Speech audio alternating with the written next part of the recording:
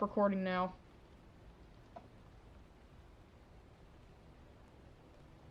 I'm not allowed to stop recording. I'm going to,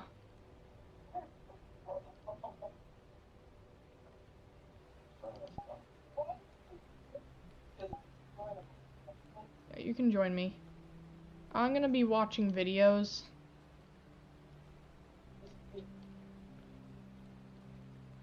I'm gonna restore.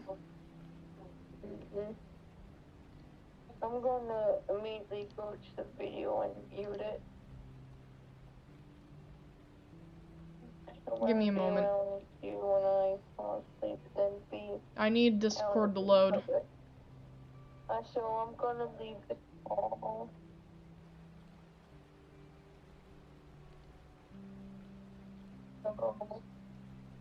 Yeah. If y'all actually join with me. Yeah, I can see you right now. Give me a moment. Let me transfer the call, or I'll have to hang up for a moment. Okay. Hi. Let me unmute you. Okay. Can you have the thing buttons? Come here. Come here, buddy. I unmuted you. Hi. I'm gonna listen to video stuff. It's echoing. Let It me is. get this off. There.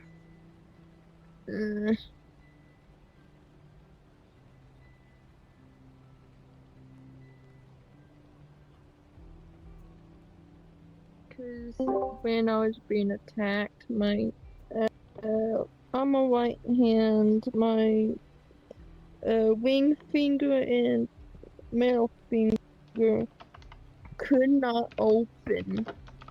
I tried everything to open it. It was like, F you, I don't want to open, I just want to stay closed. So that happened. My body felt weak. I felt like bursting out crying. Because I'm like, damn dad. Yeah. I'm gonna use our normal voice for now. We're gonna use avatars so then you guys can tell who's out. I need to change. Give me a moment. I don't know if, I don't know what to call her now. I don't really know what to call her. What? And I have to Ray? check if she... No, the angel necklace. I don't know if Angel? she... Angel necklace. The Yeah. one that I said I felt Yeah, the presence of something. on it. Yeah, I may have to check on it. She might... Yeah, she's still crying. I told her I can't bring her out. And I told her I can't clean her, only mom can. And mom still freaking refuses to clean her. Why? Sounds like a bad I idea to don't me. know. I want her clean. She's molding. She has green stuff That's not mold. growing all over. That's not mold, I that's know, corrosion. She but might how do I shatter at stop that it? rate. It depends on the metal. It depends I on the know it's mix of shine. metals as well. Think it might be metal or stainless steel. No, if it was stainless If it steel, was it stainless wouldn't be steel, stained. it wouldn't corrode at all. Yeah, I That's the think it point of is stainless steel. iron. If it was iron, it would be red.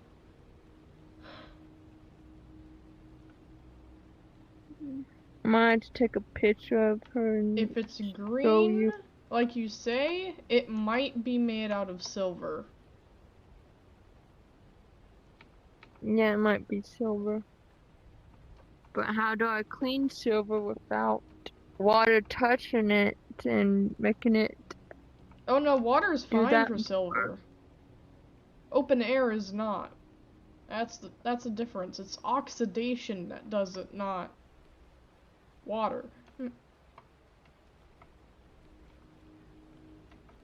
I currently have a silver necklace that I wear into the shower, and my parents said it is totally fine to wear it into the shower. It won't corrode. And it hasn't yet. And I've By the taken way, are multiple you Callum? showers with it.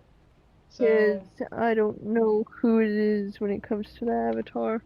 no, I'm Callum right now. I haven't been out for weeks at this point. I was trying So, to laugh and poke a bit of fun earlier to help this guardian spirit a little bit with more positive emotions than negative ones. I think it worked for the most yeah, part.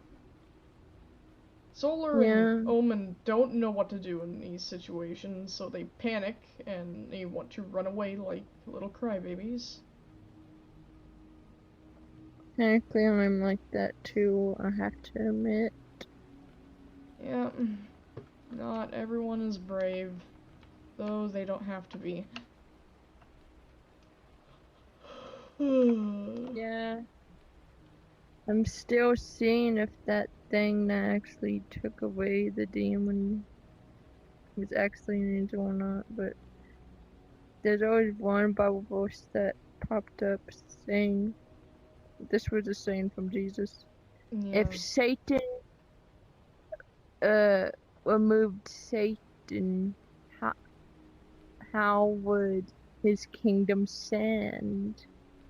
Which is another meaning. If evil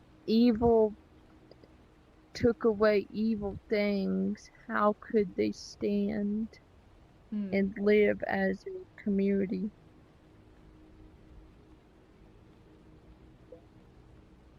Mm. This was when Jesus actually uh kicked out a demon from multiple people in the prophet, not the prophets, uh, the one in the temple who don't believe what Jesus says. God, what's it called?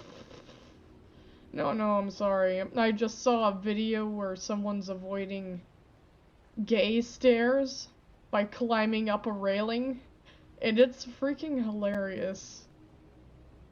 I'm Yeah, trying. I would do that No, too. no. Look, I'm copying this and pasting this onto the Discord. Oh yeah, the sliding up the rails. They are Seen that. inching up the rails by their crotch, and they are male.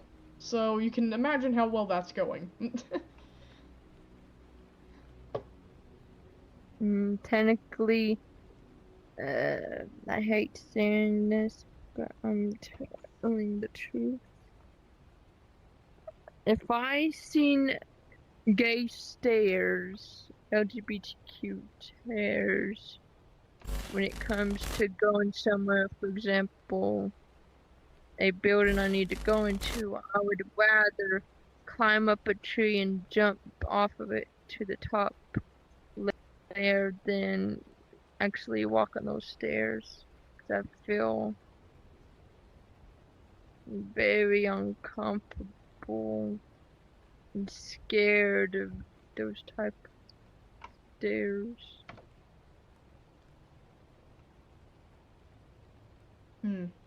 I don't blame you, Even but though, oh, there it goes. even though God said, love your neighbor like yourself, I can't help it when it comes to that stuff. 'Cause with the whole man shall not lay down with men and women Yeah, kind type of thing. I'm just gonna 'Cause, yeah. I'm gonna send it to you.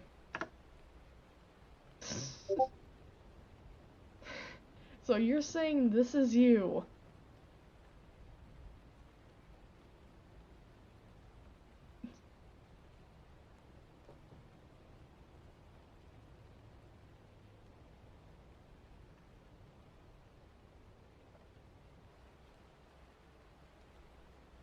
Yes.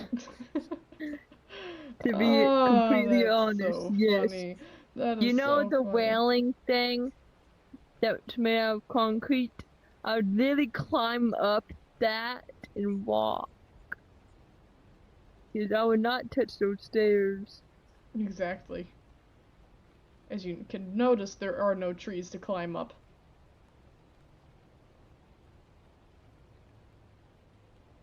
If I had to do parkour, I will do This is a brand new parkour. song.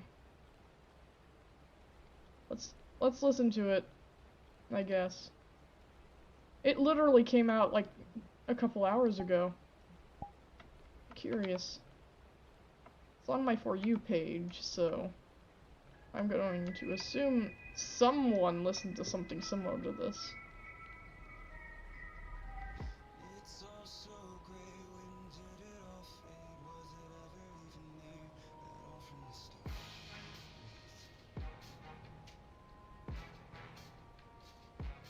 From Pomni? No, it's not. It's not. It's Digital not Circus. Digital Circus. It is not Digital Circus at all. Hmm.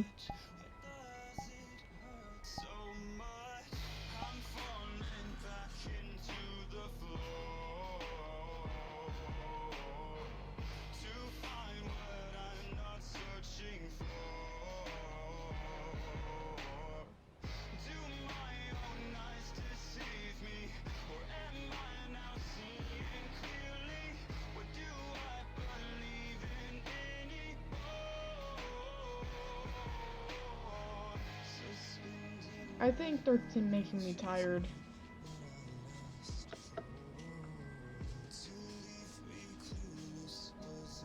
Huh? Yes.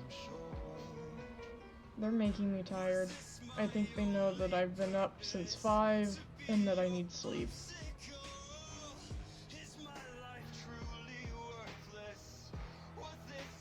Still 11:38. I know. It's 5 hours to 24 hours of being awake.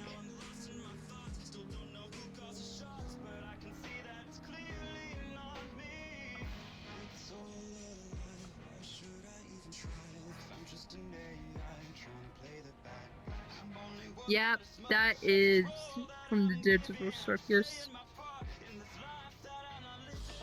It just came out. That's And it's not from Digital Circus at all. It's called Suspend Might and Believe. but the character Ah. is from the Digital Circus. Alright, It's then just it sad. is. It's just sad that Kane said, I don't want to be confused about who is a human, who is AI.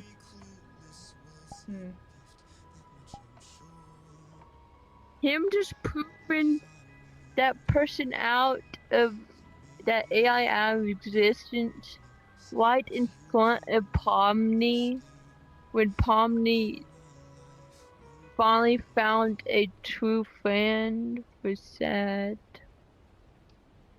Well, we haven't really watched any of it, so. That song just You'll released. see. I don't think we should be playing that one.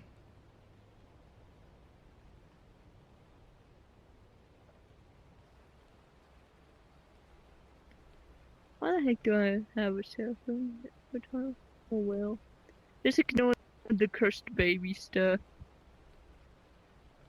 I'm just trying to Seems like the get universe is rid. trying to tell us something. Huh? Over and over, demons in the night keep showing up over and over on our page. Apparently demons are attacking us. That's what it's trying to say. Yep.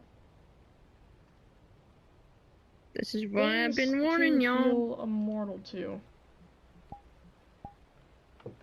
This is why I've been warning y'all about demons and how bad Oh, they actually. apparently I'm the one that everyone defaults whenever we're dealing with this.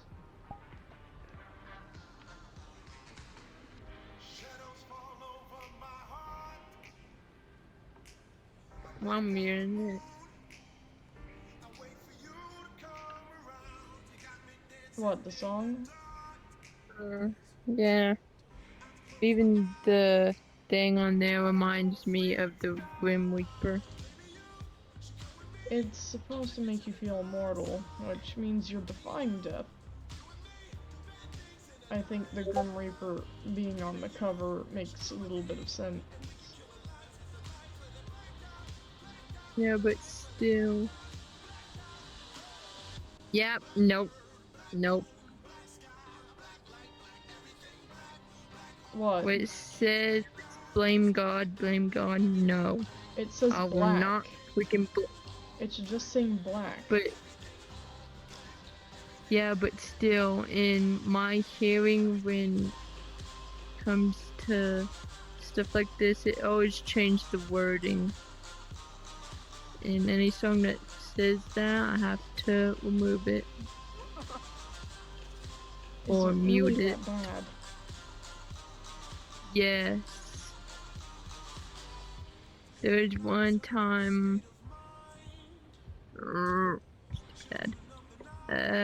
There was one time one of my songs that I like listening to came on, and it said "Join Dark Side," and when it meant something else.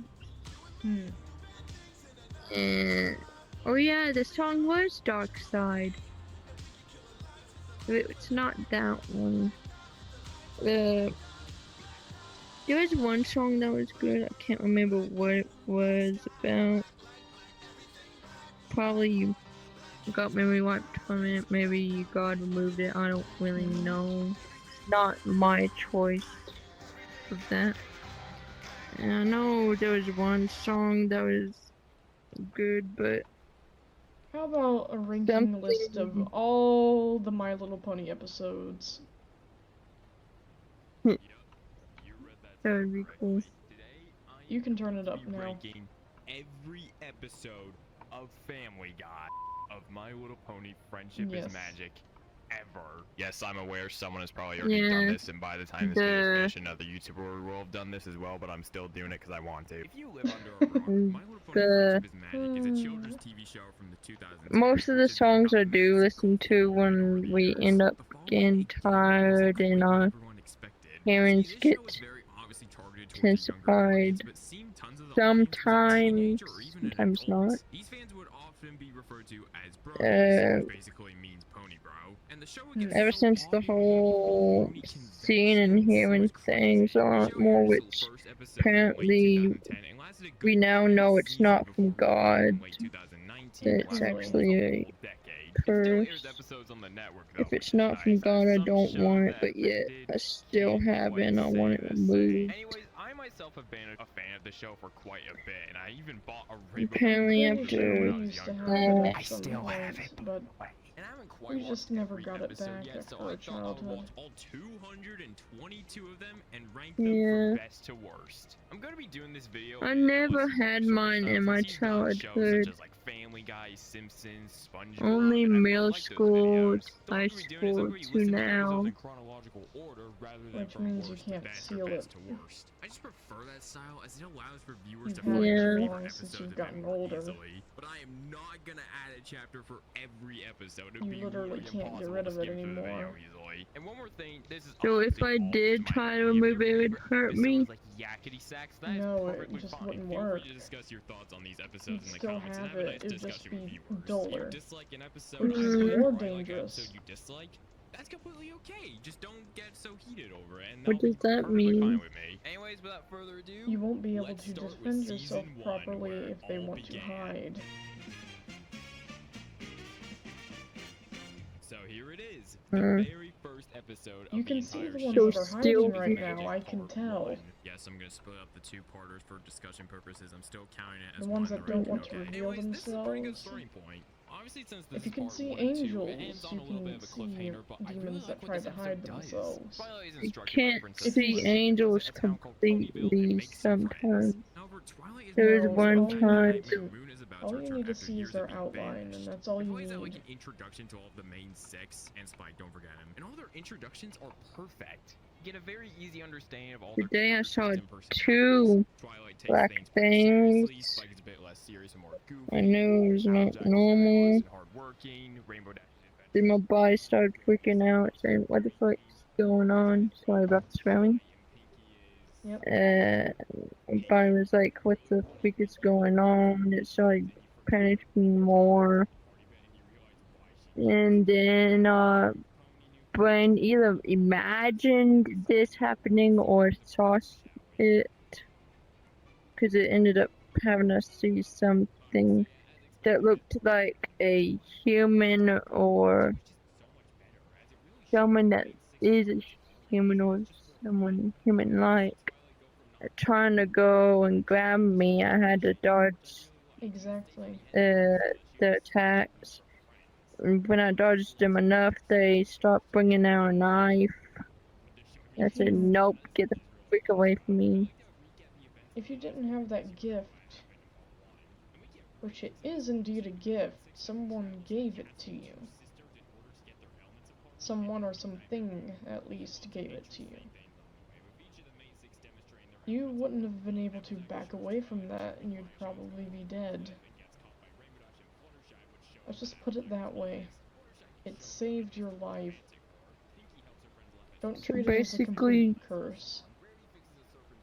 God let me have this for a reason. Yes. Basically, I don't think it's all bad if it saved you once. If that makes any sense. Yeah.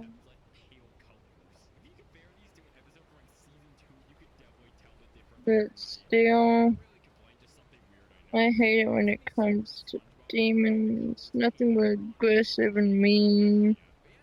Even though some of them, there was one video, I don't know if it was actually a demon or a confused demon, but apparently it was crying, wanting to stay in a human body, saying, "Please, I don't want to leave, I don't want to go back to the pit of hell." I felt sad for it, but still, it's a demon, and even though God doesn't want fallen angels around us, it's still sad seeing that they still suffer like us do, even if they're pretending or not. Not fun suffering at all.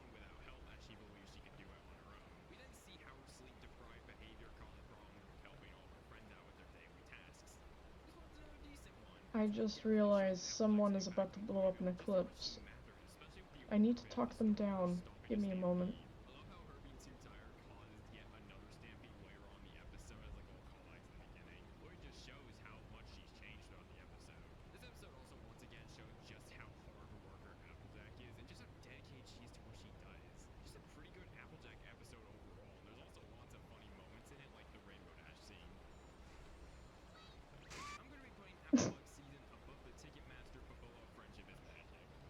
I'm sorry, that was funny.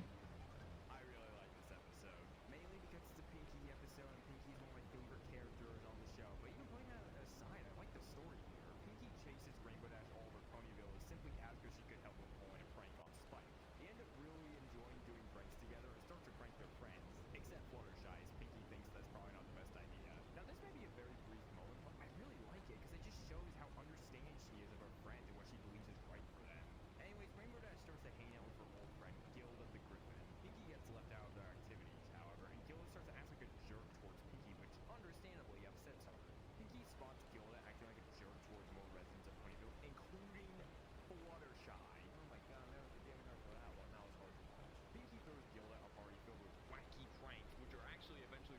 be set up by Rainbow Dash rather than Pinky, and Pinky reveals she just wanted to set up a party to make Gilda feel better, which I found quite funny. Rainbow Dash then stands up for her friends and asks Gilda to go find some new friends, which I really liked. Once again, this really shows Rainbow Dash's loyalty aspect of her character and stays loyal to her true friends. Even though Rainbow Dash and Gilda have known each other for a while, I really like how she was able to stand up to her like that and tell her off. Felt really satisfying. This is my new favorite episode so far. 5 episodes in and none of these have even been bad yet. Let's hope this keeps up.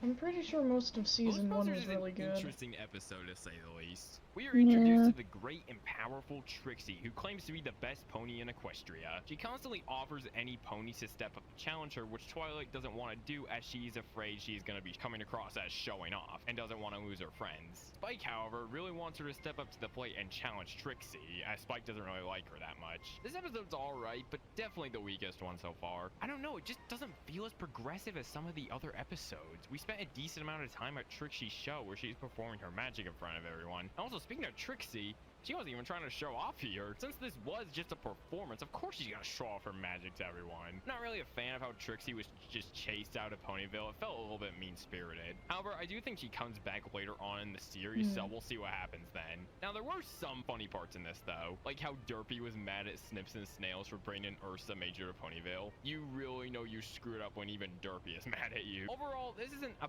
bad episode by any means, but definitely not the greatest. Ghostbusters will be going at the bottom of the list, but still a fine episode.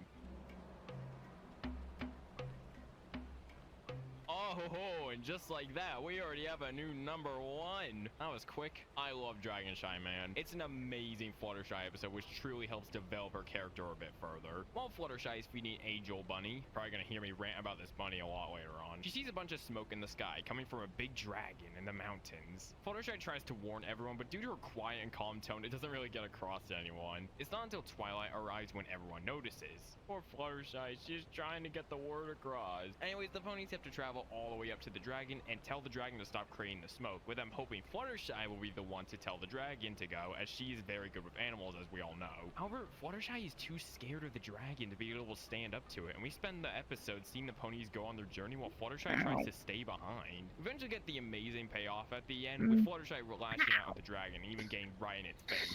It gives us our first taste of assertive Fluttershy, and I love it. I think my only complaint with this one is Rainbow Dash came off a little bit unlikable here, but that's just a minor complaint. It doesn't really hurt the episode that much. But yeah, this episode overall is fantastic, like I already said. Fluttershy finally being brave enough to stand up for her friends is so satisfying to watch. Riff on the Brush Off is still awesome, but I love a good character development episode, especially when it's one of my favorites. I'll be putting Dragonshy at the top of the list. This is honestly the first episode which I think I call amazing.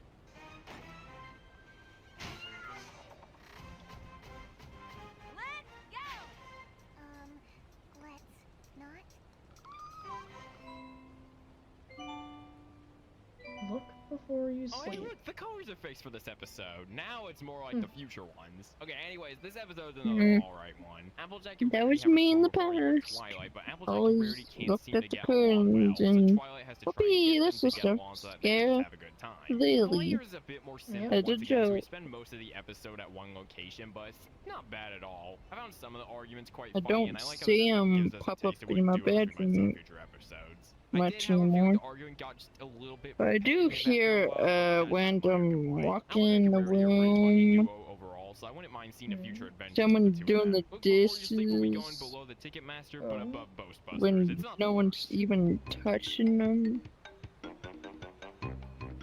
Oh, So, looks like, like I spoke too glasses soon. moving We're back to the around. pale colors. I still don't get why that happens. No, I This just episode is hear pretty fun. I like it. someone messing with the dishes when there's no one even there messing with them. See her as a threat to Yes. Ponyville. And This is also our first episode with Apple. I hear Kinda walking funny how it when took there's 9 no one episodes for a show, but walking. she's a pretty important character later on. Yeah, I really like how much more slapstick and comedy there is in this one. The Even only one for sure though, was to be Fluttershy. honest, our Dude, house is Fluttershy with getting the manliest unsettled. voice ever is just In too the good. I'm sorry, bathroom, that some was really good. floor titles are being lifted up. Pinky also repeating that stupid song And if was also pretty funny as a we recurring slid gag. off I also really foot, like it Apple would Bloom's have character. whipped She's our one of the foot only open few to from not believe the rumors how and visit bad the it corner herself to is. see what they're all It's about. been Yeah, happening in overall, the I think this episode was the kitchen, funniest so the far. There's lots of good jokes back and down in the room, such as which Twilight's is floppy full of parts. All the boxes curses in and general were pretty Yes. funny. But other yeah, not a bad items. episode, pretty fun. So I things have don't. been moved around.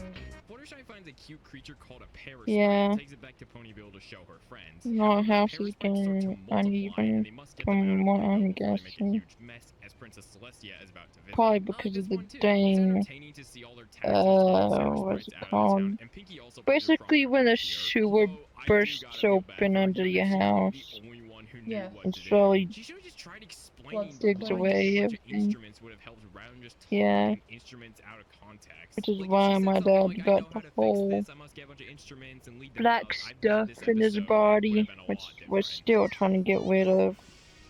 At least try.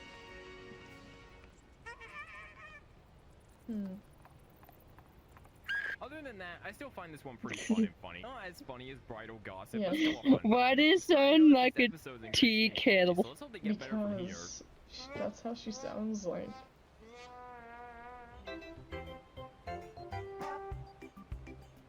Spring is on the horizon, and all of Ponyville have to do their annual winter wrap-up and clean up the town. However, Twilight isn't allowed to use her magic to clean up, as Ponyville was founded by Earth Ponies.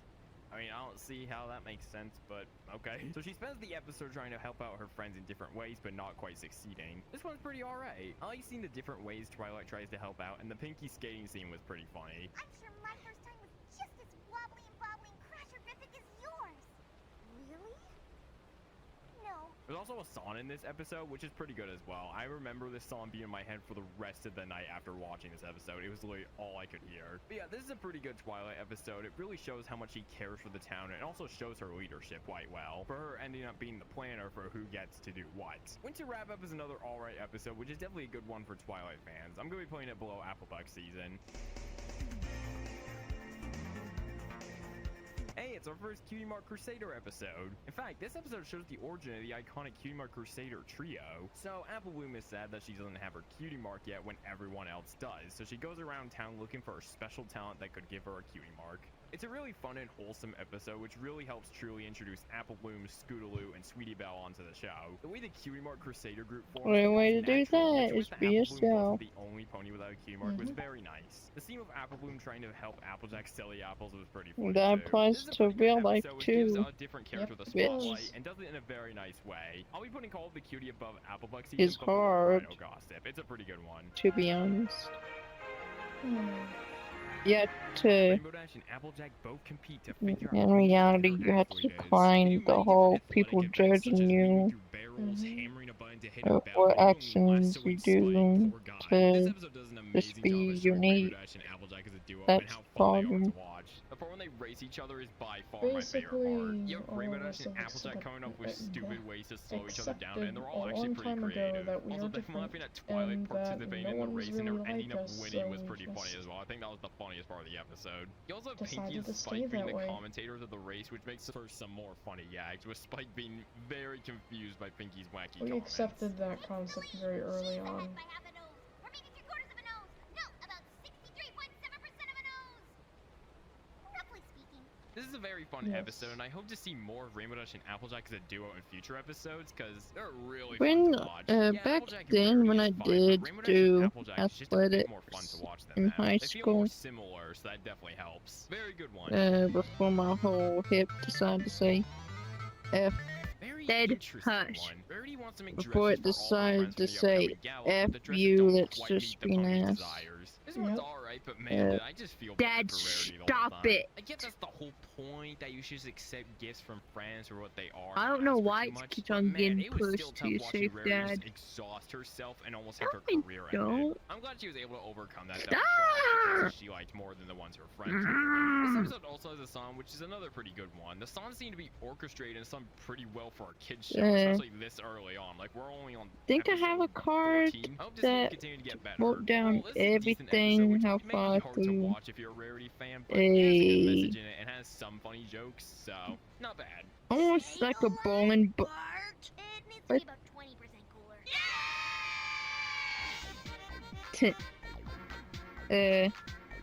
another Out of Pinky all the episode. people, This I time we was find out the about her one special that pinky could sense, jump which, the similar to her spiky longest sense, out warns of her the of whole any incoming group. danger. This one I think is the new funniest episode. There are so many good moments in this one. Like the I way Pinky couldn't is so run very specific with some of long, the warnings is just hilarious. even though there's one that said go back, restart everything. Yep.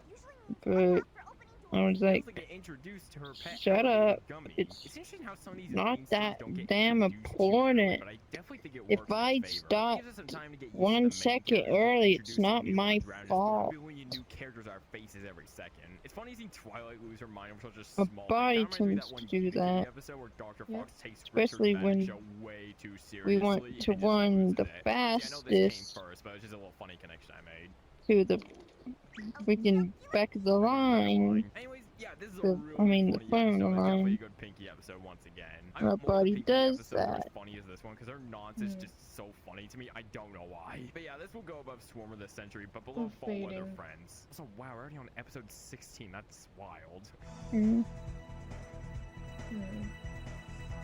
Oh hey, look, it's the episode I with the am iconic fading Yay fast. scene. It's funny how many iconic I'm probably moments there going is to early fall on in the asleep with series. this thing Anyways, on. this episode is a great one. Or at Rainbow least Dash has go the to the best yellow bed fire so you competition won't. coming up, but she can't quite Yeah. perfect the Sonic Rain Boom as I'll it's called. leave So the she's very recording nervous about it, software and her on, friends have to help her out and comfort just her. in There's also case. Rarity, who gains her If own nothing wings thanks to a happens, spell nothing from Twilight, which happens. allows If her to something easily get around happens, Cloudsdale. we'll But know. she gets a bit too carried away with them and even enters the Yeah, competition at the last but I'm minute, gonna go to the overshadowing Rainbow bed. Dash. Yeah, Honestly, I I will could as see this well. being a Then relatable beyond. episode for some.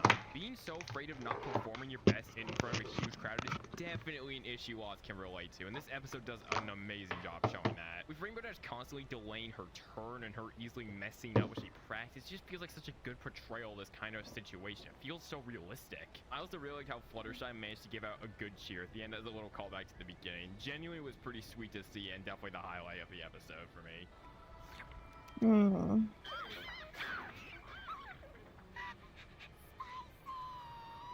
Wow, okay, I guess even this was too spicy for Pinky. Anyway, Sonic Rainbow is one of my favorites so far. Going below Dragonshite, but honestly, it's pretty close. Go check this one out, especially if you're a Rainbow Dash fan.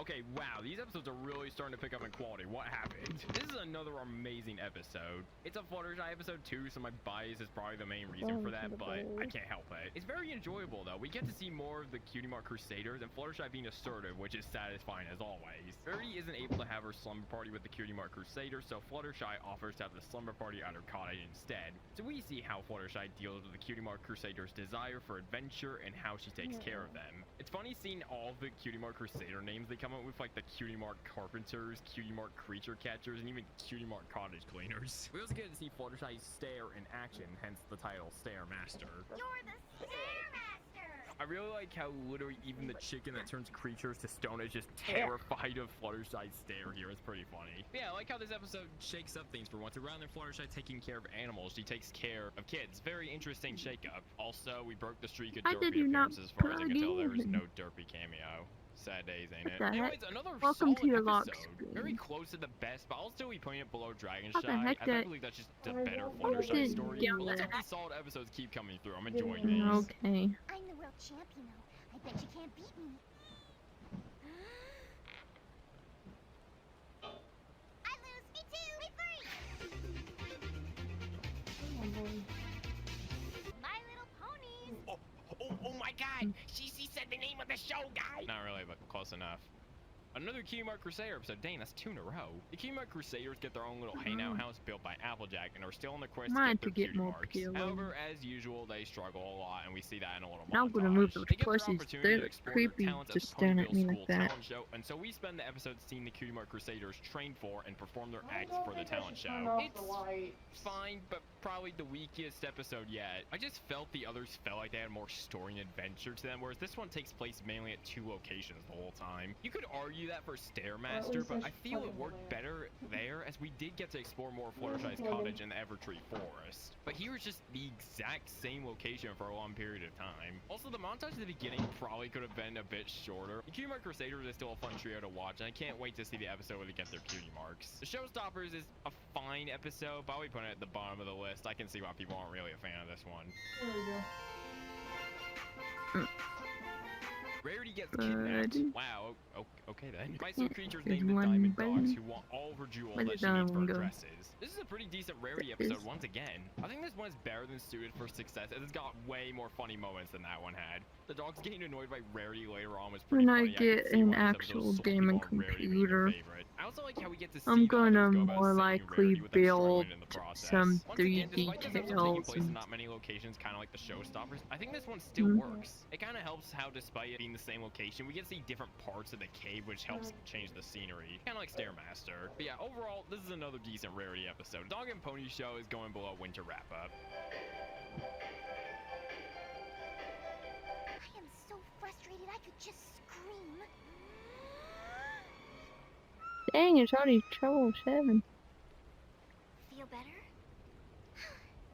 No. Another Fluttershy episode, and it's solid once again. You know, I've been seeing a pattern with these Fluttershy episodes.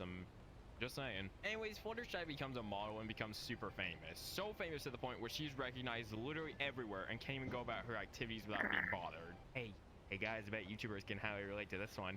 Get it? No? Okay, I'll see myself out for this one. Fluttershy wants to quit being a model due to the fame and pressure, but is scared of letting Rarity down. Rarity ends up getting jealous of Fluttershy's fame, but is scared to tell Fluttershy. Notice how these two both have secrets they want to tell each other, but are scared of doing so, which ends up being the message for this episode. I like it a lot. The way these two secrets come together works out really well. There's also quite a bit of funny moments in this episode, mainly thanks to Pinky taking the secret thing pretty seriously. She even has her own Pinky promise pledge. Cross my heart and hope to fly, stick the cupcake in my eye. And you also have Pinky just appearing out of nowhere constantly. That's a really funny recurring gag. That was definitely the funniest part of the whole episode. This episode is just No, overall I'm just very getting funny, ready has for a good message. bed. It's just a fun time overall. I'm Going above gonna be Griffon on the Brush, VR, but below Sonic Rainboom. Fluttershy episodes seem to sleeping be at the dominating same the top time, 5 spots. Dad. Wow. I can sleep Mm. while on VR. It's. And you are doing I've done it before. well. Wait, how the fuck?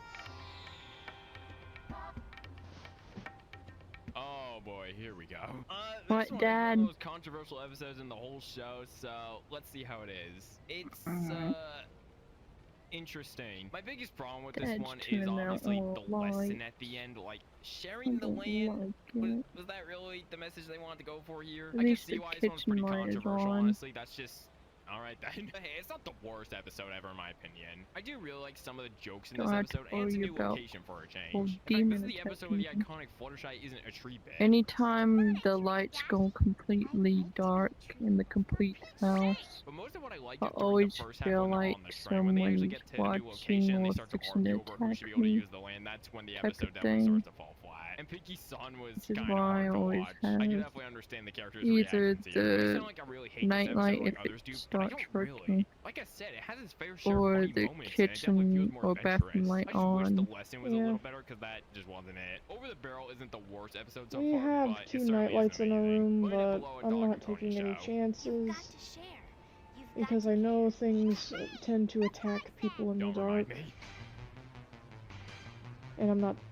I Is the don't want Fluttershy to solid end up episode streak having gonna scratches continue? on my Well, back in the let's morning. find out. Fluttershy decides to take Celestia's pet bird, Philomena, to her cottage I to only take had care to of it, deal as it with appears to be very freaking sick. And, blues. well, pretty good. Felt It's like interesting to see someone Fluttershy struggle with taking care of grabbed an my animal, arm that's and pretty much tried what she's best at. pulling The me. moment Philomena, quote-unquote, Heck no, you're died, not had me feeling pulling really me sorry away for her, from but part of me here. knew that the bird didn't Also, actually it die, 'cause, appears like, the Celestia would have plushie been... doesn't want me to. Yeah, it's another fun little You know, Fluttershy story lapis with some high lazuli. stakes in it, with them trying to return Philomena I don't without think they anyone want knowing. me to Yeah. turn off Fluttershy the did take lights at Philomena all. without Celestia's permission. I like it a lot. It's pretty good.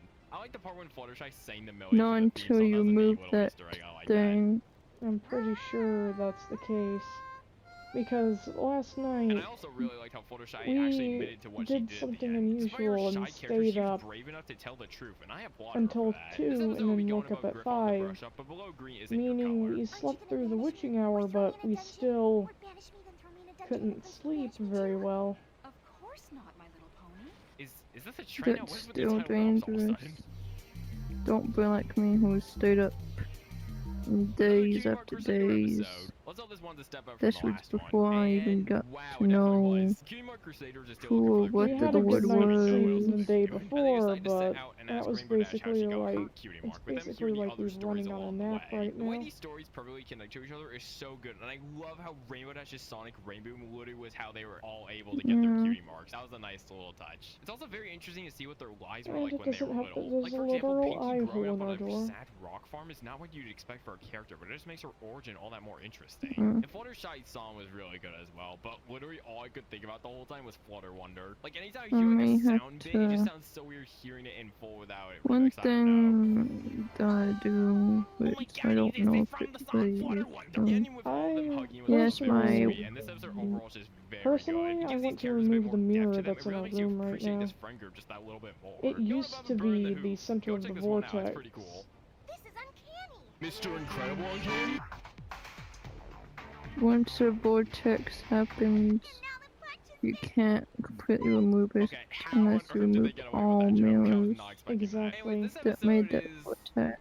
And that weird. vortex Spike is was jealous of there Twilight's new for at Alfred least Owlicious, 6 who's helping her out years alongside Spike. This at is full another episode where I strength. just feel like despite the lesson being the whole point, obviously, that you should get That's too a bad jealous of others, it just number. goes a bit too far. Like, Exactly. When Spike just it's takes it that way too far and really tries to frame at Owlicious 6 to get years, Twilight you to make know him her that's only not assistant again. Like, God. why? God did It just not felt bad out allow of character that. for him, you know? It felt cruel. I'm I not feel like this one would've surprised worked that out better we if Spike's have jealousy wasn't something so not strong. Like, quite it was kind right of hard in to the watch him lose house. Twilight's respect because his jealousy was just so strong he couldn't contain it. However, this one still Honestly. has its moments, like the Pinky Quill scene. Pinky seems to have lots of funny moments even in the weaker episodes, which is good. I also like the running gag of Spike not understand the owl going who. That was alright. I'll be putting owls while it ends well below the Ticketmaster. It's a mixed bag, but it's not the worst. Then, before I met Oh my you, god, I love this episode to bits. New number I one for sure, no had contest. a Everything spirit about it friend, is just which so I don't know hilarious if and it it's was so much fun. actually Pinkie a Pie party invites demon super friends get hiring rejected for as what seem like someone. excuses, so she must get to the bottom of what's really All the going on. She information finds out we her friends got made from up those her excuses was to not attend the party, and she thinks they that hate to her parties. protect Only for her to Evan, realize that it was protect because me they and were planning a Mom. birthday party for her. Okay, Like I this said, thing this is not a good episode idea is to see sleep right hilarious. now. I There are closed my so eyes and many my good foot moments in started to it, such hurt. as the part with Pinky chasing Rainbow Dash. Kind of a callback to Griff on the brush shop if you think about it. Or the part where Pinky just loses it and goes insane. Literally making her own That party and having means they don't want me inanimate to do objects as something. friends. Watching such a happy They character make my suddenly act like this is just super left funny, foot but also hurt. kind of surreal at first. Andrea Lippman did a really good job with the voice acting in this scene. She actually sounded like a completely different character at I some don't know parts. if it's a good idea for me to I also sleep really like how either, her hair but just deflates when she I is super have sad. It's a to nice little touch that I have thought to was funny as sleep. well. And the facial You expressions do in this have to episode were sleep. also just perfect. I love the scene of Applejack I'll just straight stay up up. lying Yeah. to Pinky. It's so much funnier when you realize I guess. Applejack's the honest one. She's such a bad liar, And then so I'll funny to sleep during watch. the day. Yeah, overall, Party of One is my new favorite episode so far. It's got so much to enjoy. Please check It's this not one like out. I It's so can't. good. Now, let's see if this season can wrap out with a banger. Okie dokie Loki. Hey, it's the line again from earlier. I just So here know it is, the final episode of season now 1. it's It's finally called time for the her Grand Galloping Gala that Ghost, they've hyped up but all season. So all of the main six she head to wanted to be Canterlot called to attend the gala Abigail, and so hope I to have called the her best night Abigail. ever, hence the title. However, the gala isn't quite as Oh. awesome as they thought it There would be, was so they try to spice it time up, but she cause was quite a bit of chaos. This was an awesome season crying, finale. I like saying, this one a "Please lot. There don't were so leave many funny me." moments in this one, and it also just felt like a good way to end off the season in They general. have It really some felt like a great finale. things, This guys. episode I didn't was- disappoint at all. It genuinely felt like a big event. It does a really good job at showing us how each of the main She six spend the was night and how they try to actually spice it up, ultimately leading into the entire gala turning to talking chaos. The way these 6 stories are to tied together just Mom, work and Mom perfectly, and I was telling me surprised what they managed to do was it this well. The what song at she the was beginning was also a pretty saying. good one. I like how they all get a singing role in it. My favorite part by Apparently, she far has was got to be Fluttershy's crying story, where she that tries to talk to the day. animals. Remember how funny Pinky going insane was? Scared that I Well, would now here's abandon Fluttershy going her, insane. I'd argue it's just as funny. Being such a Sadly, kind I soul get admit pushed over I the edge this did much is just abandon her hilarious and makes for some because great moments for me. I Such don't as the know if iconic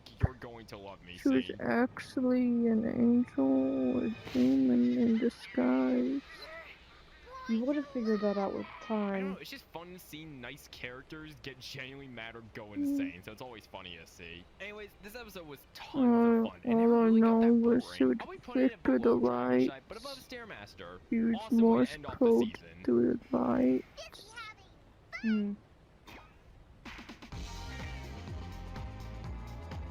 You can, but that's hard to do if the spirit themselves don't know what that is. And that was season 1. Gotta say, this was a decent start to the show. There were a few alright episodes, but none I can really call downright bad.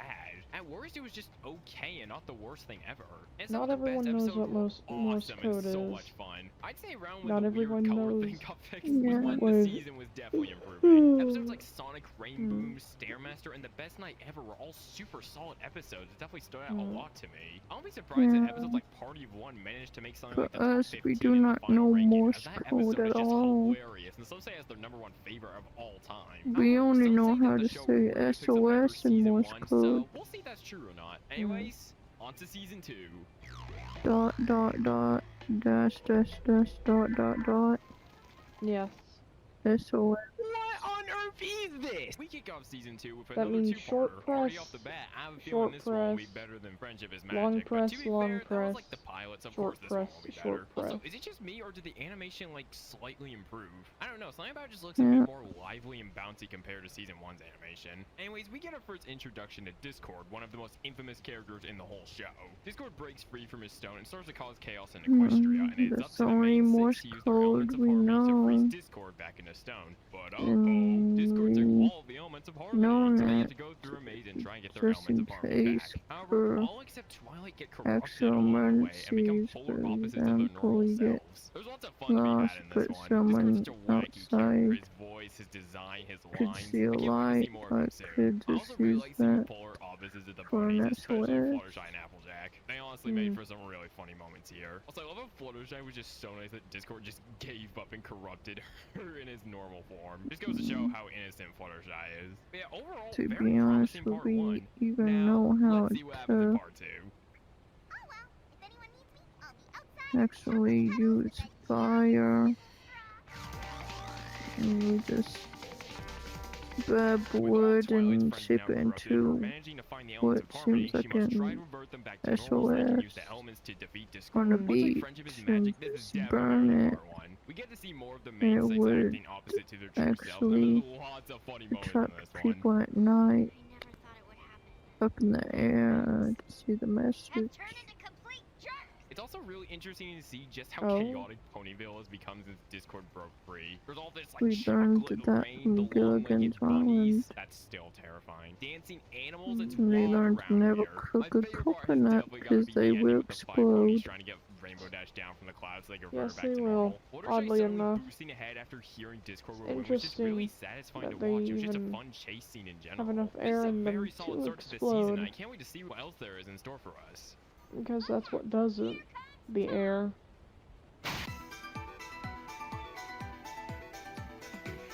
Oh, hey, look, they changed the intro. Not really the biggest change, but still a gonna change. try to Anyways, this one's sleep. another solid episode. Twilight has sent a letter to Celestia for a weekend, I afraid that think she'll get so sent and back so to demon kindergarten. So does she sets out and tries to find a problem to solve so that she can write a weirdly letter to speak Celestia to before me. sundown. This one is They filled do me a with hilarious favor moments. We and haven't had a proper Twilight episode, try and sometimes it's nice to see to one keep again. it Also, out. her Go slowly losing move her it if mind you over can. this is terrifying, but Mhm. so funny at the same time. Add that to the list of characters who have gone Good insane so night, far. First count Pinkie 'em. Pie, then Fluttershy, now Twilight. Who's We next? might not even Rainbow post Dash. this She goes so on unless saying that she literally something makes happens. a problem just so she can have an excuse to write a letter. Like, she literally made all of Ponyville in love with a doll. Like, what? But yeah, this episode is just so wild, and that's why I love it. Her friend sticking up for her at the end was very nice too. Good night, It's just overall Callum. very fun and Good wild night. episode, and it's a good watch. Top of the list for season 2. I'm gonna keep the mic on just in case. What's that? I'll have to as well.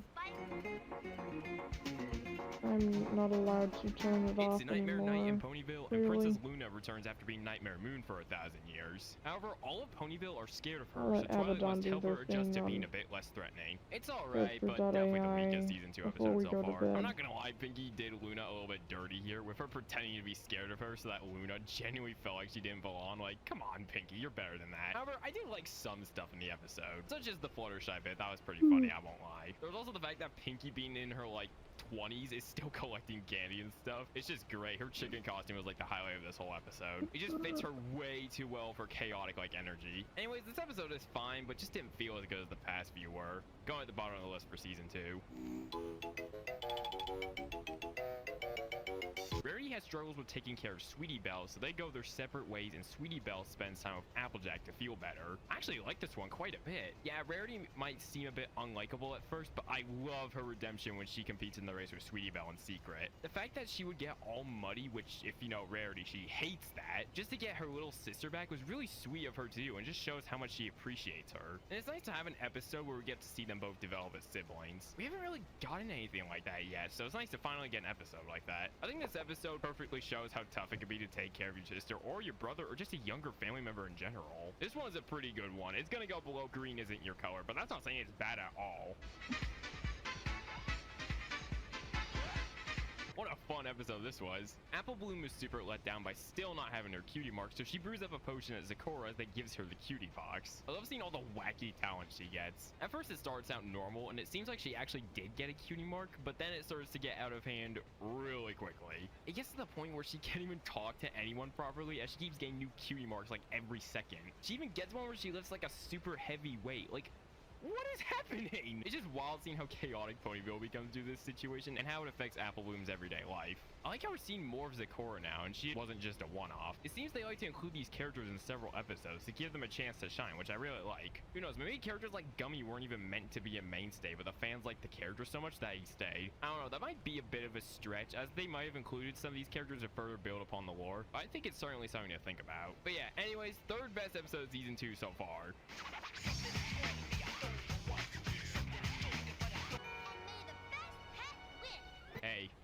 Hey guys, that's the title. Rainbow Dash doesn't have a pet and can't decide what she'd want as a pet, so she holds a competition to see which pet is the coolest. It's another good one. This season so far has definitely been an improvement over how season 1 was at the beginning, so I hope this keeps up. Also, Fluttershy objectively has the best singing voice in this whole show, and no one can tell me otherwise. Like, literally, just listen to this. Sure, how about a bunny?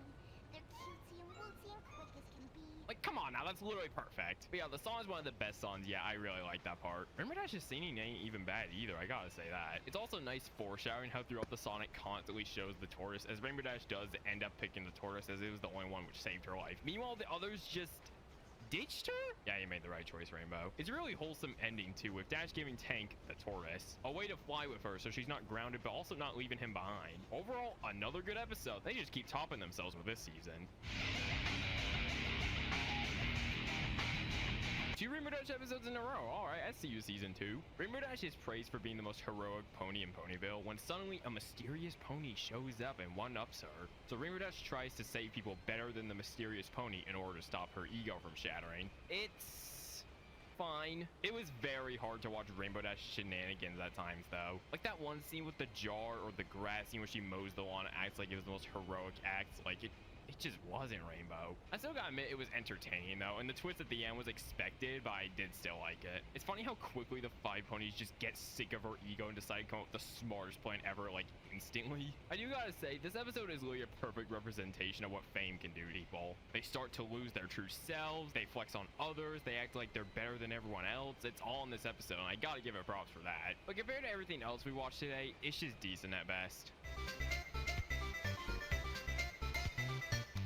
What a good Rarity episode. Rarity stays at Canterlot for a bit before Twilight's birthday party, but she starts to enjoy her life at Canterlot and must choose between spending more time there or returning to Ponyville for the party. Once again, she may seem unlikable here, but this episode has a pretty good lesson going for it, and she does choose her friends at the end. It was also pretty fun to watch Rarity go from Twilight's party back to the other party going on. It was really funny to see the main six just appear out of thin air. I was not expecting that. All in all, this is one of my favorite Rarity episodes. It's got a good lesson, it's tons of fun to watch. Also, I'm sorry if some reviews are shorter than others. I mean, when you're reviewing over 200 episodes of a cartoon, not every review is gonna be 100 consistent, am I right?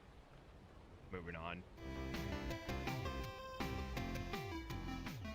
I'll be honest, I was a bit skeptical of this episode when watching the beginning. I was like, no, don't tell me there's gonna be another episode where Spike is extremely unlikable. But I ended up really enjoying this one a lot. Spike has his first birthday party and starts to realize how easy it is to get free gifts just by clarifying that. So he goes around Ponyville getting free gifts from citizens. Now this is when the episode starts to get better. Spike starts to randomly grow and becomes even more greedy, and so Twilight and the others must help Spike and revert him back to his regular self. This episode is carried by how it's one of those episodes where it's like a goose chase that just keeps getting more and more intense the more you watch. Spike progressively getting bigger while the main six are chasing him and messing up their everyday lives was surprisingly fun to watch. I also like the ending with Spike feeling really guilty about what he did, but the main six just being glad the old Spike was back. That was nice. What a good Spike episode. I'm glad this one ended up being really good.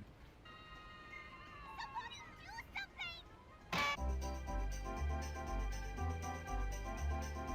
I'm usually not a fan of the types of episodes which tell stories from the past, if that makes sense, as I find some of them quite boring at times. But I ended up enjoying this one more than I thought. It probably helps as quite important information that helps you to understand the world more. It's the holidays and the main six starring to play about how Equestria was founded. By the way, both this episode and Winter Wrap Up are the 11th episode in the season.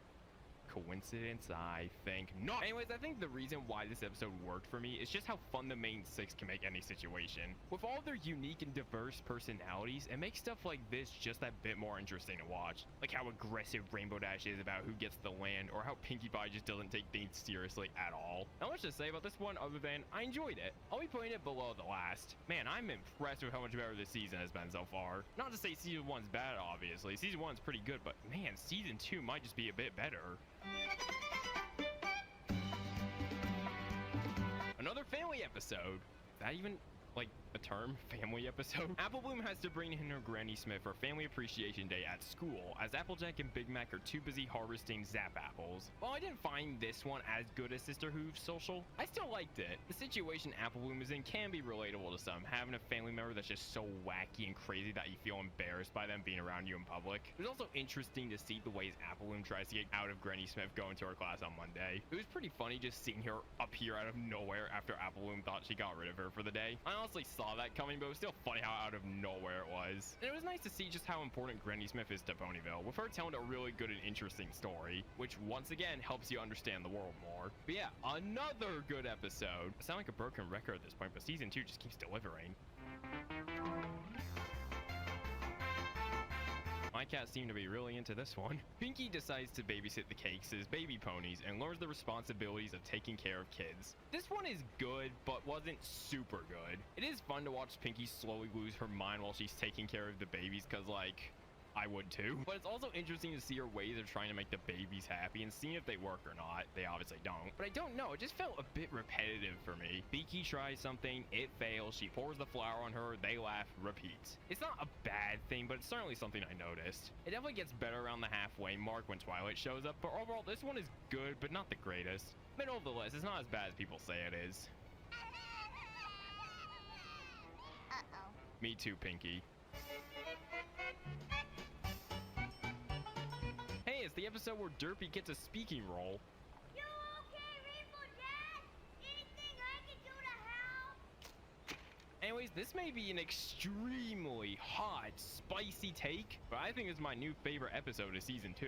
Yeah, I'm not kidding. Applejack leaves Ponyville to compete in the Cancer-Lot Rodeo competition, but mysteriously never returns. So the game must head out and find Applejack and find out what's really going on. This is another episode where we get to see just how bad Applejack is at lying. It's always funny to see her do that because everyone can always tell it's a lie, but it's also just another really fun adventure. There's lots that happens here and it never really gets boring or slow. It just keeps going and going. The chasing at the end was fun. There were tons of funny bits and it's constantly changing scenery. My favorite parts were definitely the Pinkie bits, as usual, but I love how she's used as a full-on weapon against Applejack to get her to spill the beans. And seeing her reaction to Applejack breaking her Pinkie promise was also really funny. This is just another super solid episode overall. Top of the list for season 2. Being startled can be very startling.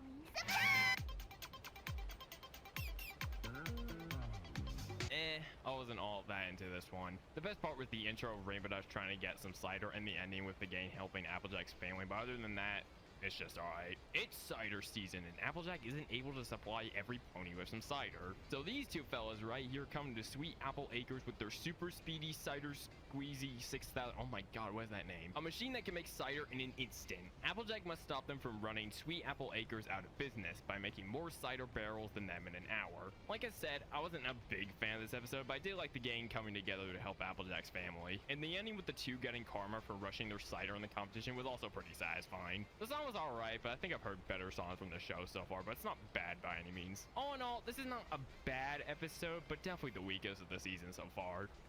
Let's see, it's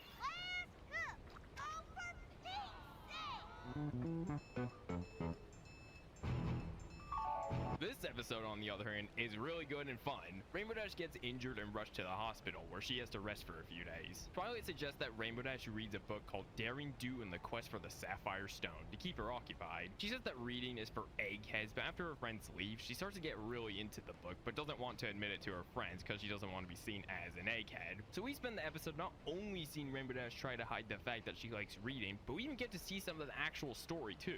This episode is tons of fun. It's interesting seeing her ways of trying to hide the book from her friends. The part where she literally breaks into the hospital just to retrieve the book was such a wild scene, but was super fun to watch. A really good Rainbow Dash episode overall. I'll be playing Read It and Weep above Hearth Swarming Eve. It's Hearts and Who's Day, and Mrs. Cherry doesn't have a very special sun pony, so the Cutie Crusaders give her a love potion and she falls in love with Big Mac. However, it turns out they actually drank love poison, and so they must try to snap them out of it before their love ruins their everyday jobs. This is such a weird episode, but it somehow still works. My favorite part has definitely got to be them trying to snap the ponies out of the love poison. It actually gets pretty intense near the end when Mrs. Cherry comes very close to seeing Big Mac again, just before they snap out of the love poison. Also, the Cutie Crusaders' reactions to their love behavior is based. I have a special sun pony. A kissy wissy snuggy wuggy sugar bear. What kind of flirting is this? Anyways, another good and fun episode. Putting Hearts and Hooves Day above Baby Cakes. Oh, it's the Smile episode. It's funny how this song literally carries the episode because the rest is just decent in comparison. Pinky meets a new citizen in Ponyville and wants to be his friend and make him smile. However, he doesn't want to be bothered and just wants some peace and quiet. But Pinky ain't having any of that. She wants to be his friend and won't leave him be. And that's my biggest issue with this episode. Pinky bothering this innocent donkey for a whole episode isn't exactly the most entertaining thing out there. Even her simply babysitting felt a bit more entertaining than this. Doesn't mean this episode is bad though. We do have the infamous Smile song at the beginning, which is, like I said, the best part of the whole episode. This song is easily my favorite in the series so far. It's perfect how much it just encapsulates Pinky's character and what she's all about. Making others happy, putting others before herself. Others being happy is what makes her happy, and that's what this song is all about, and it's awesome, and I could listen to it for hours. The episode itself is alright, but not the best Pinky episode out there. I'll put it above Luna Eclipsed. Try everything you can to make Cranky smile and be your friend. Check!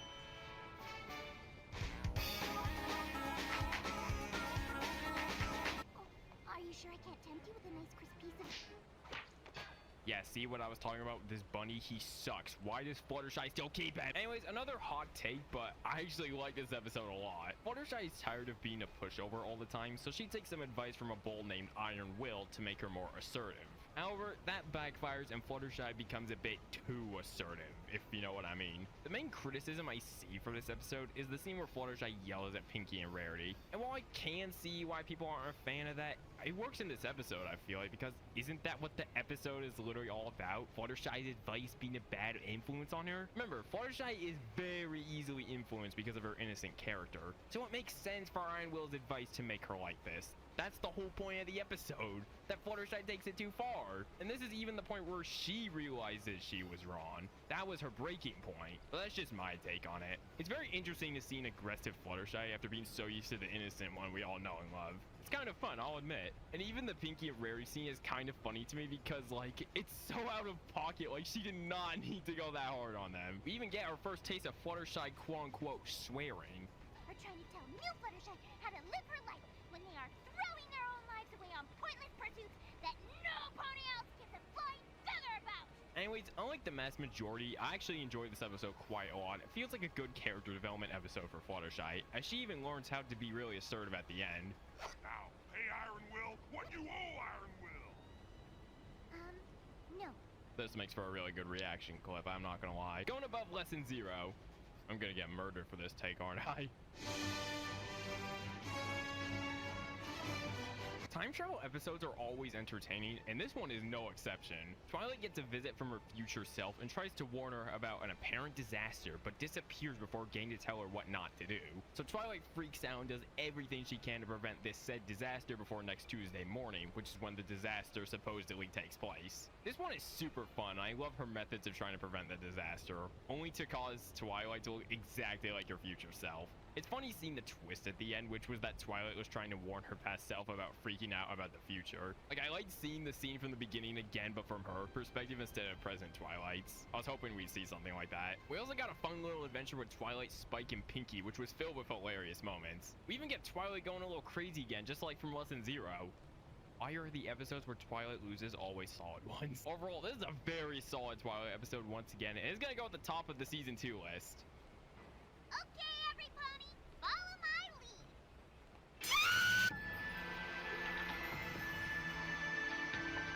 I cannot watch this intro without thinking at the time I literally just recorded a SpongeBob meme with this scene in it and just re-uploaded it in literally the worst quality possible. Anyways, not the biggest fan of Dragon Quest. It just doesn't feel that interesting to me, honestly. Spike has an identity crisis and joins the Great Dragon Migration to see if it helps discover who he really is. However, the way the dragons are don't quite meet Spike's interests. I don't know, the dragons all just bully Spike the whole time and it isn't very fun to watch. They all act like exactly the same too, which doesn't really help. My favorite parts were basically just Twilight, Rainbow Dash, and Rarity trying to blend in with the dragons. And I'll admit, this joke was pretty good too. Who's this weirdo? I think he's Crackle's cousin. Oh, that would explain it. But yeah, this is honestly one of the weakest episodes of the whole show so far. Bottom of the list for Season 2, I wasn't really a fan of this one. And naturally, we go from a weak episode to a good episode. However, I feel like a good episode is an understatement for this one.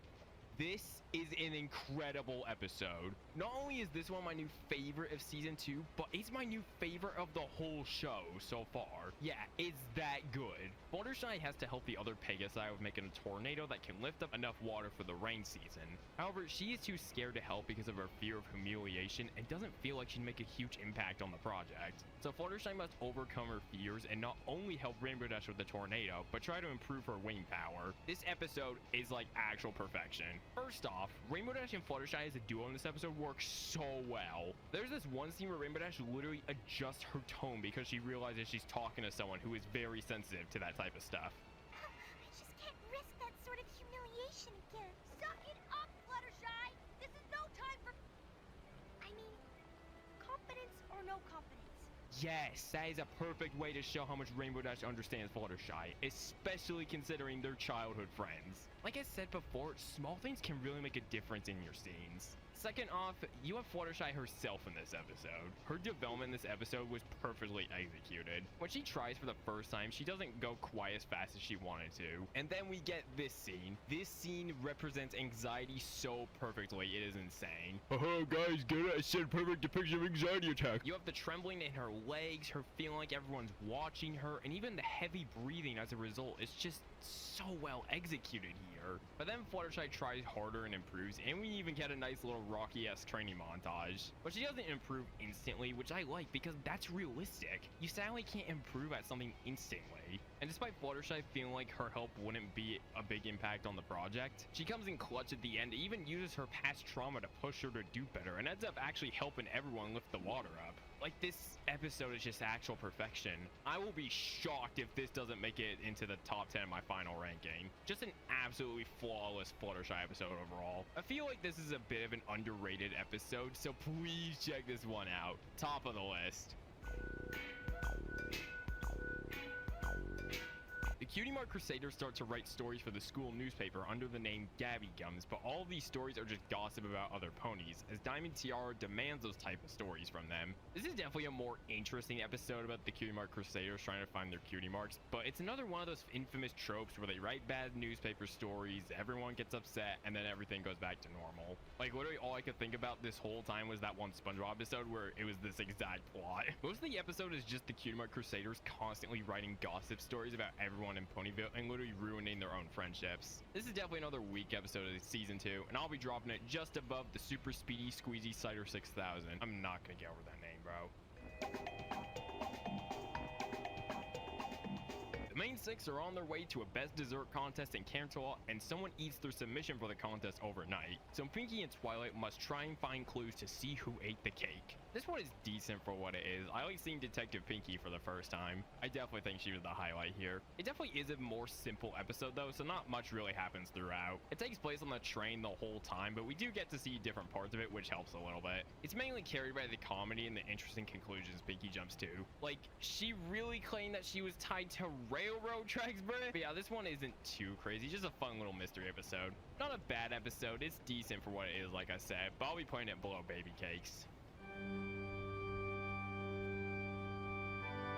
Here it is, the season 2 finale, and it's a two-parter unlike the season 1 finale, so let's see how this season ends, shall we? The main six are all invited to a wedding in Canterlot, where Twilight's brother, Shining Armor, is gonna get married to Celestia's niece, Princess Cadence. So they all travel to Canterlot to attend the wedding and do their special duties for it. For this one being the first part, it was honestly a pretty good first part. I love seeing the hints of Princess Cadence acting a bit off and how manipulative she was. Like, dang man, that ending with everyone disappointed at Twilight was just so sad to watch, because all she wanted to do was to protect everyone. And then you get the ending reveal of her being evil all along and Twilight being right, and then bam, to be continued right in your freaking face. What an awesome first parter. Can't wait to see what happens next. How will Twilight get out of this predicament? Let's find out. It is revealed that there is an imposter. Ha ha ha, get it guys, get it. Of Princess Cadence, who was tricking everyone. The Twilight and the real Princess Cadence must escape the evil Cadence's cave and save Equestria from the changelings, basically evil creatures that impersonate others. I loved how adventurous this one was, and it was really fun to watch. I especially love the scene with the main six fighting the changelings. There's lots of interesting gags that happen here.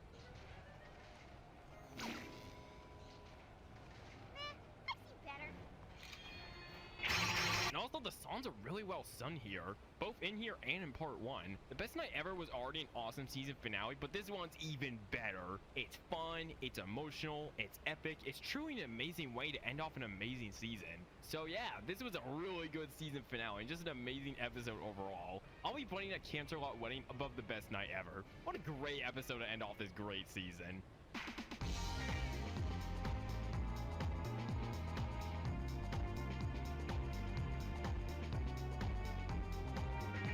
And that was season 2 of MLP. What an amazing step up from the already good first season. These episodes were some of the best in the whole series, and even the weaker ones weren't even the weakest of the series. Episodes like Hurricane Fluttershy, The Last Roundup, and It's About Time were super fun, and I could totally see myself watching them tons of times. I think this was the season where they definitely were starting to find their footing, and were able to expand the lore a little bit more than in season 1, as that was more of like a season that introduces you to the characters in the world. Overall, just a very solid season, and obviously my favorite so far. I wonder if season 3 will be able to maintain this quality. Now, speaking of season 3, before we start season 3, in case you don't know, season 3 actually only has 13 episodes rather than the usual 26. This is probably because they weren't sure if the show would be renewed for more seasons, as by the end of season 3, they had met a certain number of episodes and had to see if it would get renewed, if that makes any sense. But obviously, as we all know, Hasbro renewed the show for a few more seasons, so season 3 will be a little shorter than the first two, but let's see if it's still good regardless. Season 3 kicks off with another two-parter. This time, an empire called the Crystal Empire has suddenly returned after years of being gone thanks to a curse, and so Twilight is given a big test by Celestia. Twilight and her friends must protect the empire before the pony who originally cursed the empire, named King Sombra, doesn't curse it again. I like how we got a new location in this episode. Good way to freshen up the show a little bit. And so far, this looks like it'll be a good premiere for the season. The songs are pretty good and the adventure so far is pretty fun. I loved seeing the main six try to learn more about the Empire. We get tons of good moments from that.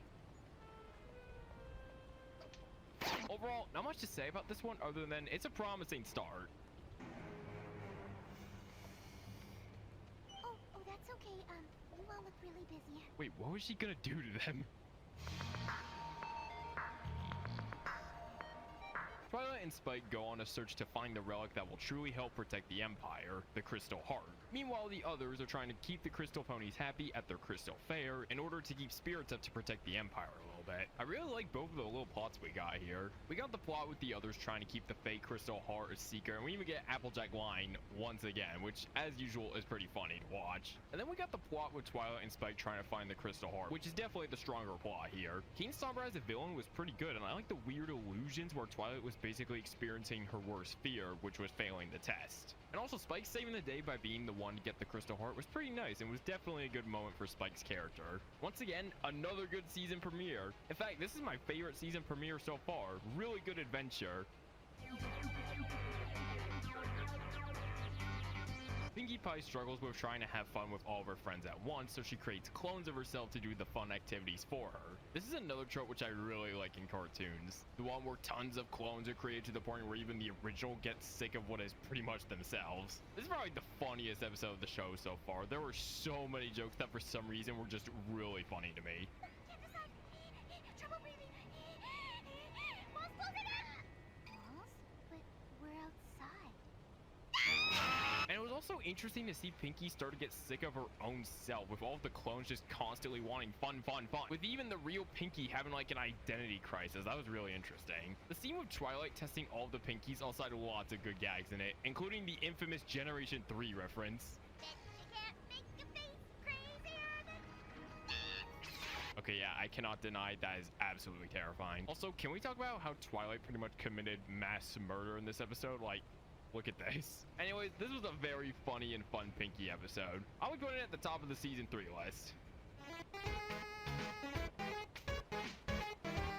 Applebloom's cousin named Babseed visits Ponyville, and so the Cutie Mark Crusaders invite him to the group, as he also doesn't have a cutie mark quite yet. However, when he sees Diamond Tiara and Silver Spoon bully the Cutie Mark Crusaders, he actually joins them in their bullying and becomes a bully towards the Cutie Mark Crusaders. The highlight of this episode was for sure the song. Definitely another one of my favorite songs in the show so far. You have no idea how long it took for this song to get out of my head. It was stuck all day. The rest was fine, but I wasn't a fan of how the Cutie Mark Crusaders were portrayed as the bad guys for simply doing the only thing they thought they could do in that one situation.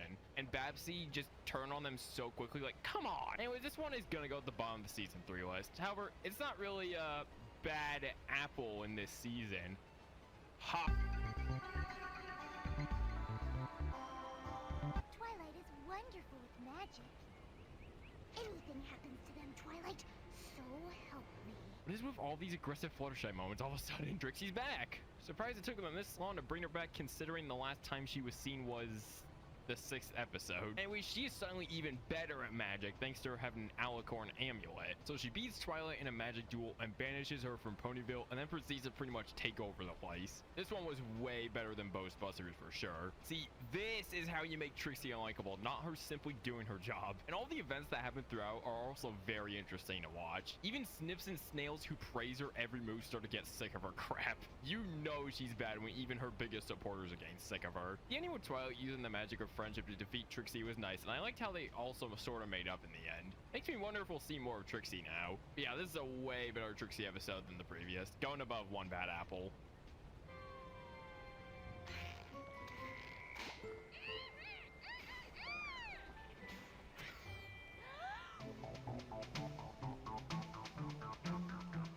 The Cutie Mark Crusaders go camping with Applejack, Rarity, and Rainbow Dash, who likes how tough Scootaloo seems. However, when Rainbow Dash tells some scary campfire stories, Scootaloo actually gets really scared but doesn't want Rainbow Dash to think she's not so tough. So we spend the episode seeing Scootaloo try to hide her fears from everyone. I like this one quite a bit. It's a super relatable story too, as there are definitely people out there who've done this exact thing. They get scared of something that is perceived as silly but don't want others to know, so they have to try and hide their fears, which proves to be pretty much impossible. And it was also nice to actually have an episode dedicated to just Scootaloo. Usually it's Apple Bloom or Sweetie Belle, but from what I remember, we haven't had a proper Scootaloo episode yet, so it's nice to see them finally give us one. Rainbow Dash and Scootaloo as a duo also worked really well here, and I hope to see more episodes with them soon. Also, I have not brought this up yet, but can we just talk about how good the animation looks when they do this like spin around thing? It's like really smooth. Like, I'm really impressed with it, considering the show is animated in Flash. But yeah, anyways, good episode once again. Rainbow Dash gets to attend the Wonderbolt Academy, which is a dream come true for her. She meets a pony named Lightning Dust and gets paired up with her to do certain tasks, and after Rainbow Dash gets to know Lightning Dust's behavior, she wonders whether or not she is Wonderbolt material. It was quite nice to see Rainbow Dash feel like what Lightning Dust was doing was too far, as you'd probably expect her to really look up to what she was doing, as it was so radical and extreme. But nah bro, she caused Rainbow Dash to injure her wing, cut through many people and flung them into clouds, and even almost caused Rainbow Dash's friends to crash. So yeah, her reaction is 100% justified here. She even manages to stand up to Spitfire and changes the expectations of what it means to be a Wonderbolt, which was a really good moment for her character.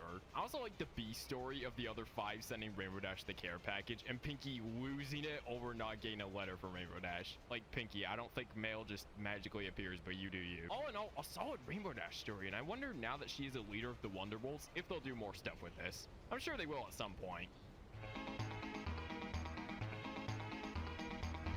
Applejack wants to create the best Apple family reunion yet and sets up many fun things to do throughout the day without any breaks. However, this leads to disaster and Applejack must find a way to make the day better before it ends. This one was alright for what it was, but once again reminded me of a SpongeBob episode, that one being Party Pooper Pants. But yeah, I don't know, it just wasn't as interesting to me as some of the other episodes in this season. I did, however, like seeing Babs again. I was surprised he came back that quickly. I also like the ending with Applejack and the others raising the barn and making it a good Apple family reunion after all. The song's not bad at all. Other than that, that's all I gotta say. Bottom of the list for season 3. This one wasn't as strong as the others, I feel like. Oh boy, the episode which many consider to be one of the worst of the whole series. So, is it that bad? Is this MLP's worst yet? No, it's not even close. Spike gets saved from Timberwolves by Applejack, and so now, according to Spike's Dragon Code, he must serve her for the rest of her life. I seriously do not get why this one gets so much hate. There were so much worse episodes than this. Like, yeah, Spike was a little out of character, but like, that's it. And it wasn't as bad as Owl's Well Ends Well. He wasn't like a jerk. This one's still a fun watch, and I like the main 6's fake Timberwolf they set up. We get some really good guys with that. And it was also ironic how everything they staged ended up actually happening for real. Overall, this episode gets way too much hate, I feel like. Not the best thing out there for sure, but it's nothing bad at all. Middle of the list for season 3. This one was enjoyable enough for me.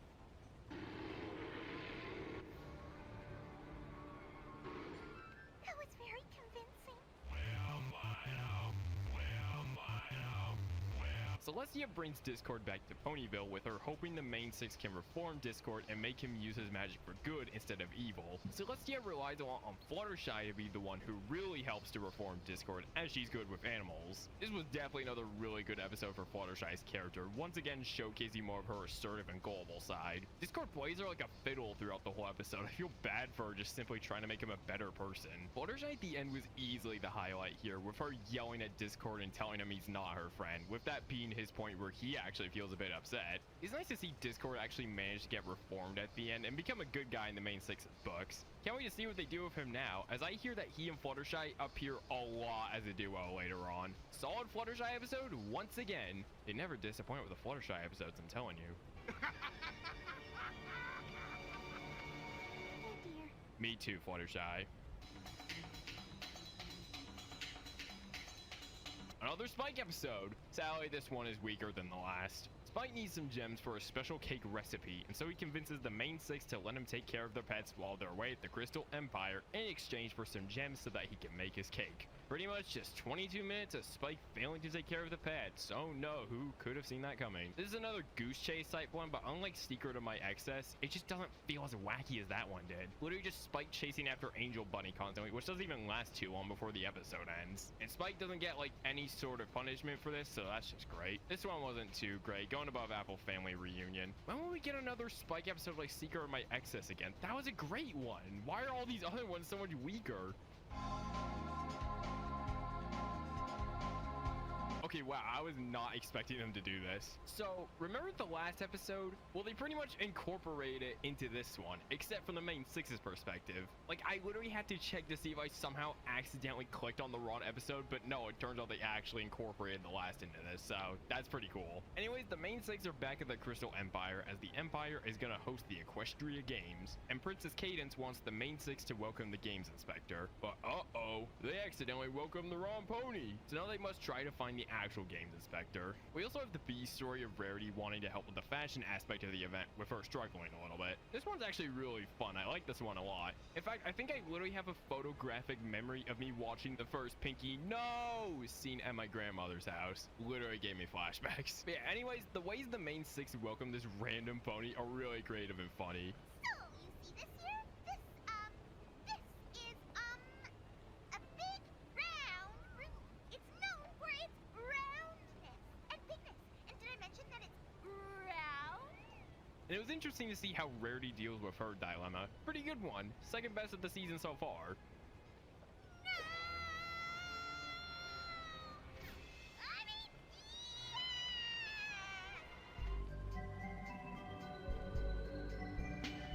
Holy crap.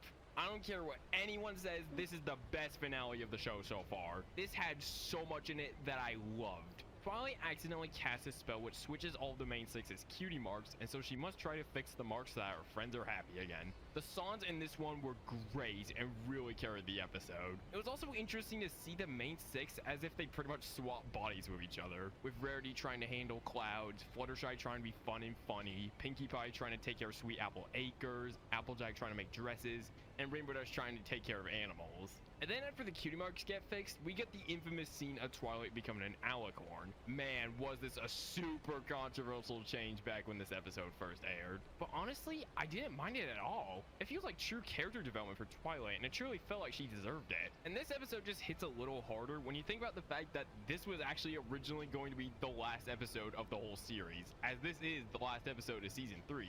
And like I said before, this season had potential to be the final season of the whole show due to the episode count being reached or whatever. What an amazing finale, man. Top of the list for season 3. They really went out with a bang here.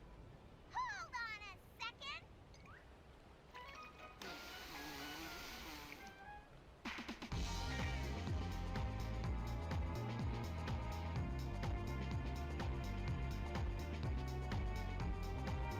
Season 3 is an interesting one. While I do think this one is the weakest season so far, it's still got tons of great episodes in here. I think the main reason this one just didn't do it for me as much as the last two is just how most of the episodes in this season were just simply good but nothing amazing. But some of the best of season 3 were awesome and totally make the season a lot better than it would have been. They definitely still had their magic here, but the content in this one definitely don't make this season as a whole as awesome as 1 and 2. But overall, this is still a good season, nothing bad at all. We're now moving on to season 4, which many consider the best season of the whole series. And after being met with amazing results with season 2, I'm looking forward to seeing how season 4 is. And this is a new era for the show, as this marks the first season of the show after being renewed. So with Twilight being an alicorn princess now, what will the show be like? Well, let's find out. Looks like season 4 starts off with another two-parter, and the intro is changed once again with way more noticeable changes this time, such as Twilight's wings, a new group photo, Princess Luna along Celestia, and even Discord in the very back of Fluttershy's bar, which I find pretty funny. Like, what is bro doing there? But yeah, anyways, with Twilight now being a princess, she has lots of more royal responsibilities to take care of. And we get to see just how she deals with all these sudden responsibilities on her back. Trouble strikes when Celestia and Luna suddenly disappear, and the Everfree Forest starts to invade Ponyville. So it's up to the main six to figure out what on earth is going on and save Equestria before the Summer Sun celebration. This looks like it will be another awesome adventure to kick off the season, possibly even better than the last season premiere. We get to see Twilight try to deal with being a princess, which is portrayed really well here, as obviously it's hard to adapt to a big role like this. And they really show Twilight's struggles here, such as her having troubles with flying and not knowing exactly what to do in certain situations. We also get the others trying to deal with the invasion of the Everfree Forest while Twilight is at Canterlot preparing for the Summer Sun celebration, with all the others obviously being very scared and confused. These two stories really make this an interesting first part to this premiere, and I cannot wait to see what happens next. This premiere looks like it'll once again be a very promising one. Right, Pinkie Pie? Creamy, creamy frosting. You should take that as a yes. Thanks to some potions by Zakor, Twilight finds out that what is happening is that the Tree of Harmony is in danger, which is why all the invasion stuff is happening. So it's up to the main six to try and save the Tree of Harmony before it's too late. I think this is definitely my new favorite season premiere. There is so much content both in this and part 1 that is super enjoyable. We even get Discord's return, and he definitely makes for some good jokes. Oh, I do hope she breaks into a song this time. And that one part when the others feel it's best for Twilight to go back to Ponyville to do her princess duties was pretty sad. I really felt bad for Twilight here. But overall, it's just super fun and definitely did a good job showing how the show will be with Twilight as a princess now. She may be a bit occupied with princess duties, but that'll never break their friendship they have. They even say that near the end of the episode. They also find this mysterious chest at the end, which is very interesting. I wonder if it'll be open anytime soon. And we even get to see some events that have happened in the past, such as Discord first being frozen into stone, and even the first time Princess Luna was banished. But yeah, once again, it's looking like this season will be starting off well, which is good to see. Definitely the best season premiere so far.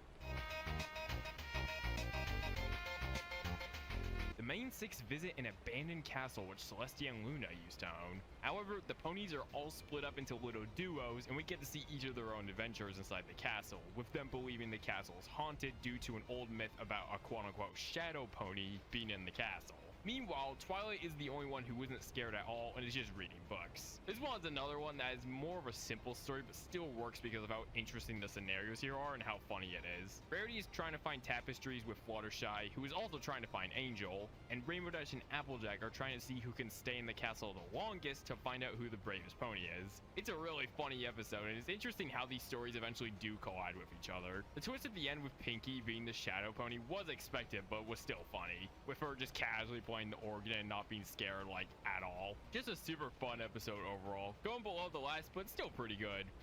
Oh yeah, I only had to ring it for like 5 minutes. They said that was good enough. Yeah, can't imagine why.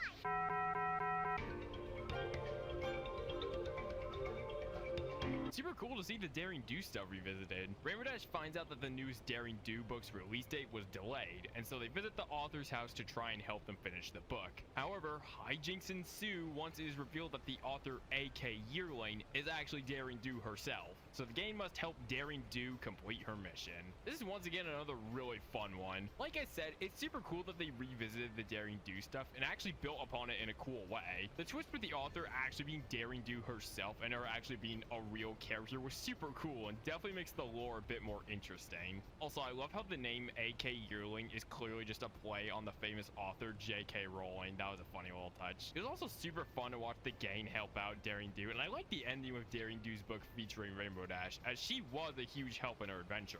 All in all, another great episode, going at the top of the season 4 list. You might say the secret ingredient is a secret.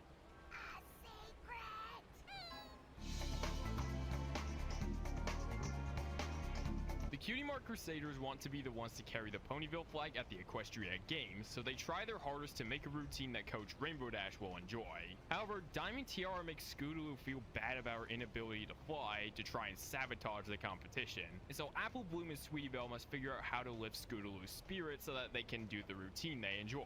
One thing I seem to notice with all of these season 4 episodes so far is that the visuals I think have improved a little bit. Like during the song, you have these like little glares on the Cutie Mark Crusaders, which I don't recall seeing much in the past 3 seasons. They also blur the background sometimes, which I don't recall seeing much either. Just a cool little thing I noticed. Talking about the episode now, it's good for what it is. It was interesting to see more of Rainbow Dash and Scootaloo interact, as like I said in Sleepless in Ponyville, they are a unique duo to watch and work really well together. And the song wasn't bad either. The Cutie Mark Crusaders can really sing wow. Good episode for what is, but it's gonna go at the bottom of the list, as I believe they're just stronger episodes than this one.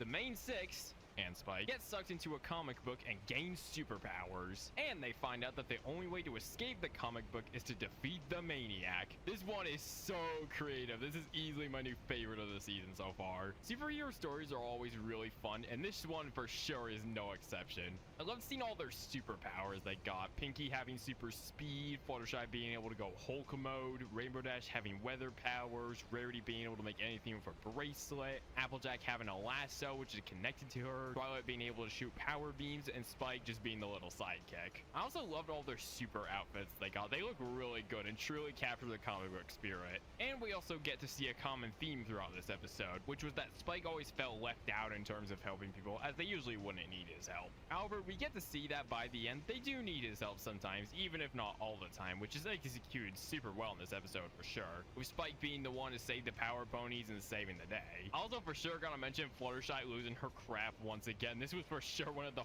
funniest instances of it, and I'm glad they actually did show her using that power rather than just teasing it and like never showing it. What makes you think you're so special? Like the rules that common courtesy don't apply to you? Why don't you pick a supporting your own side? All in all, an amazing and fun episode. Top of the list for season 4 for sure, and my second favorite episode of the whole show so far.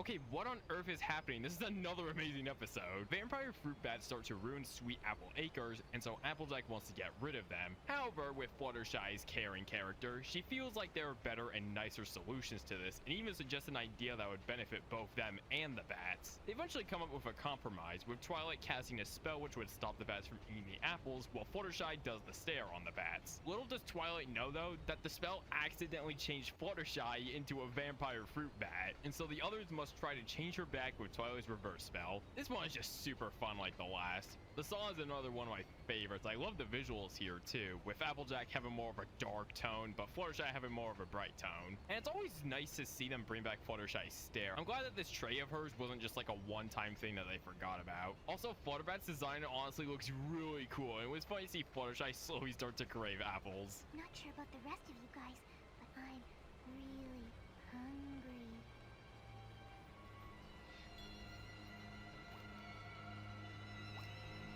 It was also interesting to see Fluttershy's idea at the beginning come into play by the end, and proved to have worked well. But yeah, once again, solid episode, going below the last. Season 4 is off to a strong start, oh my god.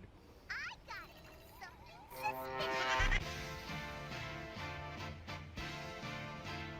Rarity and the others travel to Manhattan, obviously a parody of Manhattan, New York, so that Rarity can participate in a fashion show. However, her designs get stolen, and so she must create new designs to compete against her old designs which were stolen. I really like the visuals from Manhattan, really interesting to see an MLP version of New York. And this one also has another song. Lots of songs so far, but it's another good one as usual, and each of the ponies get singing roles, which is always nice. I also liked how not only we get to see Rarity's story, but also how the others spend their time at Manhattan. It was fun to see them just enjoying a nice little trip. I like this episode. It was very fun, and it had a new setting, which always helps. Going above daring don't. Okay, now this one is very interesting. So Pinkie Pie finds out that she could possibly be related to Applejack? I bet this blew everyone's minds back when this happened. And so the Apple family go on a road trip to find a book with their family history in order to solve this mystery. Not much really happens here. It's just a simple little road trip, with Applejack trying to make the family look good for Pinkie, with Pinkie just enjoying the trip the whole time. But for what it is, it's good. I like the running gag of Pinkie constantly taking photos in the most random situations. Like, she must have the most stable hooves ever to get good pictures going down a freaking waterfall. But hey, it's Pinkie. You can't really question her, can you? Remember, this is the same pony that can keep up with freaking Rainbow Dash. And I like the ending, with the mystery never really being able to get 100% solved, but the Apple's considering Pinkie a cousin regardless. Overall, an interesting episode, which is nothing amazing, but still can be a little fun. Look at me! I'm part of the Apple family too! I'm arguing!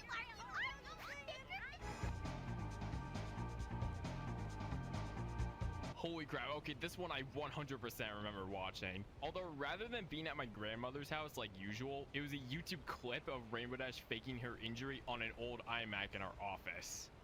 I remember the most random things, I know. Anyways, Rainbow Dash is trying to qualify for the Equestria Games by helping the Ponyville Relay team win at tryouts. However, when she gets an exciting offer to fly for the Cloudsdale team instead, she must choose between Cloudsdale and Ponyville. This one for sure felt like a good episode for Rainbow Dash. The realization that Ponyville was the right choice to make was well developed, and the scene with her talking to the other pony in the hospital was really good. Not only that, but we get plenty of funny scenes with Fluttershy and Bulk Biceps trying to train for tryouts. And I'm ready to take the horseshoe, if you want me to. Also, during this episode, my smoke detector was running out of batteries, so like twice throughout this episode, I had to pause it because it kept going off and it scared the bejeebers out of me. Anyways, good Rainbow Dash episode. I'll be putting Rainbow Falls below Bats.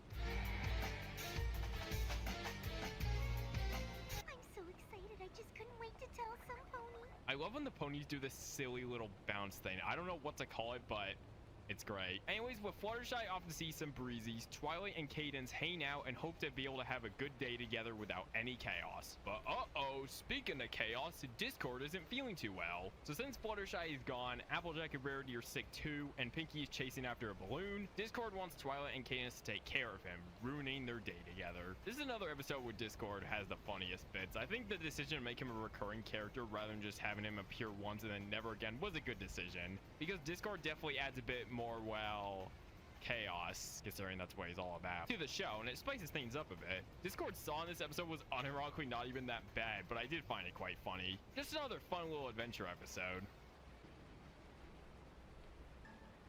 Ooh, something floaty! La la la la la! Oh, it's no coincidence, my little pony. Not even gonna say it this time. Weird Al Yankovic guest stars as Cheese Sandwich in this episode. Yup, you heard that correctly. Pinky is super excited to be the one to plan Rainbow Dash's birth anniversary party when suddenly a new pony named Cheese Sandwich arrives and wows everyone with his party planning skills. This leaves Pinky feeling unappreciated and wanting to reclaim her title as the ultimate party planner. This is a really good Pinky episode. I'm glad that Weird Al wasn't used in the week episode. This one's more of a musical episode, which definitely works considering Weird Al is a musical artist, but the songs in this one are just really good and definitely are some of the show's best. And I truly think this was a really good episode for Pinky overall, having her realize she shouldn't let her pride get in the way. Just a solid episode overall, going above Daring Don't. I heard Cheese Sandwich comes back more later on, so I cannot wait to see what they do with this duo later on. Parties are no picnic. Oh, I like a nice picnic party.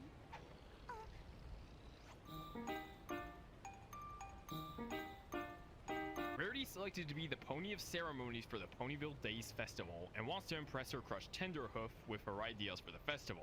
However, she finds out that Tenderhoof is more into Applejack, and so Rarity tries to act like Applejack to win him over. This one is fine, but probably the weakest of the season so far. Basically just a montage of Rarity trying to impress him, failing, repeat. It definitely gets better in the second half where Rarity decides to change the whole theme of the festival and Applejack tries to snap her out of it. But overall, it's just whatever. It does have a good lesson going for it. Be nice, you shouldn't act like someone else and just be yourself, and there are some funny jokes throughout. It's just that this episode wasn't as strong as some of the others in the show so far. Bottom of the list. Sorry if you're a fan of this one, but wasn't that all into it.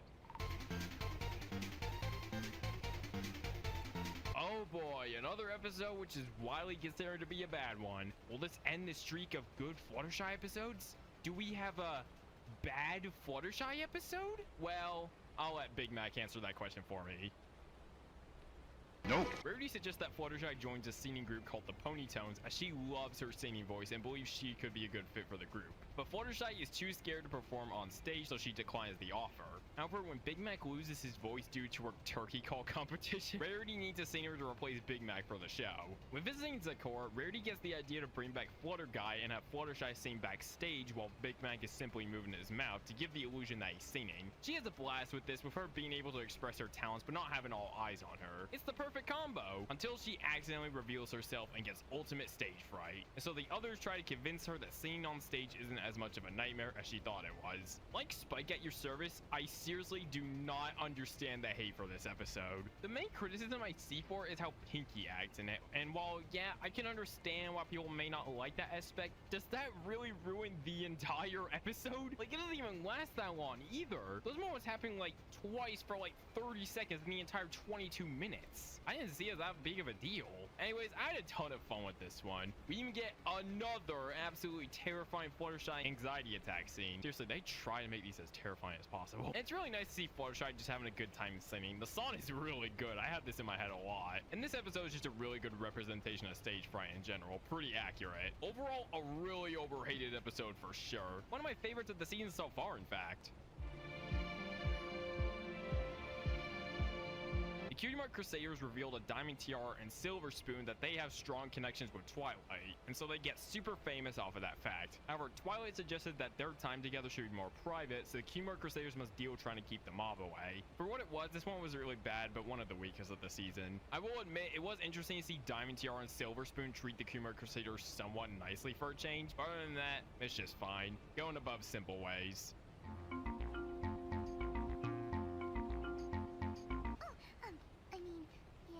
Oh my god, she said the V! The Breezies are coming to Ponyville, and Fluttershy makes sure they get to their home safely, but a mishap occurs during their travels through the breeze, and some Breezies get left behind, leaving Fluttershy to take care of them a bit before getting them back on the breeze again. This one felt a bit similar to A Bird in the Hoof, but this one was a bit more interesting than that episode for sure. The Breezies are really unique creatures, and I'm glad they got an episode, as they have been mentioned in the past but never actually seen. Not only that, but we even get more assertive Fluttershy in here.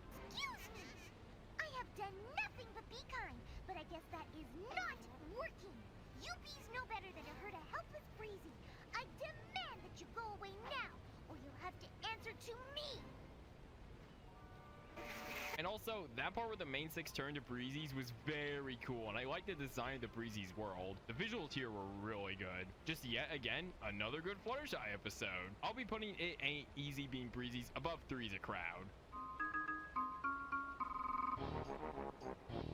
Applejack and the others finally trust Apple Bloom to stay home alone for the first time, while they make a dangerous pie delivery. But when Applejack causes Apple Bloom to fall when checking on her, she believes she isn't quite ready yet and starts to become super overprotective of her. This leads to Apple Bloom wanting to finish the dangerous delivery herself to prove to Applejack that she can take care of herself. This was just odd, man. The first half is easily the worst part, which is just being Applejack being super overprotective for the most ridiculous reasons ever and not taking her sister seriously. It's just frustrating to watch. In fact, at first, when Applejack was about to check on Apple Bloom for the first time, I literally thought this episode was gonna become Squid's Day Off. Oh my god, that's the third SpongeBob reference I made in this video. But yeah, I thought it'd be like a thing where Applejack keeps overthinking about potential danger Apple Bloom could be in, and so keeps pausing while making the delivery to check in on her. I think that would have made for a way better episode than what we got, with Apple Bloom always being just fine and Applejack learning to just trust her sister for once. The second half, when Apple Bloom tries to make the delivery, is for sure the better part, but this episode overall is just a bit frustrating to watch. The visuals were cool in the weird fire forest Apple Bloom was in, but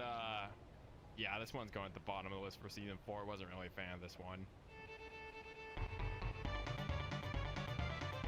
Thankfully, this episode is way better than the last. Pinkie Pie's sister, Maud, is coming to Ponyville for the week, and so Pinkie hopes Maud and the others can become friends. However, the others have troubles trying to bond with Maud, as she is drastically different from all of them, and so they must deal with this dilemma and try not to upset Pinkie in the process. Maud is a really good character, definitely another one of my favorites in the show. Her monotone voice along with her emotionless expressions really make her a funny, interesting character, especially when comparing her to Pinkie, who is like the complete opposite. And the story itself is good too, with the others obviously not clashing with Maud's personality very well, which disappoints Pinkie, as she wanted to make rock candy friendship necklaces, which was a tradition she and Maud always did. All in all, just a great Pinkie episode that explores more of the Pie family's history while also just having a good story. Going above Rainbow Falls. Hope to see more Maud soon.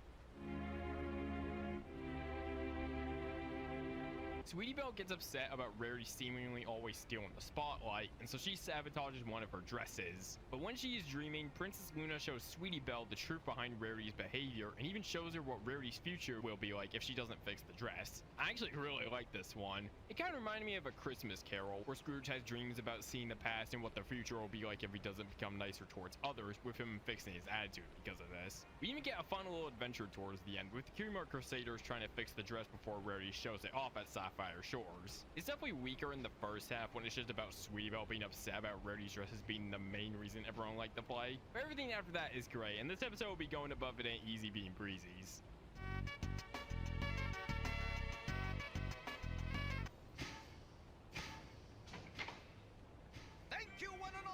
Oh god, not again. The Flim Flam brothers are back and are selling a special tonic that can supposedly cure any pony's ailments. And when Granny Smith tries some, she can actually swim efficiently, but Applejack doesn't quite buy it, so she tries to figure out what's really going on. This one wasn't too bad, but didn't feel too eventful. Granny Smith drinks it, gets carried away, Flim Flam brothers get exposed, the end. Not much really happens here. Although Applejack's dilemma was a little interesting to watch, and Granny Smith was pretty funny as usual. Other than that, not much to say. Going above Some Pony to watch over me. Rainbow Dash has a test on the history of the Wonderbolts coming up, but doesn't quite seem to have the knowledge. So the others come up with many interesting ways of trying to help Rainbow Dash pass the test. I like how it starts out with just Twilight trying to help her, but then it naturally evolves into the others chiming in and showing their ways of how to study. Pinky's running gag about rapping was easily the funniest part of this whole episode. Top 10 rappers Eminem was too afraid to diss. And I like the ending, with Rainbow Dash's own method of learning being the one that helps her well because she did it her way. What a great one. Good story, good jokes, and a good lesson. Testing 1, 2, 3 is gonna go below bats. Not quite as good as the top 2 episodes of the season, but it did come pretty close. I'm intrigued.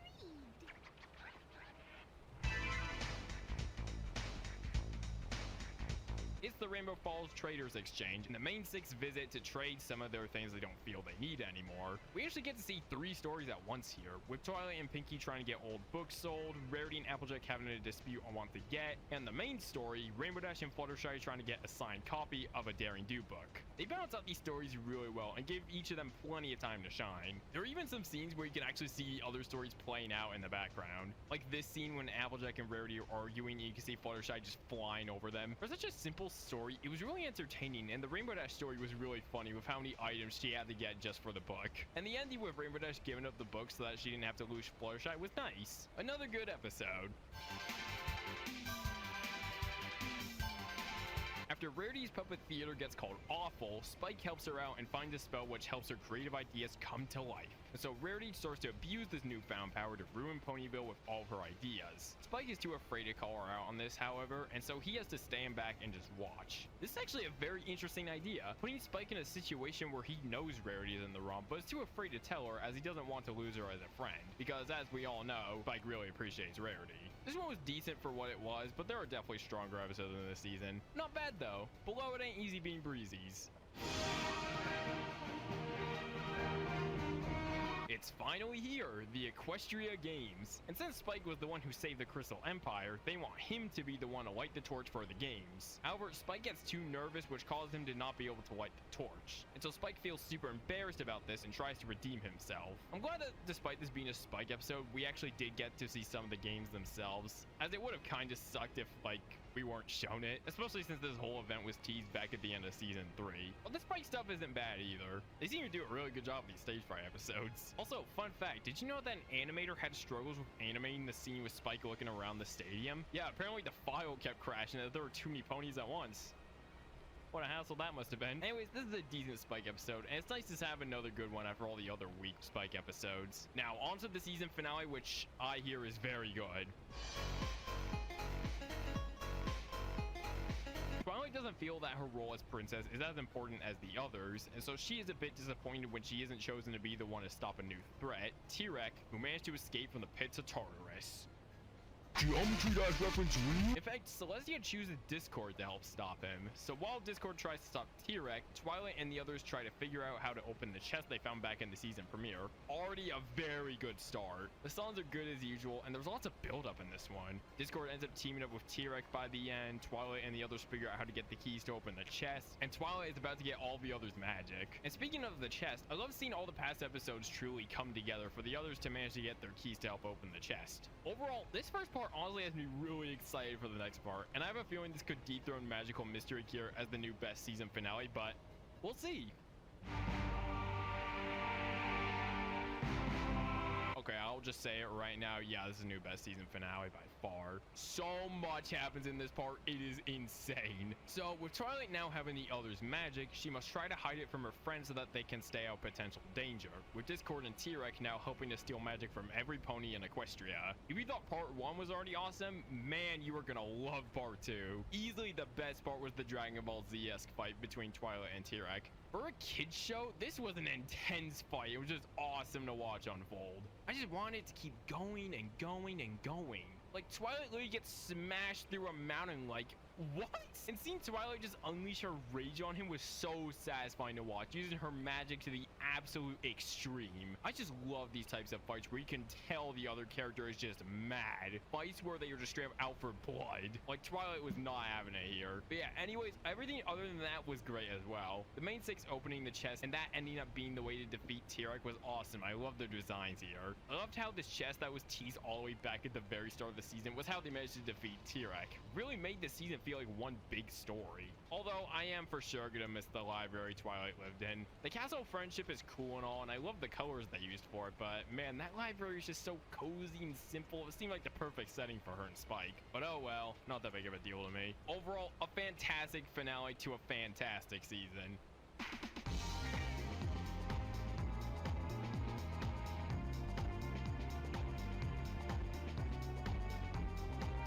I definitely agree with the mass majority that say this is one of the best seasons of the show. Literally so many of the top episodes on the list right now are all from season 4.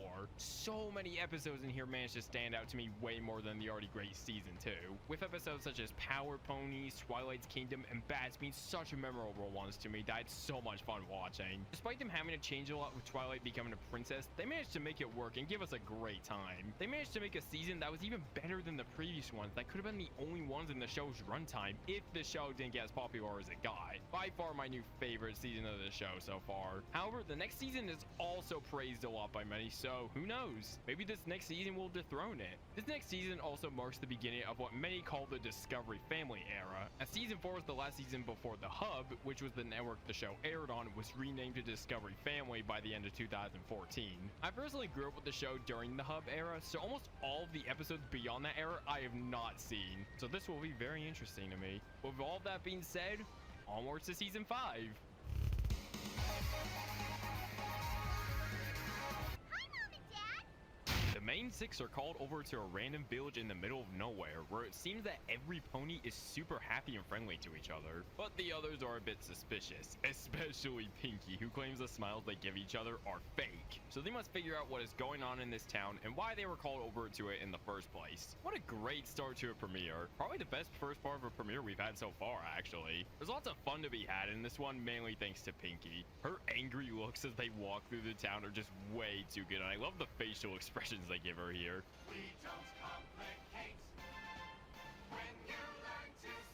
And the town in general is super weird because you can tell something's up at first, and then you find out this pony named Starlight Glimmer has forced these ponies to act the same. Like, it's kind of creepy. He's like something out of a freaking sci-fi movie. But yeah, I'm looking forward to seeing what part 2 is like. With Starlight stealing all of the main 6's cutie marks, what's gonna happen? Will they get them back?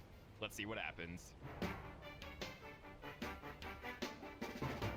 The ponies are locked inside this weird little tiny house where Starlight's goal is to have them act the same now that their cutie marks are gone. However, the others form a plan where Fluttershy acts like she will become friends with Starlight so that she can sneakily get the cutie marks back. And Fluttershy eventually actually discovers that Starlight actually had her cutie mark all along while no one else did. So Fluttershy exposes Starlight and tries to not only help her friends get their cutie marks back, but the rest of the town too.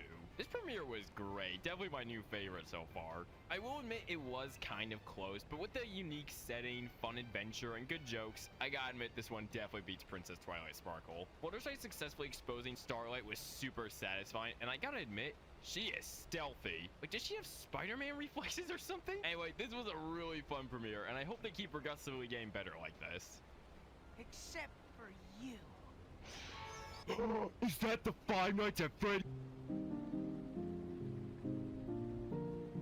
Twilight reveals that she doesn't quite feel comfortable in the castle, so while Twilight is out at the spa, the others try their best to make the castle more fit for her. But troubles arise when their methods don't quite make the castle look better, and so they must figure out how to make the castle look better before Twilight gets home, while Spike distracts her. This is another great one. It was fun to see them bond together to try to make the castle look better for Twilight, and it was also really funny to see them try their hardest to fix the mess they made. I don't know if it's just me, but the humor has actually kind of improved a little bit in my opinion, which is interesting because I always hear others say they preferred the more chaotic humor in the first few seasons. To be fair, this is literally like the 3rd episode of the season, but I don't know. 3 in a row of good humor seems to be a good sign. Anyways, another thing I liked about this episode was them referencing the past. Honestly, it gives me quite a bit of nostalgia hearing them talk about stuff from the first few seasons, even if as I'm writing the script for this episode, I literally watched those seasons like a month ago. But yeah, I really like that aspect a lot. They even have like a whole strain of memories that they included in the castle at the very end, which was sweet. Overall, a really good episode with a solid message, being that while old memories are nice to remember, you can always make new ones, which is certainly a message that I think a lot should remember. Best episode of the season so far. Then Twilight will be stuck living in a castle that just makes her feel sad. Wow!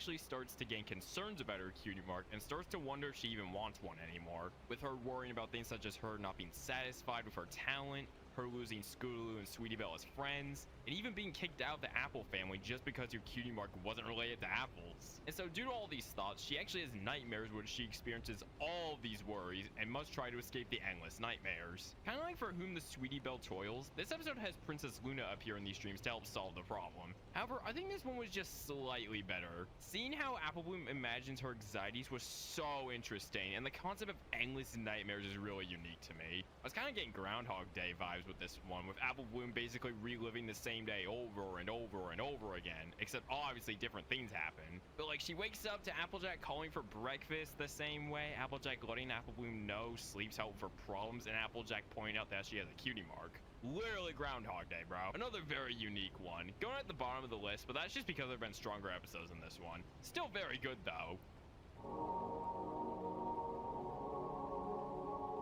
Okay, now this one might get a little depressing. Rainbow Dash is super excited to have fun with Tank during the winter, but little does she know that Tank actually needs to hibernate for the winter.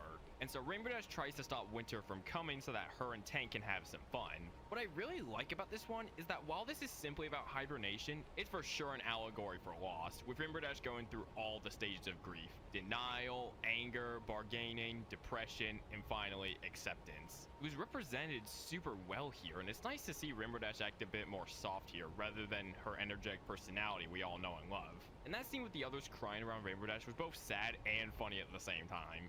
What? Me? What about Applejack? Applejack cries on the inside, Twilight!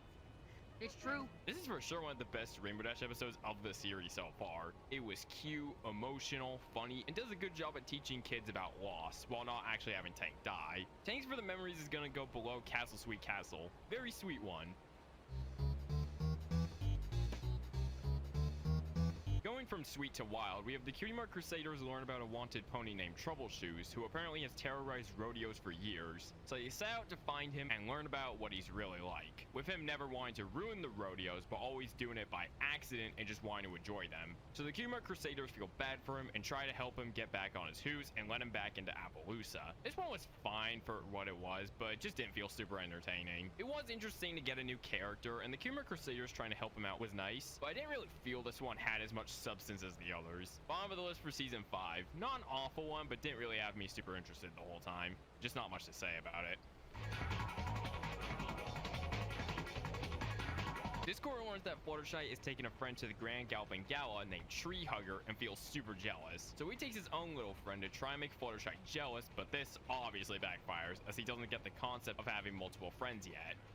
Okay, did I type this part on my phone or something? It says Mutt Joke Friends. Yeah, what happened here? Anyways, another pretty funny Discord episode. It is hard to watch him embarrass himself, but nothing bad at all. That's pretty much the point. It's kind of funny seeing him fail at trying to ruin Fluttershy's friendship with Tree Hugger, as they're just being really nice to him even when he's not. And Tree Hugger really reminds me of Maud, so she's definitely another character I wouldn't mind seeing more of in the future. And speaking of Maud, she actually appears in this one too.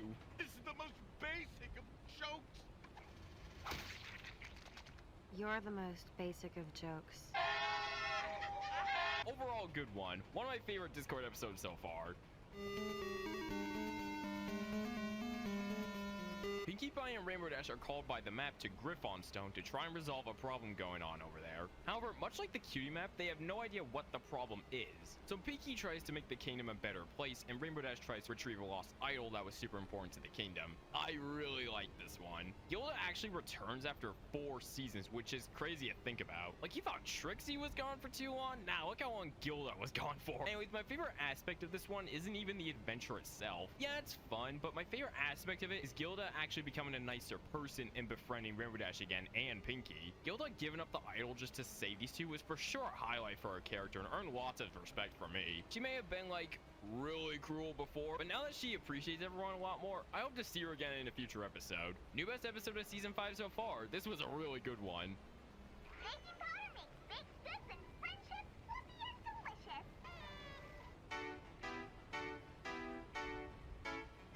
Okay, so this is a really interesting one. So this is actually the 100th episode of the series. Yeah, it's crazy that we're already here. So I guess to celebrate, they decided to make an episode dedicated to background characters as like some little fan service. So the main six are too busy battling a bugbear, so the rest of Ponyville try to set up a wedding for Cranky and Matilda without them. The reason why this one is so interesting is, like I said, it's all about the background characters, and they really get a chance to shine here. Even Derpy has a prominent role here, which was nice. And occasionally you'll see the main six in the background fighting the bugbear, in case you're curious about how they were doing. And it was also nice to see Cranky and Matilda again. Lots of old characters returning, wow. But yeah, this is an episode that tries something new, and I think it accomplished it well. It's gonna be near the bottom of the season 5 list, but that's just because the episodes in the season so far have been really good. Hooray, another week Spike episode. So excited. And it's another one where he's unlikable. Best of both worlds. Princess Cadence requests Spike to help keep Twilight asleep so that she can be fully awake for the Grand Equestria Pony Summit. However, Spike learns that he can make decisions under Twilight's name and starts to abuse his power. Once again, Spike is just extremely unlikable here. Him making these decisions under Twilight's name was just unpleasant. I really felt bad for Twilight, who obviously did nothing wrong, like, at all. Like, why couldn't he have just said at the very start that Twilight was asleep at the moment instead of making a decision under her name? This one just frustrated me a little bit. Bottom of the list for season 5. I like Spike as a character, but man, his episodes don't seem to sit too well with me. Give my boy some better episodes. Party Pooped is a way better episode. Some yaks from Yak-Yakistan come to Ponyville, but the town doesn't quite live up to their standards. So the others rely on Pinkie Pie to create the perfect friendship party that the yaks will enjoy. Pinkie feels super nervous and under pressure about this, but has a genius idea and decides to go to Yak-Yakistan to help give her ideas for her party. This one's mainly just super fun and funny. Pinkie's over-dramatic narration was a good running gag, and it never really ran its course. And then they gave me a ride to Manhattan. I joined a traveling band and we played some shows here and there. Got popular, almost made it big until creative differences tore us apart. Friendly reminder that Pinkie being in the Beatles is canon. Also, I don't know if it's just me, but I think the facial expressions gained a slight bit more exaggerated. Not that that's a bad thing at all, though. I think it actually makes some scenes just a tad bit funnier. I know some people have a problem with exaggerated expressions in shows like SpongeBob, which is usually the main thing people argue about when saying whether modern SpongeBob is good or not. But I think they found a good balance here, with the faces being exaggerated, but not like in your face or overused. But yeah, this is my new favorite episode of the season. Very good Pinkie episode.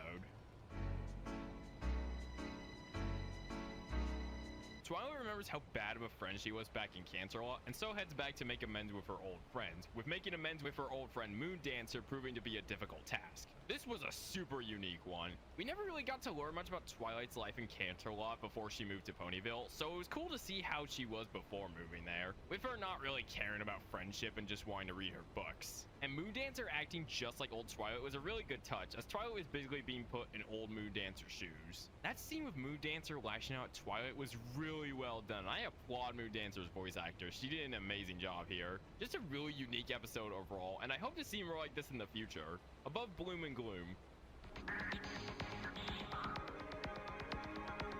A magical force called the Tantabus is changing every dream into a nightmare, and so Princess Luna has the main six try to track it down before the nightmares become reality. The Princess Luna dream episodes are always interesting, but man was this one cool. In the other ones, we usually get to see one pony's dream, but we get to see several in this one. And the mega dream near the end was just filled with the most wacky things ever, and I loved it, such as Giant Derpy, Alicorn Big Mac, and even a brief return of Flutterbat. I also just enjoyed seeing all the main six's different dreams near the beginning, with Rainbow Dash's by far being the scariest. Watch me solo on Jet's flute. And the ending with Twilight convincing Luna that everyone forgives her for her past was really well executed in my opinion, and was a good moment for her character. Just another super fun one overall. I hope these Princess Luna episodes continue to be as enjoyable as they have been. Pinkie Pie excitedly delivers Rarity a letter which says that there is a spot in Canterlot available for Rarity to open her own boutique, which she has been waiting for ages. However, her manager, Sassy Saddle, starts to ruin the boutique for Rarity, and so she must deal with the way Sassy is handling things. I could honestly see many relating to this one, with you being super excited to start your own business, but things don't quite turn out the way you hoped they'd be, and so it feels more like a chore than a hobby. Other than that though, this one just felt a bit average to me. Nothing bad, but nothing super crazy. I did like the rules of Rarity's song though, and I'm glad Rarity and Sassy made up by the end. Not much to say other than not bad. Gonna go below Bloom and Gloom though. 2 Rarity episodes in a row, alright. And we even start out in the boutique with Sassy Saddles. Rainbow Dash is accused of faking a letter from Spitfire's mother, which claimed that she was sick, and so Rarity must investigate this mystery and try to defend her. The best part of this one was for sure how creative it was, with the classic black and white filter that these detective stories tend to have. However, this one also just felt a bit average to me. The jokes were pretty good, and it was cool to get some more lore about the Wonderbolts. But other than that, just another alright one. Gonna go above the last though. Rarity and Applejack, not Twilight, are called by the map back to Manhattan, where they must help a pony named Coco with bringing back a classic tradition, the Midsummer Theater Revival. And so Rarity and Applejack try their hardest to make the Midsummer Theater Revival the best it can be, but they find themselves overworking themselves quite a ton, and so they instead just try to do what they can, and it ends up working out well. I actually quite enjoyed this one. I like Coco, and Rarity and Applejack once again are a funny duo to watch here. It was also nice to return to Manhattan, as I really like the design of the city, as I said back in season 4. And also, I love how the song during Applejack's montage was so good that they literally made it the credits song too. Sir, you're making a terrible mistake!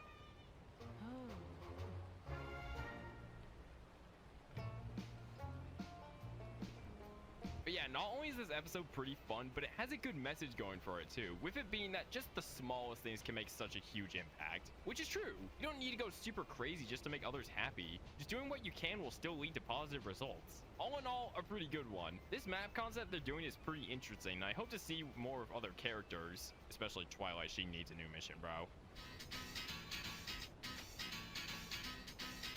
Oh God, this episode did not quite age so well, did it? So, while Applejack is away at Manhattan to solve a friendship problem, yes, this is another episode which has 2 stories intertwined with each other, Big Mac volunteers to participate in the Sisterhood social with Apple Bloom. And so we spend most of the episode seeing how that goes, and well, it sadly doesn't go well. I just feel bad for Big Mac the whole time. He seemed to be genuinely having a great time, but then everything just falls apart, and even Apple Bloom gets kind of upset with him. It's just kind of sad. The one thing that definitely gave this episode some points, though, was for sure the ending with Apple Bloom and Big Mac. Just a genuinely heartwarming moment between the two, and it gives us a very satisfying ending. Other than that, and also hearing Big Mac speak in full sentences, this episode just wasn't it, in my opinion. Going above Princess Spike, as it definitely has some saving graces, but it did come close to going below it.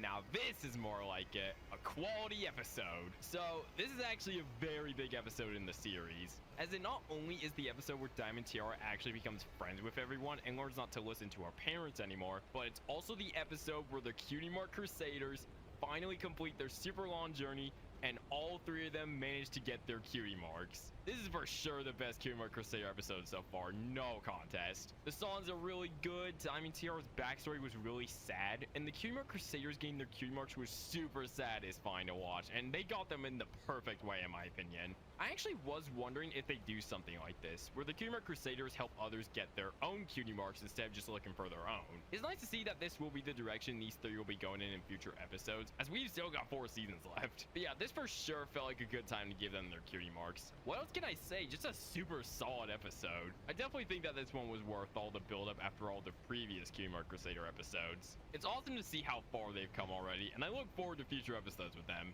Top of the list, no contest. Pinkie Pie learns that Princess Cadance and Shining Armor are going to be having a baby, but is requested to keep it a secret. And so Pinkie must resist the urge to tell all of her friends the exciting news. And that's it. Oh, how did you know all that? Pinky sense?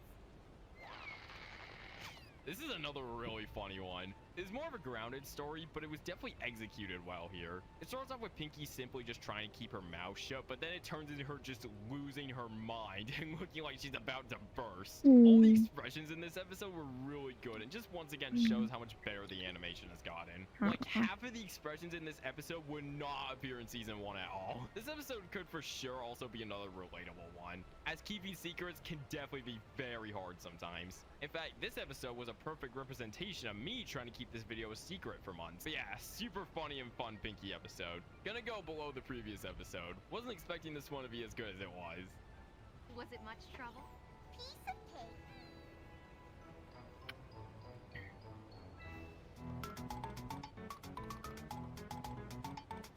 It's hearth-warming once again, and Applejack and Pinkie Pie decide to spend it together at the rock farm. And so Applejack gets to know the Pie family and what their traditions for the holiday are like. But their traditions don't quite appeal to the Apples, and so the Apple family must figure out how to have a perfect hearth-warming with the Pie family and have both families satisfied. I'm glad we got to revisit the whole Applejack and Pinkie being cousins thing, because them as a duo is way more fun than it may sound. Applejack just accepts Pinkie's chaotic energy and actually has tons of fun with her. They really do feel like family. Of course! We might be related! Hey! I was gonna say that! Stop saying what I'm saying! You stop it first! It also helps that this episode is another Christmas one, which is a holiday that always puts me in a good mood. And seeing Applejack upset about not being able to have a good hearth-warming with the Pies was really sad. So sad that Applejack actually cries tears over this. I guess her crying on the inside isn't 100% of the time. But jokes aside, it genuinely was upsetting to see both her and Pinkie upset. Once again, just showing how well they work together on screen. When they're both sad, you're sad. But they do end up having a good hearth-warming at the end, obviously, so that's good. Anyways, yet another good episode. Season 5 really saving the best for last, huh? Hey guys, guess what?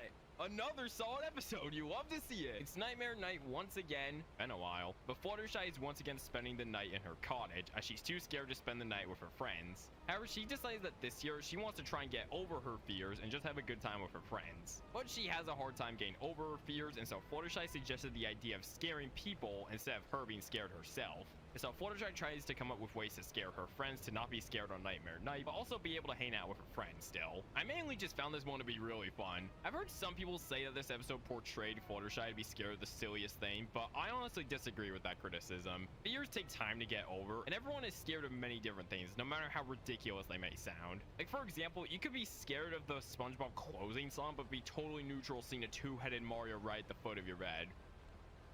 Don't ask why I made such a specific analogy. But yeah, it was just fun to see Fluttershy hang out with her friends on Nightmare Night. And also, I watched this episode when October just began, so it was pretty good timing if you ask me. And guess what? Flutterman's back, baby! That now makes 2 appearances this season, which is pretty funny. I guess fans really love this design. But yeah, Fluttershy's scare tactic near the end was pretty impressive for her being more of a soft character. Just another really good episode in my opinion. Twilight finds out that her friends are actually having a fun time with Discord, and so must figure out what's going on as she feels like something is up behind the scenes. So what follows is Twilight once again overthinking about a situation and constantly trying to figure out what's happening, only for her to realize that, well, they simply just had a fun time with Discord. For what it was, this one was fine, but I can understand why others don't really like it. You just feel bad for Twilight the whole time, and also most of it is mainly just them trying to recreate what Twilight missed, only for it to result in the punchline being, Twilight wasn't there, so it can't be 100% recreated for her. But I will admit Discord did have some good jokes in here as usual, and I loved some of the references in here, such as the Bob Ross references and even Pinkie referencing Back to the Future. Are you suggesting time travel? Absolutely not. Which is ironic considering I literally use music from the Back to the Future game for my It's About Time review. The ending is a perfect representation of how jokes being run into the ground instantly result in the jokes themselves not really being funny anymore. Overall, this was a fine episode, but nothing amazing.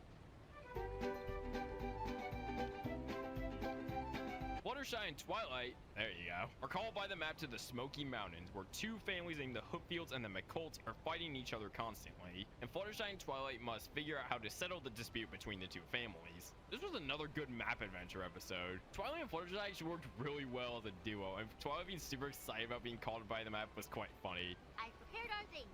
Snacks, books, blankets, books. You said books twice. And the Hookfields and the McColts are really interesting characters, and we get a cool little backstory about why they started fighting. Nothing much really to say about this one other than I enjoyed it. Just a simple little adventure with not much stakes at hand. The Hookfields and McColts will be going below tanks for the memories. The episode, not the families.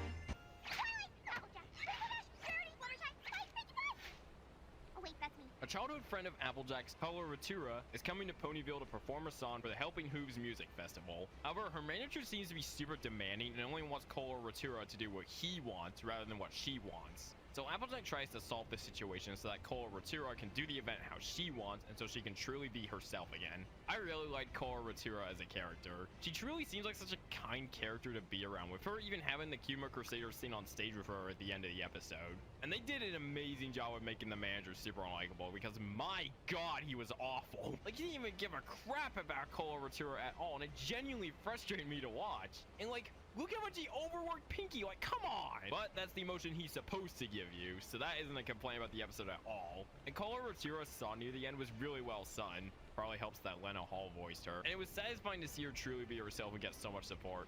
Another good episode. Alright, so this finale seems to have a very interesting start. Twilight and Starlight Glimmer meet each other once again, and Starlight time travels back in time to stop Rainbow Dash's sonic rain boom from happening so that Twilight and her friends never meet. We then see how this has impacted the future, and my god, does this have disastrous results. I'm telling you, man, one penny could be thrown into a fountain, and as a result, Family Guy would have become lost media or something. But anyways, all these futures were wild to see, and it was just nice to revisit past events once again. I don't think I have much to say about this first part, as it's mainly just Twilight and Starlight meeting again, Starlight stopping the sonic rain boom, and then Twilight exploring what effects that had on the future. But let's see what part 2 has to offer. Alright, see how obviously way more happens in this one. Twilight visits a few more futures, which are all worse than the previous, and so Twilight keeps doing the time travel spell to try and stop Starlight from preventing the sonic rain boom. As repetitive as it felt, it was kind of interesting to see Twilight's different adventures through the futures, and it was especially interesting to see her constantly go back to the past, where Starlight uses different tactics to prevent the sonic rain boom. I think the best part of this finale for sure though was Starlight's backstory. It's always cool to see backstories of these types of characters, as it for sure gives the other characters a different perspective on things. And Starlight does get redeemed in this episode, with her managing to become friends with the main six, which was sweet to see. I've heard some say that felt a bit forced, but the way I see it, Twilight's the princess of friendship. Of course she's gonna be super forgiving. But yeah, it was just nice to see a former antagonist become friends with everyone, you know? But I will say, this was one of the weaker finales for me, honestly. It's just mainly Twilight going back in time numerous times. But again, the futures were really interesting to see continuously get worse and worse, so that definitely helps a bit, along with Starlight's redemption. I think overall, while this was one of the weaker finales, it was still good as an episode, and it's still an interesting watch. This one will be going around the middle of the season 5 list. An interesting way to end off what was for sure an interesting season.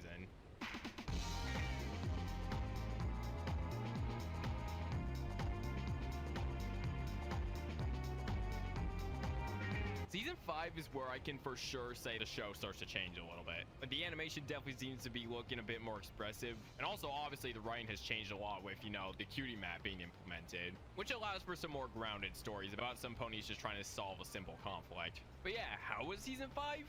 Well, not the best season, as I still think Season 4 was better, but I think it's still second place material. Season 5 starts off pretty good, gets a little weak around the middle, but gets really good near the end. And there are for sure some really good episodes in here that I recommend checking out. It also has some of the show's most iconic episodes, such as the Cutie Map, Tanks for the Memories, and Crusaders of the Lost Mark, which were all pretty good episodes. Now, we're about to move on to Season 6, which is when many of the fandom considered it to be when the show started to decline a little bit, and also seems to be the season where many dropped off, as by this point the show was half a decade old and many have just moved on from the show by this point. But I also hear that some people actually really like Season 6, and I've even heard some say it's their favorite season of the whole show. So I'm still looking forward to seeing what this season will have to offer, especially after Starlight was redeemed. Will Season 6 truly mark the beginning of a slight decline? Well, I'll be the judge of that. New season, new intro. Let's see what's up. Starlight is now in the picture. That's all the changes. That's it. Cut to the next part. The gang is headed to the Crystal Empire to see shiny armor and Princess Cadence's new baby, and Twilight wants to help Starlight with her first friendship lesson in the process, which is trying to become friends with her old friend Starburst again. But Starlight is too scared to become friends with him again, as she is afraid that Sunburst will find out about her past. So while Starlight struggles with trying to get out of the friendship lesson, the others find out that the baby is actually an alicorn. And so while some of the gang helps with setting up the crystalline event, Twilight and Pinky try to look after the baby, which proves to be pretty difficult. Like most part 1s, not a bad start. So far, I really like Starlight, and I'm really glad she seems to be becoming a main character now. She has tons of good moments in this part for sure. And also this scene is once again a really good representation of anxiety, with her ears ringing and excessively sweating with fear in her eyes. Damn, they do a really good job with showing this stuff. But yeah, the Starlight plot was really enjoyable. It might be my favorite plot of this part. The plot with the baby is fun as well. Pinky looking after the baby really gave me flashbacks to Baby Cakes with how much she was struggling. And the ending with the crystal heartbreaking is a good little setup for what part 2 will likely be like. Let's see how they get themselves out of this dilemma. While Starlight continues her journey to complete her first friendship lesson, the others try to figure out how to fix the crystal heart so that they don't get frozen by the eternal winter that is coming. And just like the other part 2s, this definitely had more to it than part 1. We get a lot in this one, in fact. Starlight learns that Sunburst was also trying to keep his past a secret, with him actually failing at Celestia's School for Gifted Unicorns. Them becoming friends again after them splitting apart in the past was sweet, and I'm glad that they finally reunited after all this time. Especially since this whole thing was why Starlight did what she did before. The others trying to save the Crystal Empire was also a really good adventure. Celestia and Luna trying with all their might to prevent the winter, Twilight panicking, trying to find solutions, and the others having trouble trying to get everyone to leave the area. Still, when you think about it, the view is just as good a little further back, like inside your house. This whole premiere, like the other premieres, was just really fun and had tons of good material in it. I think Starlight is a really good addition to the cast, and I hope she gets a decent amount of episodes in the future, as she's already grown on me quite a bit, which is a really good sign. Overall, another good premiere. The premieres seem to never disappoint, dude. Pinkie Pie and Rarity head to Manhattan, where Pinkie is going to be celebrating Pie Sister Surprise Swap Day. What a name. With Maud, and Rarity tries to find a good location for her new shop. Throughout the episode, we mainly focus on Pinkie's plot, where she tries to find a rock pouch to give Maud for Pie Sister Surprise Swap Day, also known as Psst. But the only one she could find was in a closed store. Pinkie ends up trading her party cannon for the same pouch that someone else had, and so Pinkie tries to enjoy Psst with Maud without her cannon. This one was way more enjoyable than I thought it'd be. Yeah, it's a Pinkie episode, and you know I like me a good Pinkie episode, but with how simple the story was, it was super fun. Rarity and Pinkie are hilarious together, probably one of my favorite duos in the show we've gotten so far. And also similarly to the one where Pinkie Pie knows, we get tons of really good facial expressions in this one. Once again though, they're never really in your face and don't last too long, which I like. It's just the right amount. Pinkie and Maud's relationship was, as usual, very sweet, and for sure gave this episode some more points. Just another really funny Pinkie episode. With the Cutie Mark Crusaders now having their cutie marks, they have no idea how to move forward whenever they can't find a cutie mark problem. And so Sweetbelle and Scootaloo come up with an amazing idea. Just do things they love doing during their free time. But Apple Bloom doesn't really agree with this idea, as she thinks that they won't hang out ever again. And so Apple Bloom tries to find something that she enjoys doing alone, and manages to find a cutie mark problem on the way, which the Cutie Mark Crusaders must solve. This is another one which I enjoyed way more than I expected. I think I'm really gonna like this new direction the Cutie Mark Crusaders will be going in. These three helping that one dancing pony get their cutie mark was really wholesome, and Apple Bloom willing to embarrass herself just to help this one pony out was for sure a highlight for our character. And it was also interesting to see what the Cutie Mark Crusaders end up doing in their free time, with Apple Bloom going all over the place trying to find something that she enjoys. But yeah, pretty good one. Gonna go below the previous episode, but this was still a really good Cutie Mark Crusader episode, and I hope that more of the future ones are similar to this one in quality.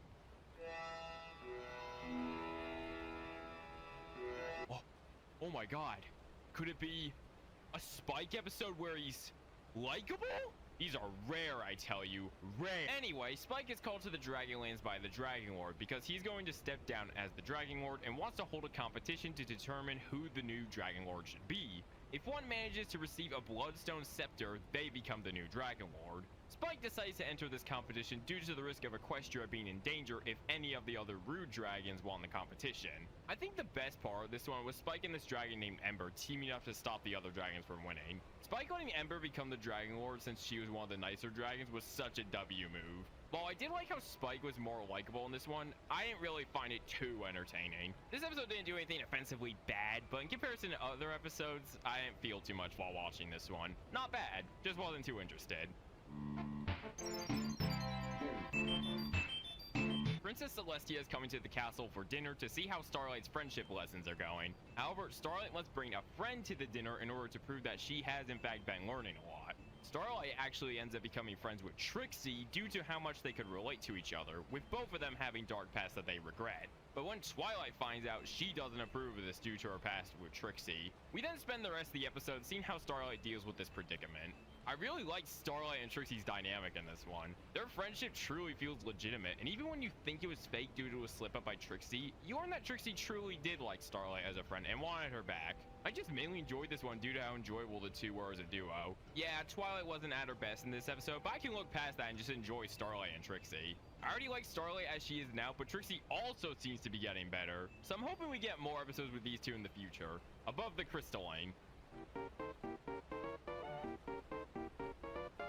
Rainbow Dash finds out that she has finally become a Wonderbolt and is obviously super psyched about it, considering this was her dream after all. However, she doesn't make a very good first impression on the team and gets the nickname Rainbow Crash, which coincidentally was the exact nickname that she got back in flight school. Rainbow Dash tries to get rid of this nickname, but just makes her look worse in front of everyone. For this being the episode where Rainbow Dash actually becomes a Wonderbolt, which is 6 seasons in the making, you think this one would likely be one of the best episodes, right? Well, no, it's not even close. Now, I don't consider this a bad episode like many do, but it for sure could have been better. I'll start with some positives. I did find the scene where Rainbow Dash tried to act like her friends to be pretty funny. I always like to see characters in shows impersonate other characters, as it just puts a unique spin on the characters you know and love. I'm so sorry. I was just trying to help because I care about all of the Wonderbolts oh so much. Yes, sirree. Just call me Care Mare. But if you're busy now, I can just come back later. And as usual, some jokes in this episode did land, but I think that's all the positives I can think of. Now for the negatives. My main complaint with this episode is that the message is not good at all. The message this episode gives is basically that you should just let others make fun of you and just deal with it. Obviously, not a good message to deliver to people at all. But if you ignore that, this episode isn't the worst thing ever. There are some fun bits in it, but at the same time, the moral isn't good at all, and it's not really fun watching Rainbow Dash just embarrass herself for 22 minutes. Gonna go near the bottom of the season 6 list. I can understand why this episode gets some hate. You already know an episode is gonna be good when it's a heartwarming episode, and it's a really good one too. It's Starlight's first heartwarming in Ponyville, but she doesn't quite understand the meaning of heartwarming. So Twilight reads Starlight a story about heartwarming in order to help her understand why it's so important. The story itself is basically a parody of the famous Christmas story, A Christmas Carol, and the ghosts of Christmas past, present, and future shows Starlight's character, Snowball Frost. What would happen if she got rid of heartwarming forever? It's honestly really funny that I'm bringing up A Christmas Carol again after already mentioning it way back in season 4. But this was a really good and fun parody of it. I knew I was in for a good ride when it was going to be a parody of one of my favorite Christmas stories. They adapted the original story very well, and it all flowed perfectly. This episode also acts as another musical, and there are some bangers in this one, especially Pinky-san. This is just a very solid heartwarming episode. These seem to never disappoint. And the reason is to be with your friends. And the reason is to be with your friends. What? You know you're doing your Pinkie Pie voice, right? Rarity receives a newspaper containing a review of her new boutique that she opened in Manhattan, but the others are scared about her reading it due to how disastrous the opening apparently was. And so we get to see how the opening went, and yeah, it was definitely an opening, I'll say that for sure. This was a hilarious episode, man. So much good fun to be had in this one. I love the little sections of the main six being interviewed about the opening in the restaurant. When you write the story, could you maybe skip over the part where we locked Rarity in the window display?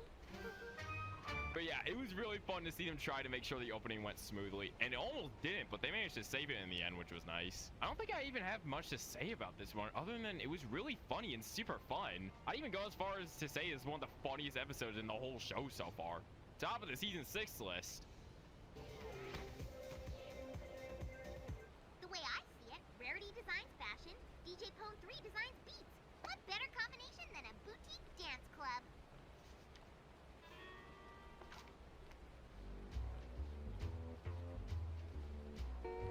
Rarity is upset that Applejack never has time to spend time with her at the spa, so Twilight offers to help Applejack with her chores for 1 hour so that Applejack can have some time off. But there appears to be an issue at the spa, and so Applejack must try to fix the problem at the spa so that the other ponies can finally use the steam room. This episode honestly had a really weird flow to it. Like, the first half of it is about the issue at the spa, and then the last half is Applejack learning that her methods of doing her chores were too complicated. Yeah, both of these halves pretty much teach this lesson, but I don't know, it just didn't really feel that connected. Not saying it's a bad thing, but it's definitely something I noticed while watching this one. There's not much stakes in this episode either, so it's a very relaxing one.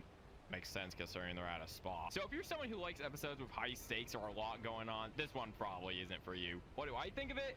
It's decent. Definitely a more average one, but nothing offensively bad. I'll be putting Applejack's Day off at the bottom of the season 6 list. There are definitely better and better episodes than this one in the season. Fluttershy's brother Zephyr Breeze comes back to her parents' house as they are letting him move back in with them. Fluttershy, however, does not approve of this, understandably so. And so after Zephyr ends up moving in with her, she tries to help her stubborn brother find a career path. If you are a fan of a certain Fluttershy like me, this is the episode for you, man. There are so many good Fluttershy moments in this one, and it really made for a fun viewing experience. Well, maybe if you stuck with it for more than a few weeks.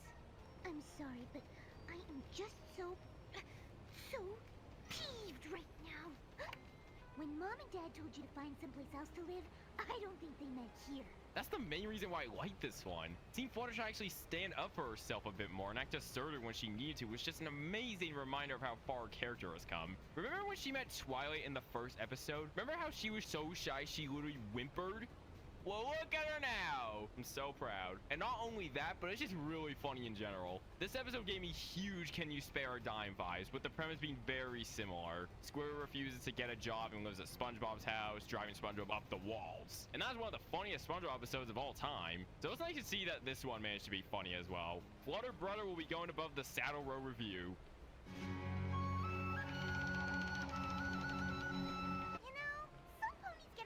About the silliest things.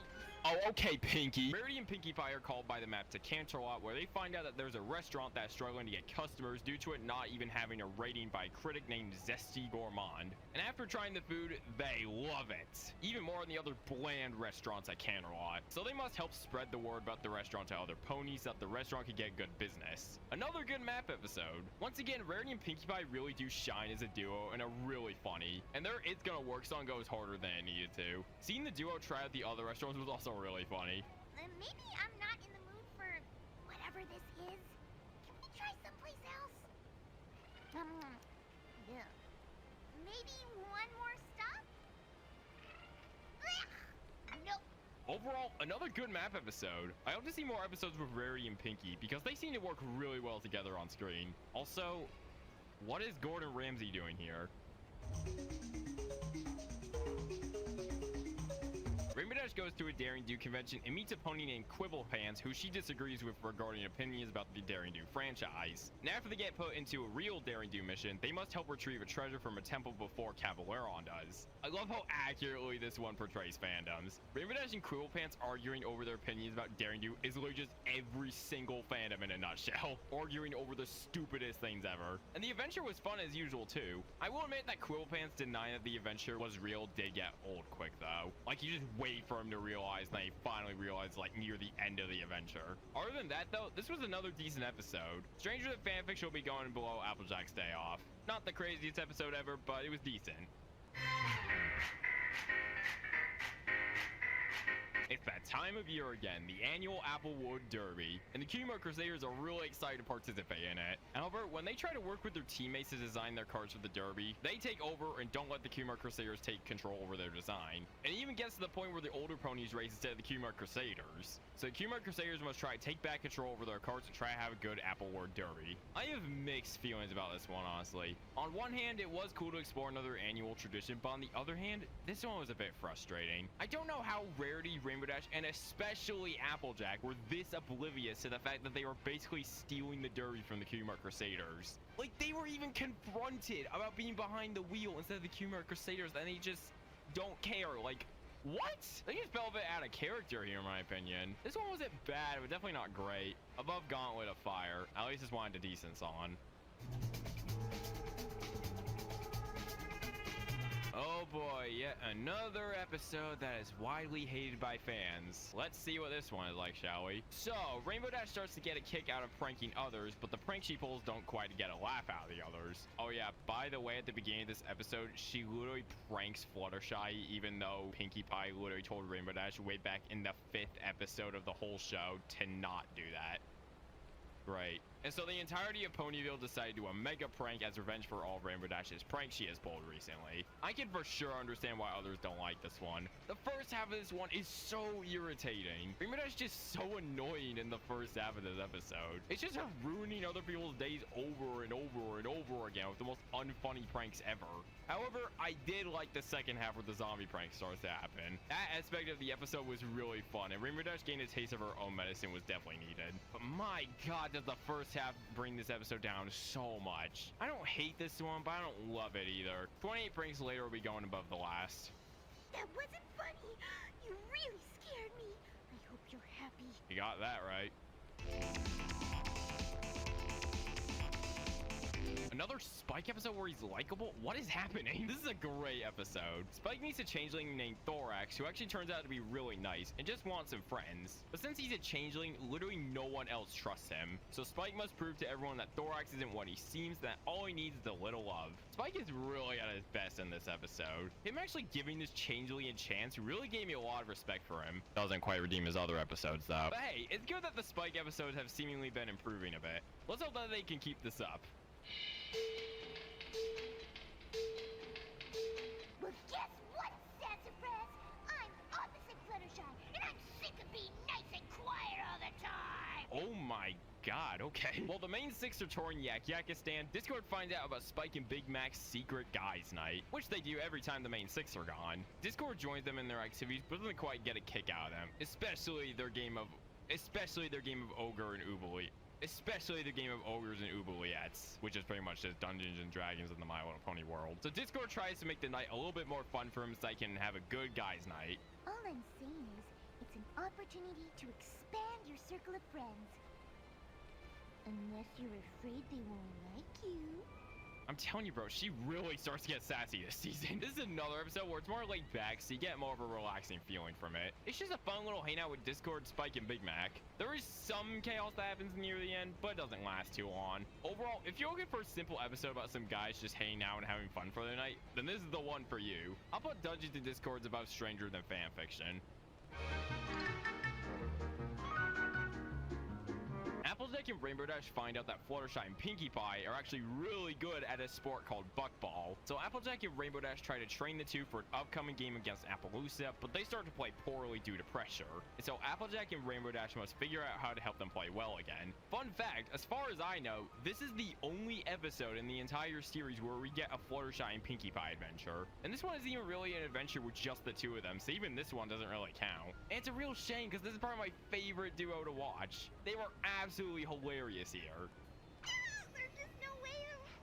There's no way that we can get in the zone because the zone sounds like a horrible place since we are terrible at football and we are going to lose and let everybody down and we don't want to play anymore.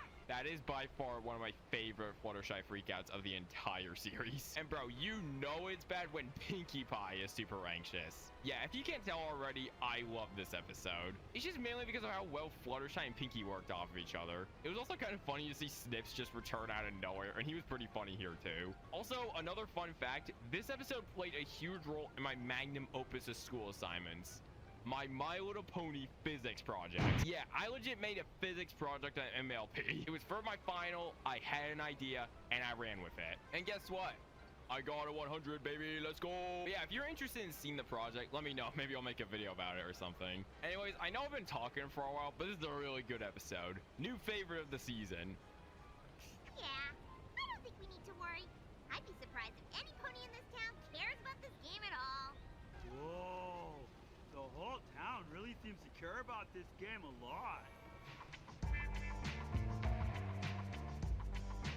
Cutie Mark Crusaders run into a griffin named Gabby, who really wants to get a cutie mark of her own. The problem is that it's likely not possible for griffins to get their own cutie marks, and so the Cutie Mark Crusaders must at least try to see if it is really true or not. It was really cool to see more of the griffins from Griffonstone, and the way they connected this episode to the one way back in season 5 was also pretty cool. It's also really interesting to see a griffin who is this energetic. Like, Gabby throughout this whole episode basically radiated Pinkie Pie energy. Don't have much more to say. It was good. Gee, if only there was a pony who knew how to trick a trickster. Or maybe a pair of ponies? I'm telling you, bro, Fluttershy stats levels are through the roof this season. Applejack and Fluttershy called by the map to Las Pegasus, which is obviously a parody of Las Vegas, as there is a pony named Gladmane who is causing customers at the luxury resort to argue with each other on purpose. And so they get help from Flim and Flam. Oh god. I was a little jump scared at first when they came on screen, but they weren't that bad in this one. I'll get to why soon. But yeah, these four must try to figure out what's really going on behind the scenes. So yeah, Flim and Flam are in this one, but I actually didn't mind them here at all. And why is that? Well, because they weren't being the same unfunny scammers for once. Seeing them actually help Applejack and Fluttershy was a nice change of pace for them. You can't trick a confession out of a pony like me. I am always one step ahead. Well, you better check your hooves, because you just stepped in a confession. That cheeky little smile says so much. This was a really fun episode overall. These map adventure episodes just prove how well these characters work off of each other. No matter what the duo is, it always seems to work. Pinkie Pie and Rarity, Applejack and Rarity, Fluttershy and Twilight, and so much more. If all of your characters can work this well as different duos, then you have great characters. Just a little compliment for the show as a whole. But back to the episode now, this was a really good one. Putting it above the times they are a changeling. Starlight tries to tackle a bunch of friendship lessons with the others while Twilight is out. She does this by using a spell where they do everything she says. However, this proves to be disastrous and Starlight must figure out how to make things up to them. This was a wild one, bro. So much happened here. Like, look at them with those big old eyes. That's terrifying. But it was also just weird to see how they acted under this spell, speaking in this really robotic sounding voice and just not being themselves at all. I think that's why I like this one so much. Seeing all this chaos unfold was crazy, yeah, but you can't deny it was pretty fun too. I bet Discord would have loved this episode. And Starlight does end up doing the friendship lessons for real near the end, obviously, so that's good. Another fun one. Pinkie Pie, Applejack, and Rarity get back from a boat trip, and Twilight is super excited to hear about it. But the three seem to be really mad at each other, and Twilight has no idea why. So she decides to talk to the three of them individually to find out what went wrong during the trip. Not gonna lie, I thought the arguments in this episode were just really petty. I don't know if it's just me, but they felt really out of character in this one. Especially Pinkie Pie, who loves friendship and making others smile. Why would she stop being friends with these two over a boat trip that just didn't go to plan? I feel like it'd take a lot more for Pinkie Pie to literally stop being friends with ponies she has known for years now. Don't get me wrong, this episode does still have some fun in it. The stories they all tell were really well connected to each other while giving a new spin on it, of course. And it was kind of fun hearing about the versions of what happened. But still, man, their arguments just felt really petty. This is another mixed bag for me. Gonna go above Newbie Dash. After Applebloom lies to Applejack, she tells a story about her lying ended up causing her way more problems than she expected. And these lies just make her situation worse and worse and worse. So Applejack tries to lie her way out of all these problems. We actually get to hear Big Mac speak full sentences in this one again, and I think this might just be the origin for why Big Mac doesn't talk so much. Because throughout this episode, Applejack constantly tells Big Mac to keep his mouth shut. I could definitely see this being one of the reasons why Big Mac doesn't really talk much nowadays. Now about the episode itself, this one is another one that I felt mixed on. I did mention a lot how Applejack lying was always pretty funny, but that was mainly because it was just a random thing that happened. It was extremely obvious that she was struggling, and it didn't drag out too long. It was usually very brief. Applejack will tell a lie, that lie will make things worse, repeat. It's very repetitive and it got kind of old fast. But at the same time, it was cool to see how the farm was back then, and I won't deny that I was on the edge of my seat or the hospital scene near the end. But other than that, this episode just felt a bit repetitive. Where the Apple Eyes will go below Stranger Than fanfiction.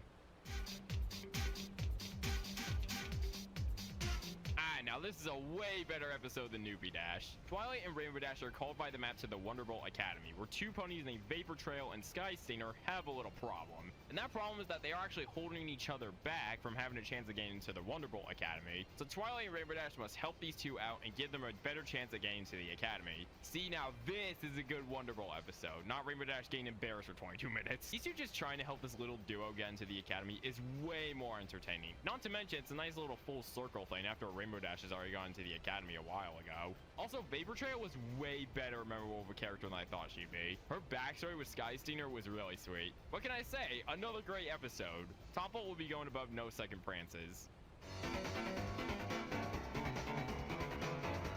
Alright, season finale time. Let's see what this one's like, shall we? Alright, so it turns out that the Changelings are back once again and have taken a bunch of ponies, including the main 6, to their lair and have replaced them with Changeling versions. So it's up to Starlight, Trixie, Discord, and Thorax to stop Queen Chrysalis and save their friends. So far, I'm really digging this one. Ponies other than the main 6 saving the day is a nice little change of pace, even if the main 6 are super fun to watch on screen. But these characters are all super fun too, especially Trixie. She's starting to grow on me like Starlight did. But yeah, as usual, part 1 mainly just sets the adventure up and not much action happens. So if we want to get to the juicy stuff, we'll have to continue this adventure in part 2. Wow, I was not expecting this finale to be as fun as it was. Everyone goes into the Changeling Hive to try and find their friends, but this ends up proving to be difficult, and so they help each other in many different ways to get to Queen Chrysalis. This is where Starlight tries to stop her and save her friends, and eventually succeeds by giving Thorax the motivation he needed, and he is now the new leader of the Changeling Hive. This finale was definitely better than Season 5's. No offense. But it was just so much more fun. Starlight and Trixie are the main selling points for me. They work off of each other like way too well. I know I said this while reviewing No Second Prances, but it's nice to see that their dynamic is still really good. Discord obviously sprinkles in some comedy, and Thorax just helps everyone out. Also, this episode shows that the Changeling Fluttershy is just as, if not more, sassy than the real one. You shouldn't rescue any of us. Unless you think maybe one of us might be the real Fluttershy. Oh, that certainly would be a nasty changeling trick, wouldn't it? Anyways, what a great finale. I really hope we get more episodes with Starlight and Trixie in Season 7. This was a really fun way to end this season.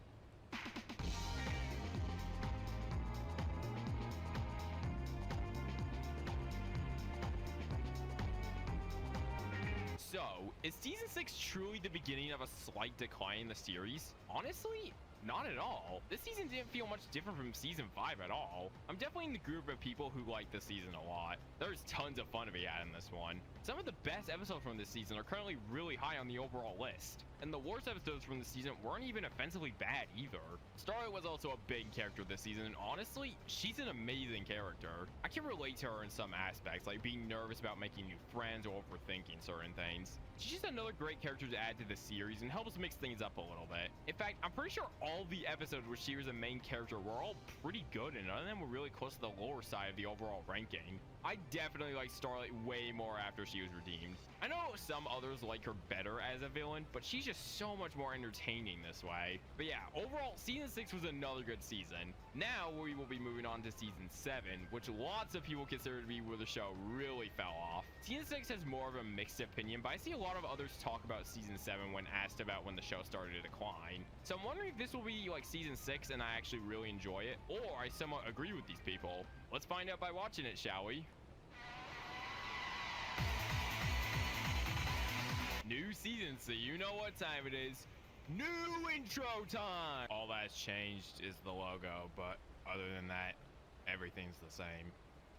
Moving on. Anyways, as usual, we start off with a two-part... Wait, this isn't a two-parter. Yeah, so this isn't like a title mistake or anything. This is apparently the only season in the entire series which doesn't premiere with a two-parter, which is definitely super random considering literally every other season has started with a two-parter. Even the very first season, which didn't even have a two-part finale. Well, that's honestly no big deal. Pretty much means we could just chillax a little bit with the first episode. So after Starlight saves everyone from the Changeling Hive, Twilight is wondering what's next for Starlight, as she believes she doesn't need friendship lessons anymore after a big big journey. She comes to the conclusion that she might actually have to send Starlight away, as that is what Celestia did to Twilight. And so Twilight looks at different possible locations to send Starlight to, wondering if this is really the choice she wants to make. Honestly, I didn't mind this episode being so chilled out. After the big journey that was the season 6 finale, it's nice to just take a breather and get a nice little wholesome episode between Twilight and Starlight. I do definitely think in terms of quality the two-parters are better, but this one was fine as well. Overall, a decent start to the season.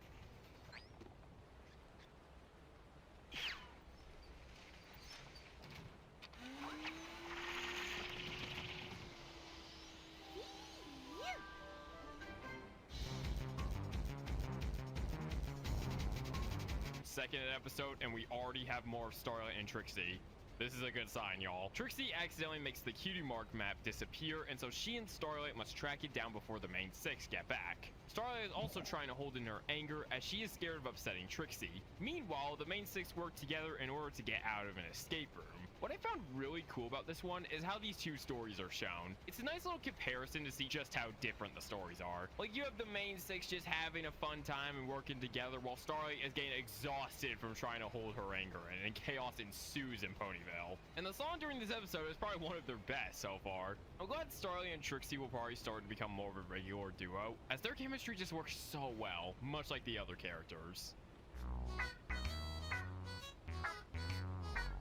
Since Shining Armor and Princess Cadence feel they need a break from taking care of Flurry Heart, they have Twilight be in charge of the baby. And as you'd expect, this doesn't quite go to plan. Honestly, this just felt like a worse version of Baby Cakes. Want to see a baby cause chaos in Ponyville and mess up Twilight's task for 22 minutes? Well, this is the episode for you. Honestly, I can't say much about this one. Just a babysitting episode that didn't quite keep my interest the whole time. Bottom of the season 7 list. Maud is considering moving to either Ponyville or a place called Ghastly Gorge, and so Pinkie tries to show Maud that she should choose Ponyville, and tries to get her to become friends with Starlight in the process. Total rock!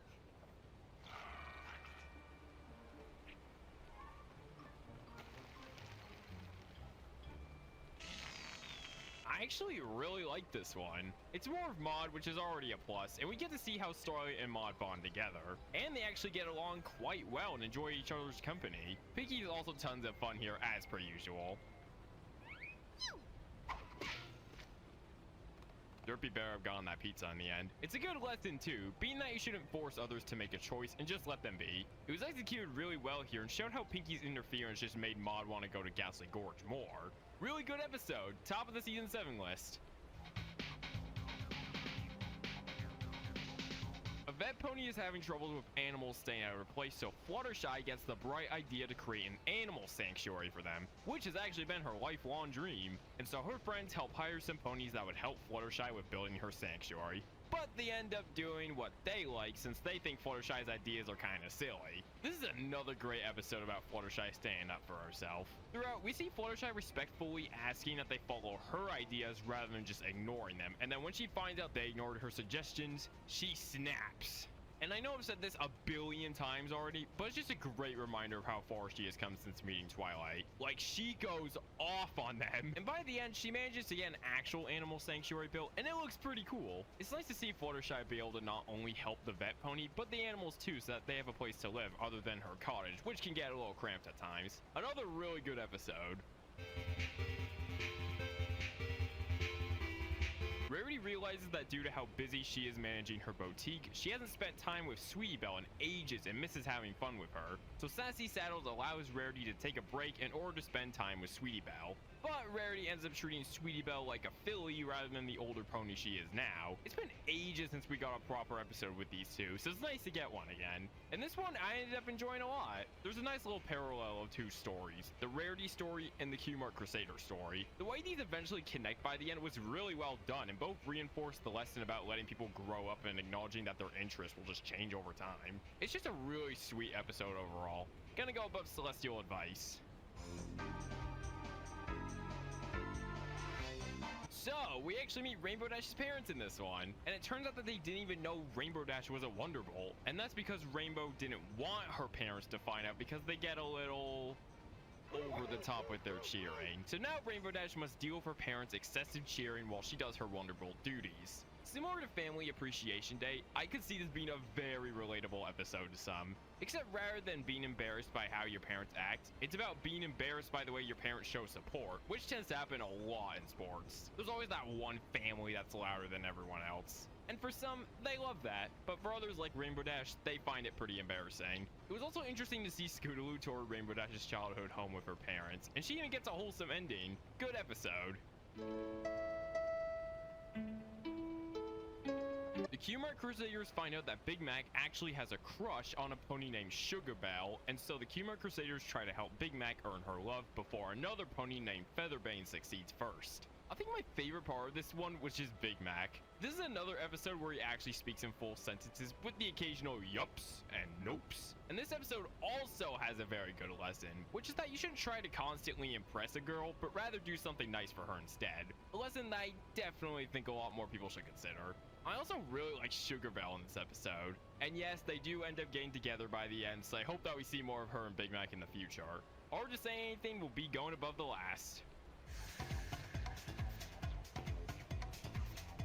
Applejack finds out that Rarity wants her to be one of the judges for her fashion show, but Applejack doesn't quite think she's fit for the job. But after being told to just be honest, she takes this a bit too far and starts being quite harsh towards the designs. I know we were on a streak of pretty good episodes, but I wasn't too big on this one. My biggest problem with it is that why on earth did Rarity pick Applejack? Like, that has gotta be the most random pick for a fashion show judge ever. No offense to Applejack, she's a good character, but like she said, she has zero knowledge on fashion, so how would she be able to judge properly? Like, yeah, Applejack was definitely in the wrong too for not really being honest, but just being a jerk. But Rarity should have picked someone who's more familiar with fashion. Like, why not pick someone like Fluttershy if she really wanted to pick one of her friends? She clearly has more of an interest in it and has literally had experience with it before. Oh wait, if Rarity picked someone like Fluttershy to be a judge instead, this episode wouldn't even exist. My bad. Anyways, yeah, this episode was kind of whack.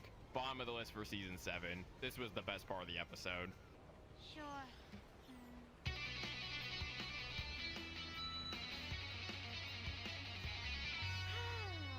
Much better.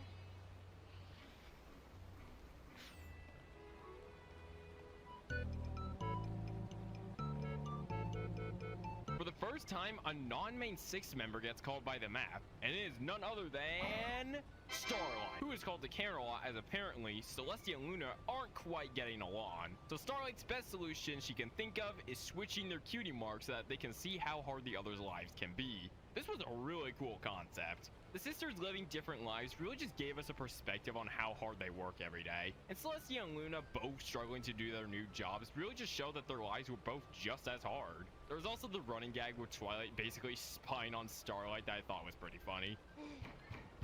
Are you okay in there? I'm good. Just, reading an exciting book. He's gonna think I'm nuts. He's not the only one. Overall, another pretty good episode that gives us a good perspective of the sisters' lives. After my 17th scroll, I think he picked up what I was putting down.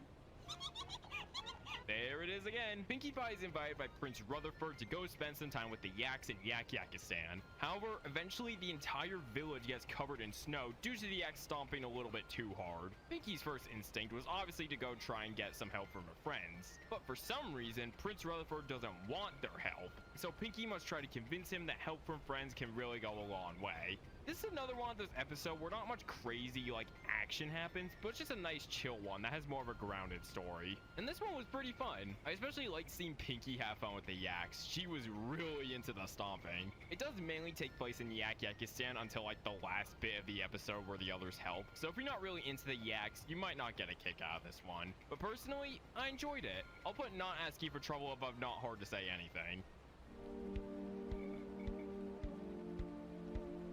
Wow, I was not expecting this one to be as good as it was. I mean, yeah, it's a Fluttershy episode and Discord is in it for some good comedy, so it was bound to be good. But this was a super good one. Not just your normal good, no.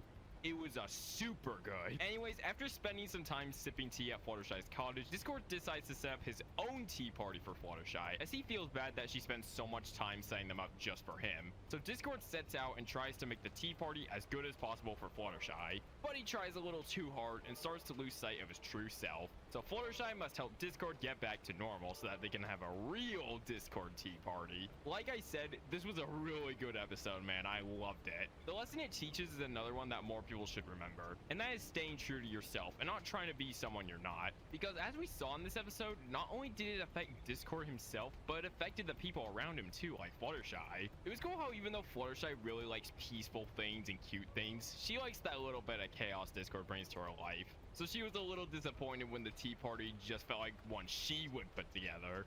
Ooh, does it actually turn us green? Is it really envious of the other teas? What's it do? What's it do? Well, it tastes delicious. Oh, okay. And I really like the scenes of Fluttershy trying to bring Discord's chaos back. That was also really good. And he'd have a chaise lounge that would actually chase you because he's funny like that. Bet you can't catch me.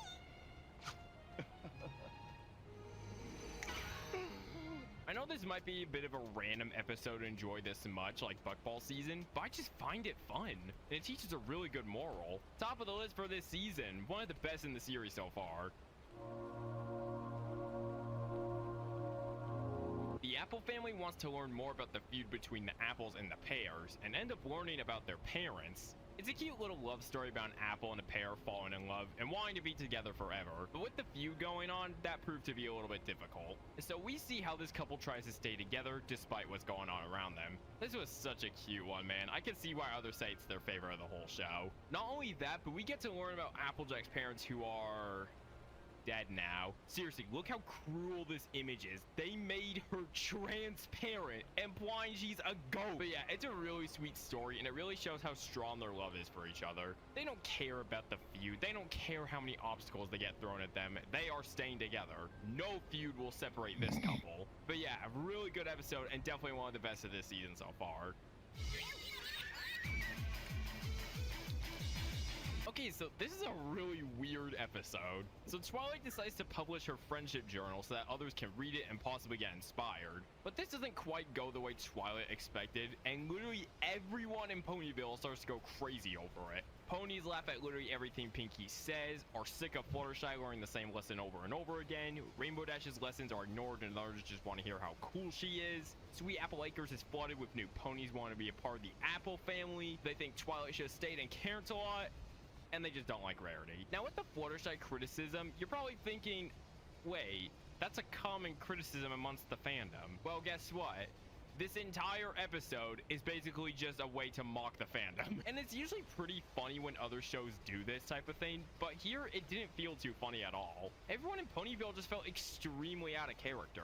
Like, these six have done so much work for Ponyville and have literally saved Equestria several times, but just because they released this book, everyone suddenly turns on them? It just doesn't make any sense. The rest of the episode is just everyone being cruel to the main six. It isn't that fun to witness. Although Fluttershy standing up for herself was nice as per usual. It's okay. I got this, girls. Listen up. I am more assertive. And yes, it took me a while to get there. But can you honestly say that you could learn something one time and completely change who you are? I didn't think so. Another thing I could say I liked in this episode was the flawless song. The visuals were cool and the song itself was nice too, but the rest I'm not too big on. I love how the writers had no idea how to actually solve the conflict, so the episode just ends. Like, they don't even do anything to solve the problem. It's just staying in the castle, and that's the solution apparently. Anyways, yeah, not the greatest episode ever. Going below Celestial advice. Spike accidentally invites his friends Ember and Thorax to Ponyville on the same day and thinks that they'll not like each other. So in order to keep them from seeing each other, Spike comes up with ridiculous ways of distracting them while also trying to spend time with both of them. Dude, these Spike episodes have seriously been improving. This one was good too. It's really funny to see the way Spike tries to keep both of his friends distracted. Even Twilight and Starlight get involved with this situation. And I'm really glad we're still seeing more of Thorax even after the season 6 finale. His design is way better now, and he's a really likable character. Ember was nice to see again as well. Nothing else I can say other than this one's a fun time. This is a weird friendship thing you ponies do, right?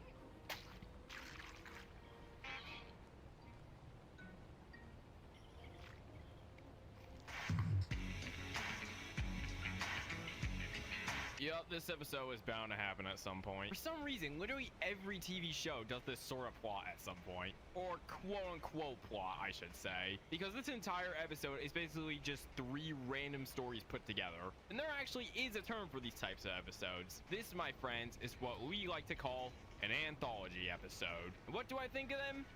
It depends. In this case, I wasn't too interested the whole time. Applejack's story was the best here for sure. The rest though, I just wasn't that too into. I just don't think MLP is the type of show to do these types of episodes, because MLP is mainly about adventure and learning lessons. But here, we don't really get either of that. There's no big adventure or no lesson to be learned. It's just a bunch of random stories. This episode obviously doesn't do anything offensively bad, but it's just kind of boring. This is probably another hot take, but I wasn't too big on this episode at all. At least Honest Apple and Famous Fortune were entertaining in a way.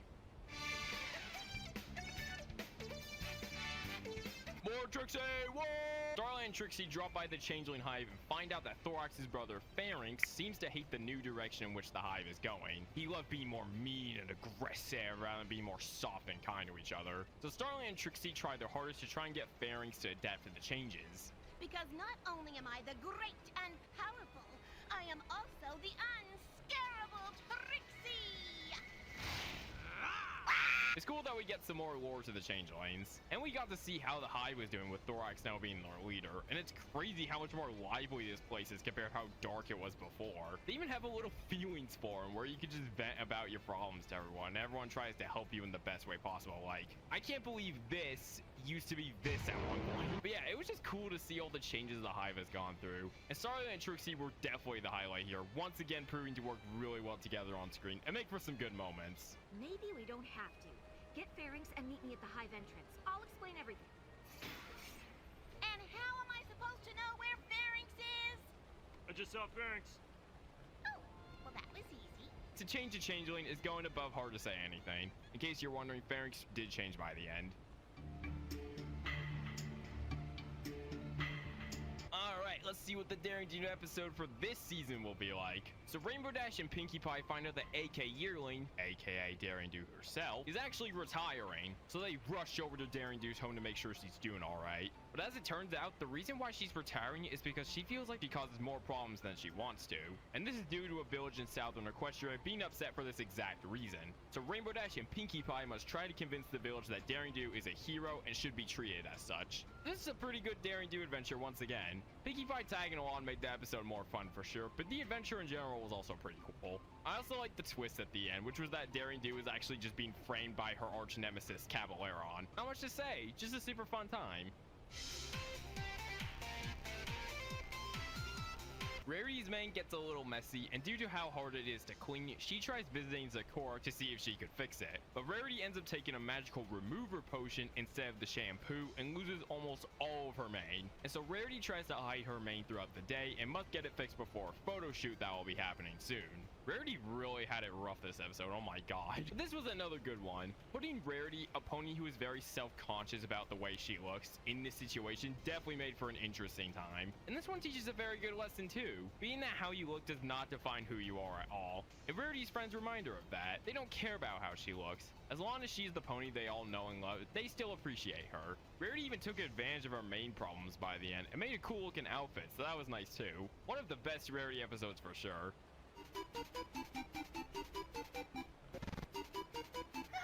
That's it. We have to go now. Lead the way, Fluttershy.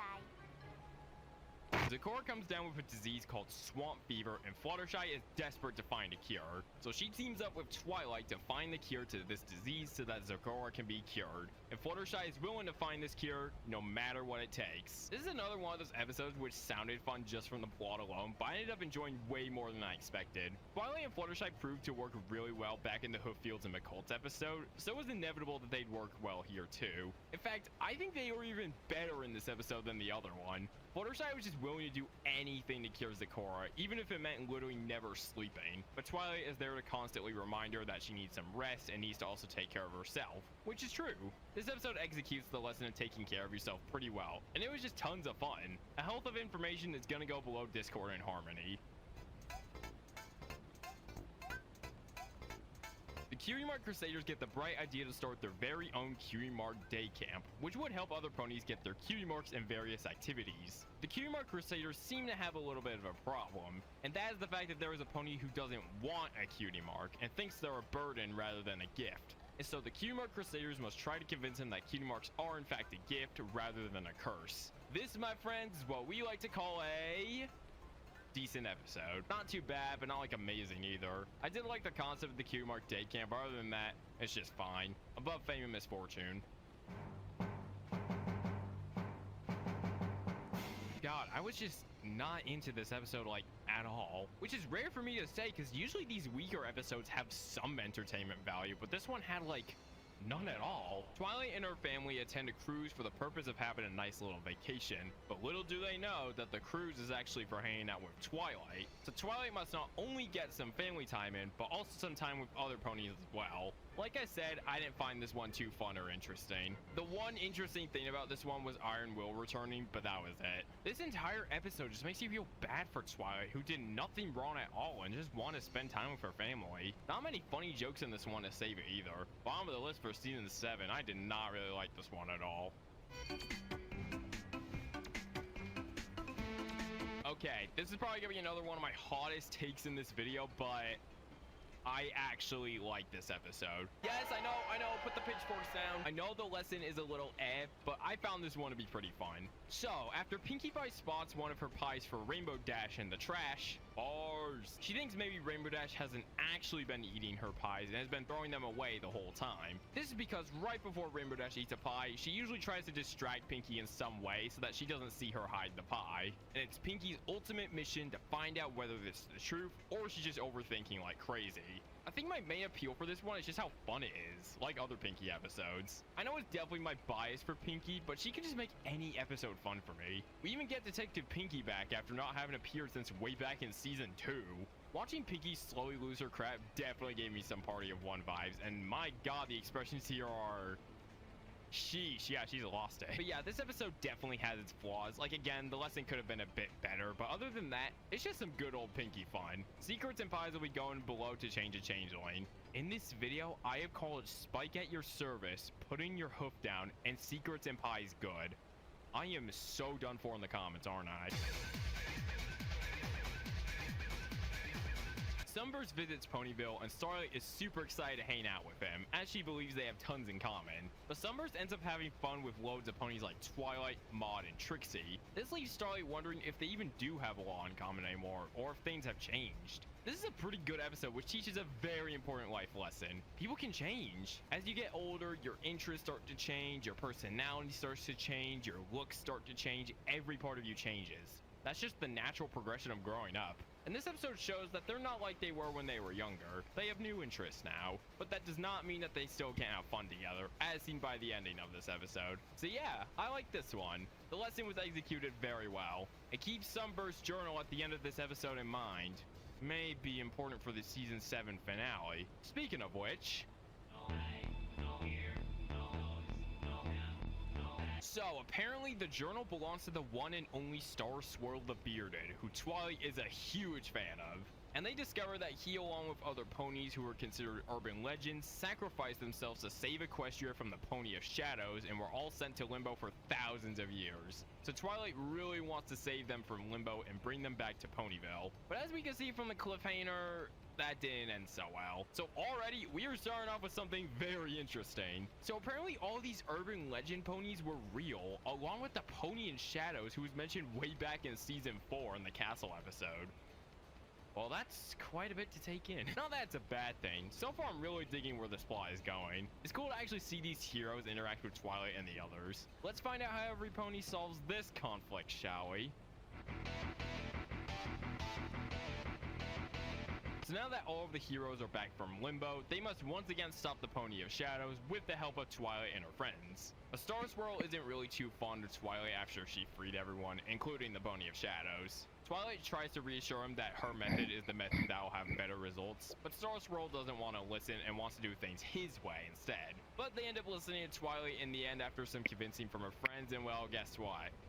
Things ended well. I know some people weren't really a fan of how Star Swirl was super grumpy, but I personally didn't mind it all that much. I mean, they were basically stuck in a prison for thousands of years. I bet you'd be grumpy too. As far as finales go, this one isn't like the best one out there, but I still enjoyed it. It's cool that these heroes are here to stay, and hopefully we'll see more of them in the future. I understand this finale isn't everyone's cup of tea, but I personally had a good time with it. An interesting send-off for the last season before things start to really change.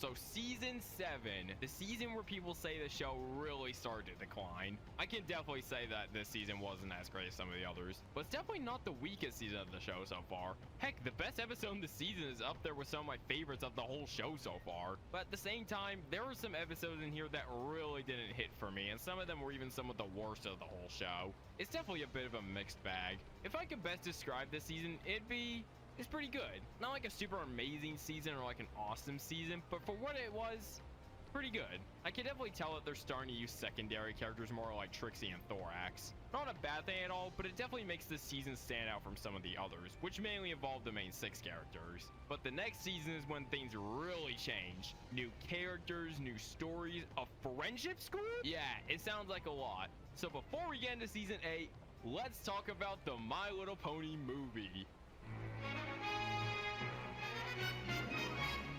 Yup, we're even talking about the movie in this video. We ain't just covering the main series, no. We gotta cover some other content too. And yes, I will be ranking a movie alongside 22-minute TV show episodes, and there's nothing you can do about it. Anyways, yeah, in case you didn't know, My Little Pony has a movie. And how is it? Well, let's go over it first. So the plot of the movie is that Equestria is in danger due to the Storm King and a pony named Tempest Shadow, who wants to take over the kingdom. So the main 6 embark on a crazy adventure to try and save Equestria from these villains. As far as the plot goes, it's as you'd probably expect. There's some new villains threatening the lives of every pony, and so the main 6 go on an adventure to save every pony. As far as this adventure goes, I liked it a lot. There were a lot more stakes at hand, which makes sense considering that this was a whole movie. And not gonna lie, this kind of felt dark for an MLP adventure. You have this pony whose horn is literally half chopped off and is literally turning every pony into stone and stealing the power from them. That's not even mentioning how dark the atmosphere gets when the villains arrive. And we even have a little fake out death with Twilight, but she obviously lives and saves the day. I think me and many others' favorite part about this movie is the animation. The animation for this movie is absolutely gorgeous. It's so lively, bouncy, colorful. It really made the movie so much better. You obviously can't go wrong with the classic Flash animation for the show, but man, this animation style is awesome. It just gives even more life to this world and its characters and really helps separate the movie from the show. It's a different style and I appreciate it a lot. The story itself was also super fun. I love me a good old main 6 adventure, and that's exactly what this movie was. And they travel really far in this one. What's that, friend? We're lost?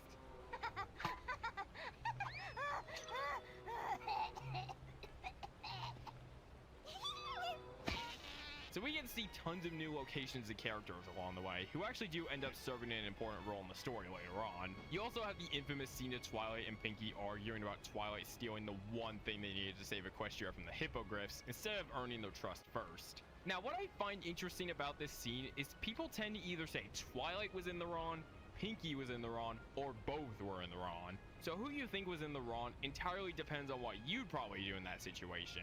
It's pretty much all left up for the viewers to decide who was wrong. And in case you're curious, I think both sides definitely could have done better. Yes, Twilight should have trusted her friends a bit and let them earn the trust of the hippogriffs, but at the same time, Pinkie should have understood that Twilight was just super desperate and was trying to do whatever she could to save Equestria. Remember, she's a princess, so that's gotta be a lot of responsibility on her back. So instead of arguing, they should have just talked it out with each other. but that's just my take on this scene. Anyways, the movie does end with Tempest, Shadow, and Twilight making up, which was nice. The villain redemptions in MLP always felt satisfying, and this one was no exception. It was a good ending to what was a fantastic movie. If I had one criticism though, it's that some characters definitely don't serve a super important purpose of the story, especially Fluttershy and Applejack. Most of the other main 6 members definitely served some purpose in the story, but some didn't quite, and I wish all 6 of them played a big role in the story. Not really a big complaint, but it definitely would have made the movie even better if all the main 6 members had an important role in the story, other than helping Twilight, of course. But yeah, the My Little Pony movie was really good. I love the animation, the story, the characters, the songs. It was all a delight to watch. I definitely recommend watching this movie, even if you don't like My Little Pony. Who knows? You might end up having a great time. Alright, now on to season 8.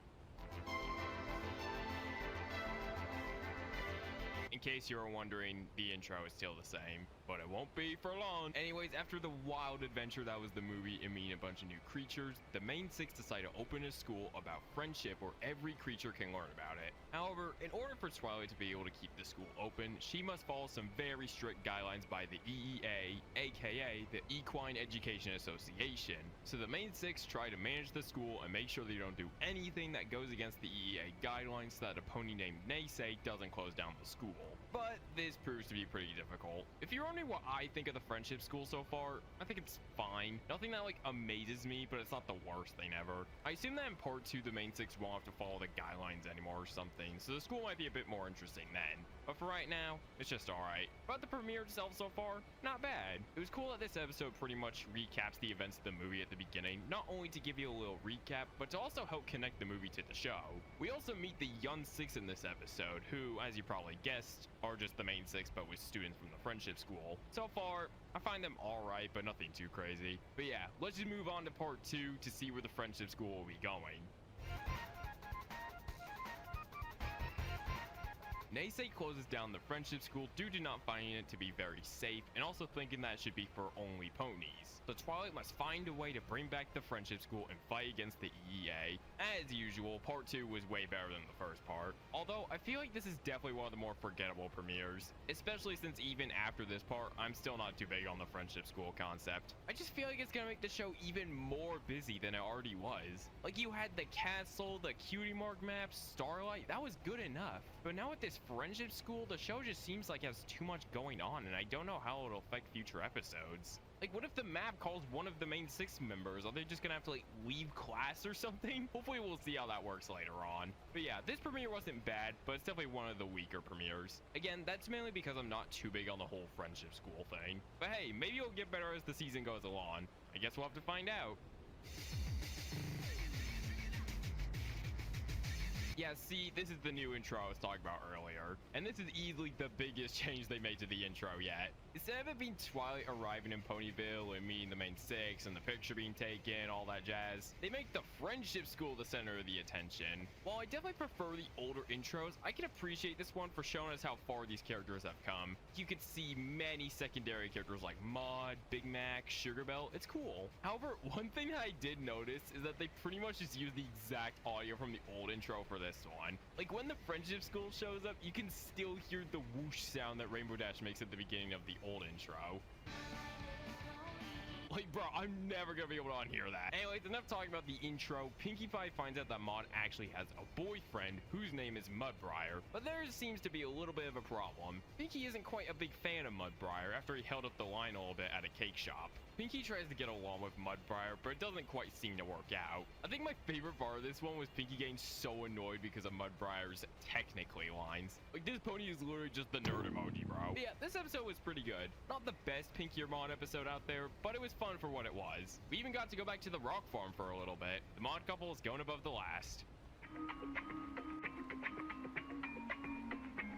Rarity asks Fluttershy to take over her boutique while she is out, but Fluttershy has no idea how to manage the boutique in a professional manner, so she tries to get her confidence up by playing several different characters that cater to specific customers. She gets a little too carried away with these characters, however, and Rarity and the others must try to figure out how to get her to stop. This is for sure one of the funniest Fluttershy episodes in the entire series. Her interactions with the customers while playing these characters were just way too good. It's a totally live ensemble with the little, like, thingies that sparkle and make the whole squad go, whoa, that pony is woke. Like I said in Newbie Dash, I love seeing different spins on the characters you know and love, and seeing Fluttershy in these different ways really made this episode a fun experience. It's also the reason we have Goth Fluttershy, so that's a plus. What a fun one this was. Actually, you're, like, totally terminated as well. Like, okay. Well, I'm glad that's over. The ride closes this week, forever. But I can't go to Las Pegasus because I have to teach at Twilight School. Looks like we're already starting to see just how many conflicts the Friendship School is causing. Rainbow Dash begs Applejack to take over her classes so that she can ride a roller coaster over at Las Pegasus before it closes for good. Applejack agrees to take over her classes, but under one condition. Rainbow Dash must take some grannies along for the ride, so she spends the day with the grannies at Las Pegasus while also trying to get on the roller coaster in the process. This one was pretty good too. Las Pegasus was definitely a really fun looking location in Viva Las Pegasus, and it's no different here. In fact, if I'm not mistaken, I'm pretty sure this episode was literally written in Las Vegas. That probably helped. I liked exploring some of the fun activities you could do here, and Rainbow Dash just trying to get on the roller coaster was a fun story as well. Not much to say, another pretty good episode. Also, I wonder why they look so familiar.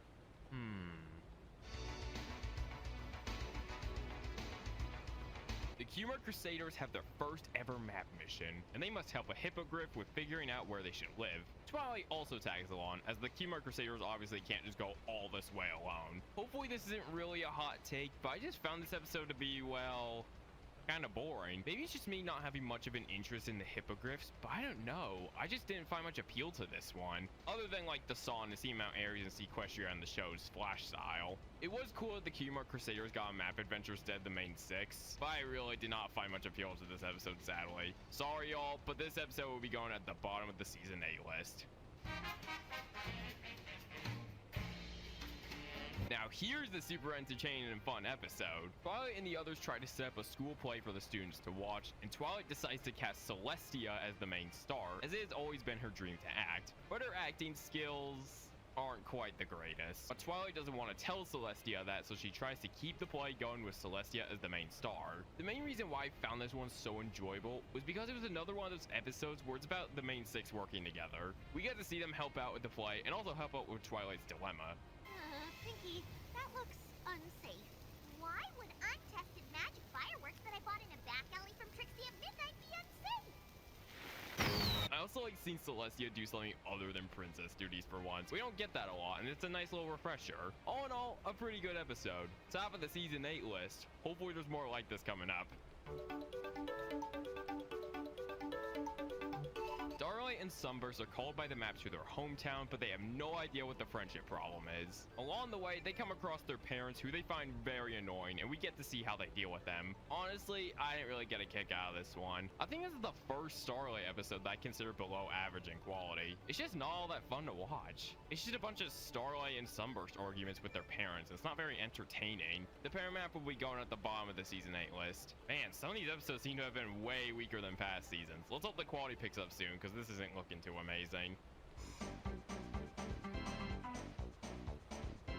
And the quality continues to decrease. How fantastic. Rainbow Dash and Applejack both have to lead a field trip about teamwork, but they both want to teach the students different things. So pretty much this entire episode is spent seeing Rainbow Dash and Applejack argue over what to do during the field trip. This episode sucks. Yeah, that is the first time I've said an episode just straight up sucked in this entire video. It took 8 seasons, but we finally got an episode which I consider just awful. It is so unpleasant to watch the entire time. Like, Rainbow Dash and Applejack basically got reverted to their season 1 selves for this episode. I thought we were way past the stage of them arguing over petty stuff like this. And there's even one part in this episode where they literally put the students in danger, and yet they just continue to argue? Like, how do you make your characters this unlikable? Usually in these weaker episodes, there's some entertainment value I get out of them, but in this one, I got absolutely none. This episode was just so infuriating to watch, and I totally recommend avoiding it altogether. Worst episode of the entire show so far. It sucks. Thank God, a good episode. Really needed one after whatever that was. Anyways, it's Hearts and Hooves Day once again, and Big Mac wants to have a good day with Sugar Belle and has some plans for what to do with her. However, he manages to overhear her talking with Mrs. Cake, and it seems like Sugar Belle is actually planning to break up with him. I really like the episode with Big Mac trying to earn Sugar Belle's love, and this episode was even better than that one. There's tons of fun to be had in this one, with Spike, Discord, and the Cutie Crusaders also being involved. I like the little subplots we get in this one, with Spike trying to teach Discord about the importance of Hearts and Who's Day, and Sweetie Belle thinking she has a secret admirer. We even get some good old ogres and oubliettes action in here. There we go, said it correctly on the first try. And Big Mac and Sugar Belle were super cute in this one. If you enjoyed Hard to Say Anything, I think you'll definitely get a kick out of this one. New best episode of the season. By the way, Sugar Belle wasn't actually planning to break up with Big Mac. He just heard that out of context and was a misunderstanding. Okay, moving on. Spike starts to realize that weird red spots are appearing all over him and is confused about what is going on. According to Smolder, this is completely normal and it's just a sign of dragons getting a bit older. Basically, Spike is going through dragon puberty, and so we see how Spike deals with all this happening to him. This was another good Spike episode. He actually manages to get wings of his own in this one, so we'll probably see him flying a bit in the future. I honestly can't think of anything else to say for this one. It was just interesting to see how Spike adapted to the new changes he was going through. And it's cool that Spike seems to be actually growing up now. I'll be putting Molt down below the mod couple. The Cutie Crusaders really like Twilight's new school and want to get into it and switch from their old school due to Twilight seeming more fun.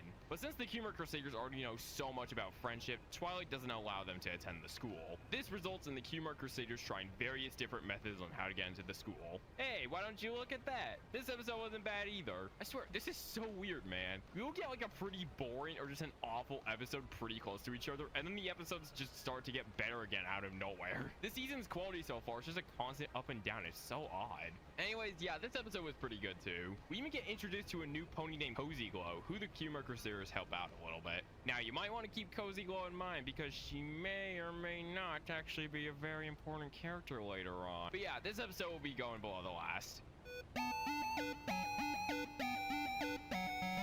Queen Chrysalis is back once again and wants revenge on Starlight and the main six. She ends up creating clones of the main six to try and help her out, and they end up being the real main six members. What we see for the rest of the episode is the main six's retreat going a bit south because of everyone believing the clones are their actual selves and arguments starting because of it. This one was pretty fun. I like seeing how everyone responded to the clone versions and all their situations tied together pretty well by the end. The clones themselves were pretty funny too, and I like how they acted just like the main six did when Discord hypnotized them. The retreat itself isn't all that exciting obviously, but the main six's interactions with the clones made it a fun time. Also, Pinky, Comfort, and Fluttershy, this one was very sweet. Going above the mod couple. After all of the main six get called by the map, Twilight leaves Starlight to be in charge of the friendship school, but it turns out Discord really wanted to be the one in charge instead. So because of his jealousy, he makes Starlight's job super difficult for her. This one was alright, but I really don't get why Discord acted like the way he did in this one. He kind of felt like his season 3 to 4 self, where he wasn't like taking over the world or whatever, but definitely still caused lots of annoyances for some. Like nowadays, he obviously does some chaotic things. I mean, that's his whole character. But here it just felt a bit much. This is one of those episodes where I think this type of plot would have worked way better earlier on in the show. Season 8 is way too late for Discord to still be causing this much trouble for someone.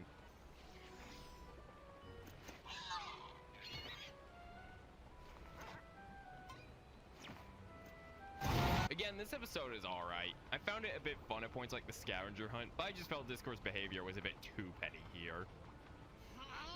Discord!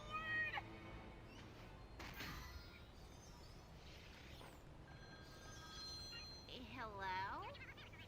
What exactly is a long-distance plan? The Young Six are about to go on break for harsh warming. However, one of the students pull a prank and Twilight has no idea who did it. So she has all of the Young Six clean up the mess while she talks to each one of them to find out who pulled the prank. And in the meantime, we get a bunch of stories about the students' old heartwarming memories put together. Once again, this type of episode where it's just a compilation of stories just doesn't work for MLP in my opinion. Much like Campfire Tales, it just feels kind of boring. The first few minutes of this one make you think it might actually be a little interesting and could even be a good old detective episode, kind of like Rarity Investigates. But then it just turns into another anthology episode and you're sitting there like, That's it? I will say that I think Gallus' story was actually pretty interesting and was pretty sad, but the rest of them, I didn't really care too much. The Harvest Warming Club will be going above surf and or turf. I really hope these anthology episodes don't become a new trend for these last seasons. Twilight discovers that there is apparently another friendship school up in Camelot and is shocked to learn this information. So she and Rarity head down to the school, only to find out that not only is Star Swirl the Bearded enrolled here, but the school itself is owned by Flim and Flam. I bet you saw it coming from a mile away. And so Twilight must once again expose their scams. Yeah, so we're back to Flim and Flam just being the same old scammers. This is like, what, the third episode of Flim and Flam scamming people and a pony trying to expose them. We've seen this a billion times already, and it wasn't even that good the first time. They even suggest the idea of the school actually being legitimate and Flim and Flam actually changing their ways. But then you find out that was just a big lie from them and they're still the exact same characters they've always been. I think it would have been way better if maybe this episode actually did redeem Flim and Flam and they stopped their scamming ways. It would be a nice little send-off for them. But nope, just another episode we've technically seen like twice already. Friendship University is going above the last. If we get another Flim and Flam scamming people episode, I'm actually gonna lose it, bro. While Rarity and Rainbow Dash try to teach the students a friendship lesson, they realize they don't have much in common and start to dislike each other as a result. And so now Twilight must figure out a plan on how to get Rarity and Rainbow Dash to start arguing. This episode is just stupid. It's like a slightly better version of non-compete clause, but I use the word slightly very lightly. Similar to that episode, it just feels like they're acting like their season 1 selves rather than their current selves. Their season 1 selves argued a bit more because they just became friends and were still figuring things out. But we are 8 whole seasons into this show. These petty arguments stopped ages ago. These episodes where the characters just act like their past selves just makes it seem like they haven't developed at all, which is obviously not true. We've seen many developments with every character. 70s episodes this late into the show is just ridiculous and stupid. This episode is super dumb, going above non-compete clause, but my god, this one's almost just as bad. This episode is awful. Just god awful. There are literally zero redeeming qualities. This episode is straight up hot garbage. Let me tell you why.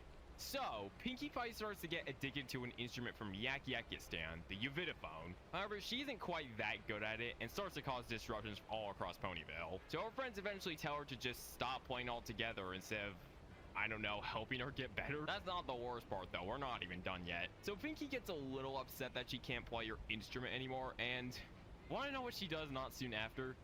She plans to leave Ponyville.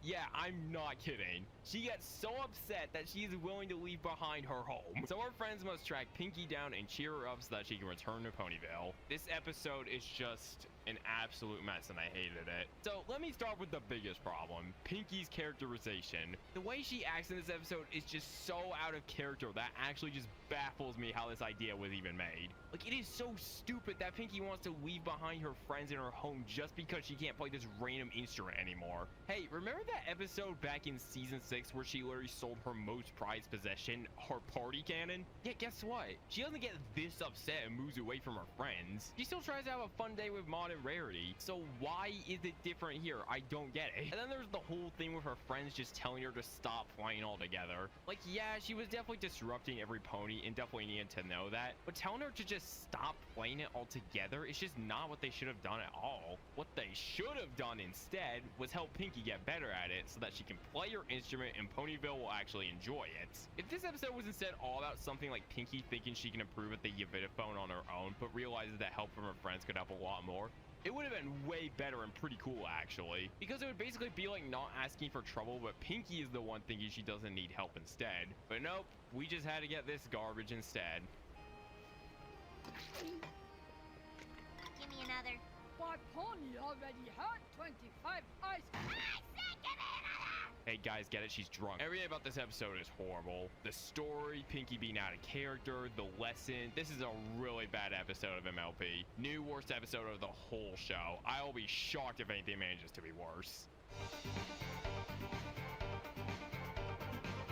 Thank God, we finally have an actual good episode. I swear, man, we were on like a whole streak of low quality episodes, and they just dropped this banger out of nowhere. Let's embrace this episode while we can before we sadly likely go back to mediocrity. Trixie is offered to host one of her magic shows all the way in Saddle Arabia. With it being so far away, Trixie doesn't want to go alone, and so she decides to bring Starlight along with her for the adventure. But along the way, they run into many problems, and their friendship starts to fall apart as a result. If you're a fan of Starlight and Trixie like me, I think you'll enjoy this episode a lot. It's just some good old Starlight and Trixie fun. I loved seeing these two go on this adventure, and they were pretty funny here as per usual.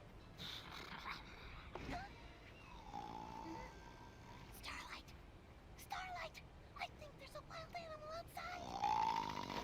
It's nice to have an episode which is fully dedicated to Starlight and Trixie, because usually there are other main characters alongside them. But no, this entire episode is just the two of them. I like Starlight, I like Trixie, an episode dedicated to both of them, sign me up. New best episode of the season, no doubt. It's good that even in this season we can still get some banger episodes like this one.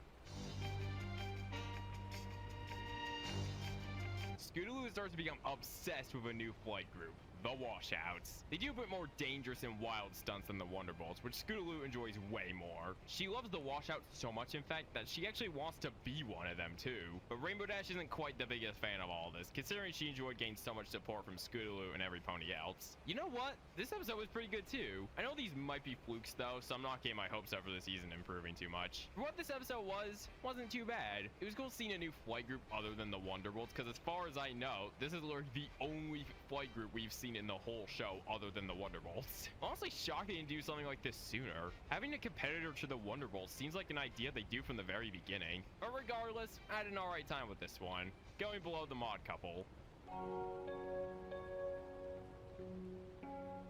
With Rockhoof being in limbo for thousands of years, the world has obviously changed a lot since then, and so he must try to adapt to the modern world. However, with him still being used to the way things were in the past, he struggles with this a lot and starts to question his purpose in life. He even gets to the point where he wants Twilight to turn him into stone forever. You can probably guess what this is an allegory for. I don't think they handled that aspect the best, but everything else was alright. I like seeing Rockhoof try out many different things, and the ending for this one was really sweet, with everyone loving his stories. This one was another alright one.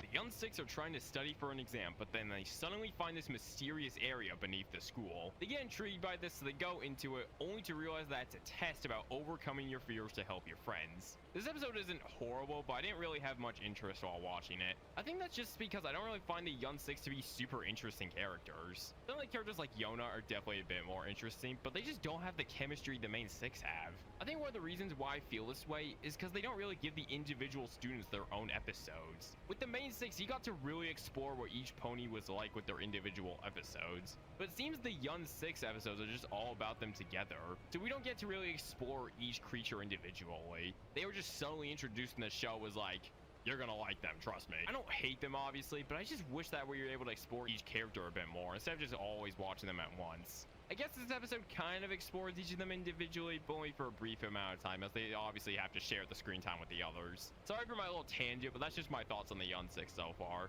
Anyways, this episode will be going below Friendship University. Didn't find this one too interesting. Sorry. Yes, but actually... Come on! We're burning daylight! I know, but what I found out is that... Now we gotta get up that peak! I figured if we use some rope and elbow grease, we can make it up half. Applejack! Can you please listen to me?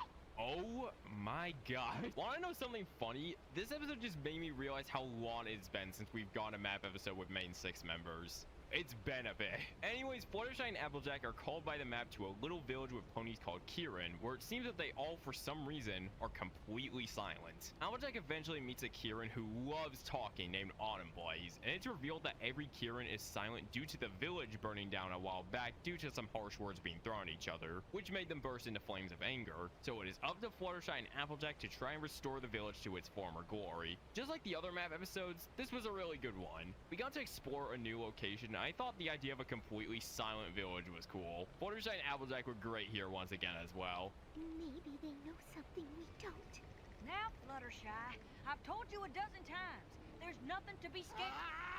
There was also Autumn Blaze, who I thought was an alright character. Similar to Gabby, she gave off tons of Pinkie Pie energy. Overall, another great map adventure. It's nice to see one of these again. Sounds of Silence is going below the breakup breakdown. I had a fun time with this one.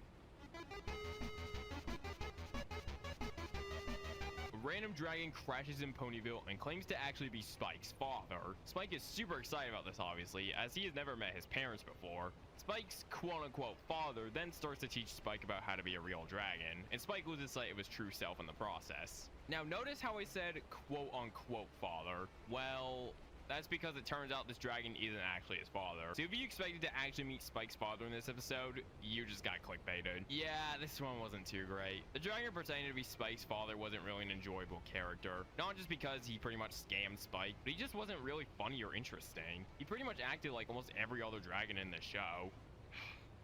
I'm your father. Sorry.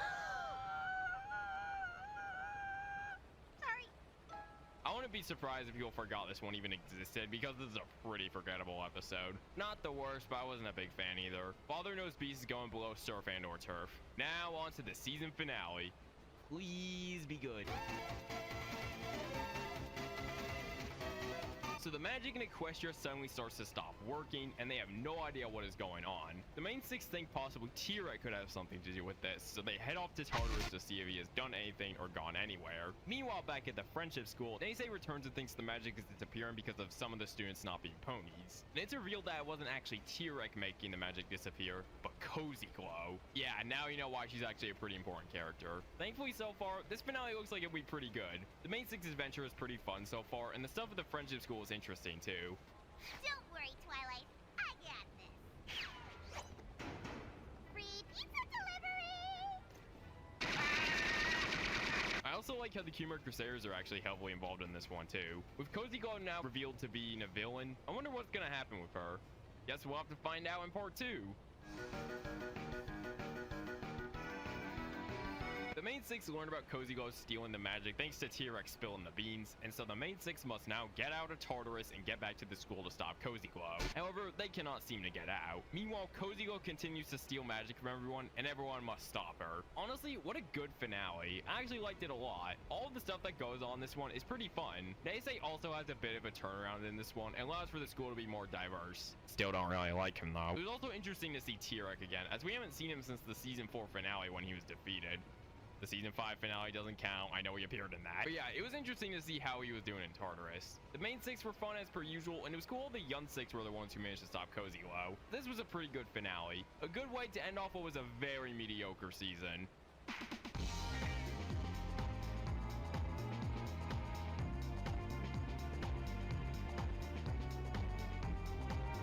This is the new worst season of the show for sure. The consistency with the quality in this one was so weird. Like, you could have a few pretty good episodes, and then the quality randomly completely nosedives and get a ton of mediocre or even just god-awful episodes in a row. There were only a few episodes in this season which I could say were really good. Most of them were either mediocre or just some of the worst of the entire show. My opinions on the friendship school for sure still stand. Like I said, it just makes everything feel so much more bloated. The past seasons already had enough going on, but man, the school just made things even more crowded. And the school concept itself I'm not really big on. Again, like I've said, MLP is a show about adventure and learning lessons, and I really like the adventure aspect. But obviously, being at a school isn't very adventurous. So this just leads to many of the episodes that take place at the school being not so interesting to me at all. Not only because of that, but in some of the school episodes, some of the characters just acted really out of character. There were some good school episodes like Horseplay, because that one actually characterized the main six in the way they normally are. But in most of the other school episodes, or even just regular episodes, they just act so out of character and it gets really annoying to watch. I could definitely see why many consider this to be the worst season of the show. With how inconsistent the quality is and how many bad episodes are in here, it can be a bit of a pain to get through. Thankfully, like I said, there were some gems like Sounds of Silence and On the Road to Friendship, but for the most part, this was a very mediocre season. Season 9 is up next and is the final season of the whole show. I bet there's gonna be lots that will happen in this one to wrap up the show, and hopefully it'll be way better than this season. It'll hopefully be fun, wild, and pretty emotional. So to prepare for the final season of the entire show, let's check out the Christmas special, Best Gift Ever. Yeah, so after season 8, they decided to make a 40-minute Christmas special. I enjoyed the Harvest Warming episodes a lot, so a full special about it seemed like it would be a good time. And spoiler alert, it was. So let's talk about it for a little bit, shall we? So for Harvest Warming this year, the main 6 and Spike decide to do something a little bit different. They decide to do what is called a Harvest Warming helper, where every pony is assigned a pony and they must get just one gift for that pony. So everyone goes on an epic search in order to find the best gift ever. I already said that I like this special, but I can just find it pretty good or alright. I actually really like this special. For comparison, I think it's actually better than the movie. I guess the reason why I like this one so much is it's a Heartwarming episode, which I've already stated multiple times. I love Heartwarming episodes. And it's a nearly hour-long special. It's the best of both worlds. I just found it so much fun with us seeing how each of the characters try to find their best gifts. I think they gave each character the perfect amount of screen time, and none really got more or less than the other. There was one scene with Flim and Flam, but thankfully it doesn't drag on for too long, and we don't get another super long musical number from them, so I didn't mind it all that much this time. It's full episodes dedicated to that, which I have a problem with. Another thing we get in this episode is a funny little scene with Derpy. Why? Is that a really? Because Applejack's not in Sweet Acorn Orchard. Do you want me to get the package and deliver it to her? No! It's really funny how many voices Derpy has had. I'm assuming it's related to the controversy surrounding her, with many parents finding her offensive to disabled people, which is kind of stupid. Like, your character wasn't making fun of them or anything. What do you want about? But yeah, I guess they changed her voice as a result of that controversy or something. But hey, she sounds just fine here. Derpy is Derpy, and she's still an S-tier pony. Anyways, moving on from Derpy, we also get some good old Discord action in this special. And as usual, he brought some nice comedy for us. He also tries to help Rainbow Dash find the perfect gift for Fluttershy, and he, of course, picks an animal that turns into a beast. Classic Discord. Yeah, each of their adventures to find the perfect gift were all super fun. Rarity's was actually pretty sweet, with her gift that was meant to Applejack ending up being given to a different pony, as the gift was accidentally sent there. But Rarity decides to let the pony keep the gift, which was very nice of her, and was definitely a highlight for this special. And at the end of this special, we get a nice little song from Spike, which I liked. The song at the beginning was also pretty good. And one more fact about this special I'd like to talk about is that to help advertise it, there is a whole phone line you could call, and you could hear how the main 6 were doing while trying to find the best gift ever. Hello? Hello? Can you hear me? It's me, Fluttershy. I'm supposed to be choosing the best gift ever, but I've been having a little trouble. A lot of trouble, actually. The problem is, there's so many presents to choose from. They're all so wonderful in their own ways. And whichever I choose, well, the other presents, they might feel left out. I don't want to hurt any present's feelings, so I choose all of them. I hope your Heartwarming is filled with hugs from every pony you love, and some critter hugs, too. Thanks so much for calling. Bye-bye. However, nowadays this phone line doesn't exist anymore, so you unfortunately can't call Pinkie Pie and hear chaos going on in the background anymore.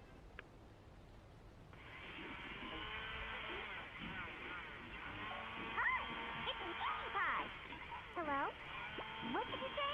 I can't hear you! Anyways, I think overall, this was a super solid special. If you like the Harvest Warming episodes and don't mind watching a 40-minute special, I think you'll enjoy it. It's got a fun story, it's pretty sweet, and has some good musical numbers. Best Gift Ever is honestly one of my favorite things I've watched from the show so far. Near the top of the whole list. Alright, who's ready for some Season 9?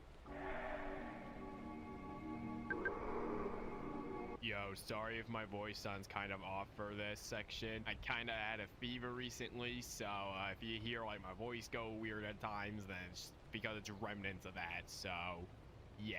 Well, here we are.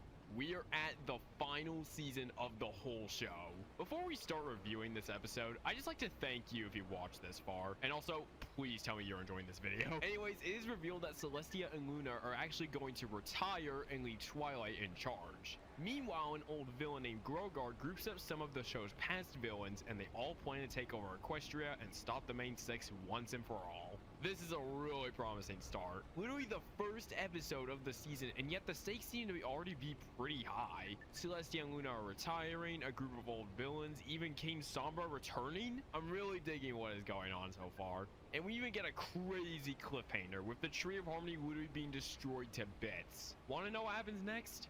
Yeah, me too. Sombra continues to try and take over Equestria, and the main six must figure out what to do now that the Tree of Harmony is destroyed. And we see just how Sombra takes advantage of this, with him possessing tons of ponies. This is easily my new favorite premiere. The amount of stakes at hand in this one really had me on the edge of my seat. Like, you have several parts where the main six start to burst into tears because of what is happening, and the little Tree of Harmony getting destroyed. You would not see stuff like this happen in an average premiere, but the high stakes in this one just made it all of that more fun. Sombra's defeat really felt like Nightmare Moon's defeat way back in the first premiere, which was a nice little throwback. Kind of like a full circle thing, you know? All in all, this is a really good start to the season. With how crazy this premiere already was, I have no idea just how crazy the finale might be. The Young Six are called by the Tree of Harmony, only to find out that it has been destroyed as seen in the premiere, and so the Young Six want to try and memorialize it in the best way possible. I know I said I wasn't too interested in the Young Six, but this was an alright episode. It was sweet seeing this group try to memorialize one of the most iconic parts of the show. We also get to see the Tree House of Harmony, which I think has a cool design. There's no doubt that I'm gonna miss the Tree of Harmony though, but I can still appreciate the Tree House of Harmony for what it is. This was an overall decent episode. Nothing too crazy, but I thought it was alright. After King Sombra's return, Shining Armor helps to make the Candlelight Castle a little bit more secure, but he needs someone to test his defenses so that he knows they're good enough, and so he assigns Twilight a special task. If she can get past all of the defenses and steal a crown, she officially earns the label of Sibling Supreme forever. This competition is inspired off of what Twilight and Shining Armor used to do when they were younger. They would do some competitions, and by the end of the week, the pony who won the most competitions would earn the label of Sibling Supreme. This is a title that Twilight really wants to keep, so she asks for help from her friends so that they can successfully pull off this heist. There are tons of fun aspects in this one. It was cool to learn more about Twilight and Shining Armor's childhood, and I loved all of Twilight's friends' wacky ways of trying to help her get the crown. It's once again just some good old main six fun, and I really enjoyed it because of that. The way this one ended was pretty sweet too, with Spike being the one to steal the crown and earn the title Sibling Supreme. Very good episode. Season 9 is looking very promising so far.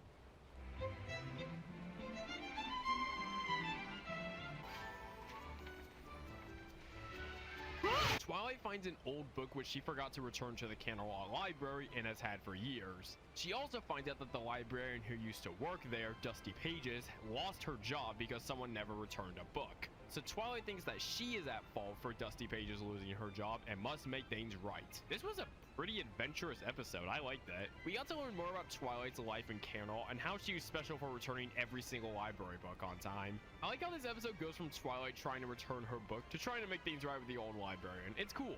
This one was pretty interesting. Gonna go above Uprooted. From Ponyville. Do you think they know we're here? I think they have a pretty good idea.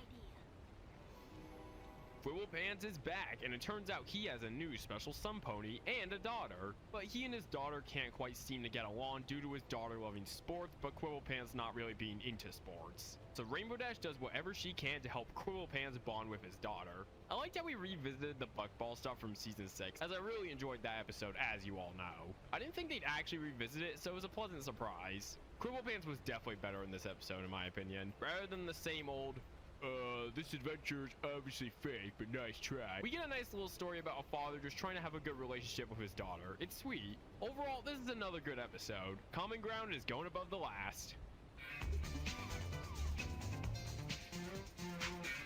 See, now here's an episode solely dedicated to one Young Six member. Sandbar asks Yona to a dance at the friendship school, but Yona doesn't feel that she'll fit in that much. So she asks for help from Rarity and the others on how to have a good time at the dance. Good.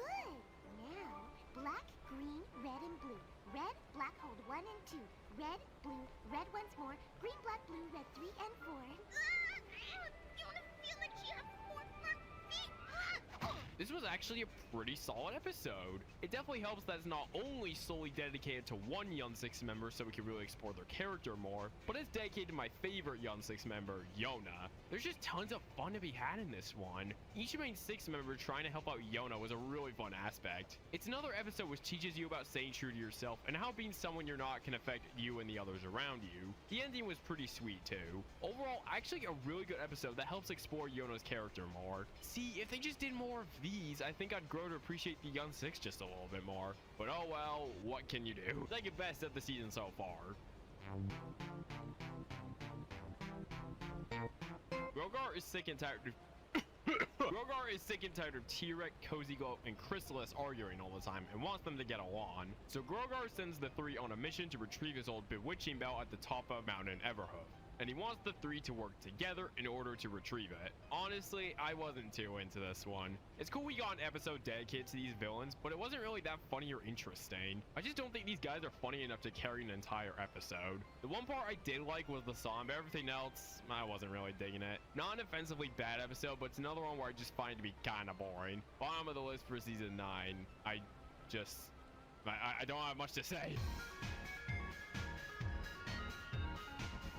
Spike, Smolder, and Fluttershy head off to the Dragonland so that they can cheer up Smolder's brother, who actually turns out to be Garble, that one dragon who just loves to pick on Spike. Meanwhile, Fluttershy tries to figure out why the baby dragon eggs aren't hatching. I never really liked Garble as a character, as he just felt like his entire personality was picking on Spike. But I actually really liked this episode. It's real that this whole time, Garble only picked on Spike to fit in with the other dragons, when in reality, Garble enjoys doing other stuff that most dragons would probably make fun of him for. It really reminds me of the movie Wonder, where Jack Will makes fun of Augie to fit in. Both of these stories teach the lesson of not only being true to yourself, but that it doesn't matter if you don't think you fit in. What's important is staying true to yourself, no matter what others may think. And people actually like Garble's true self by the end, so he got a pretty good ending. I'm glad that we got some closure to Garble, as some other antagonistic characters just don't seem to change. Anyways, I enjoyed both that story and Fluttershy trying to help the eggs hatch. And speaking of Fluttershy, guess what this episode also had? Excuse me, but that's not a very nice game.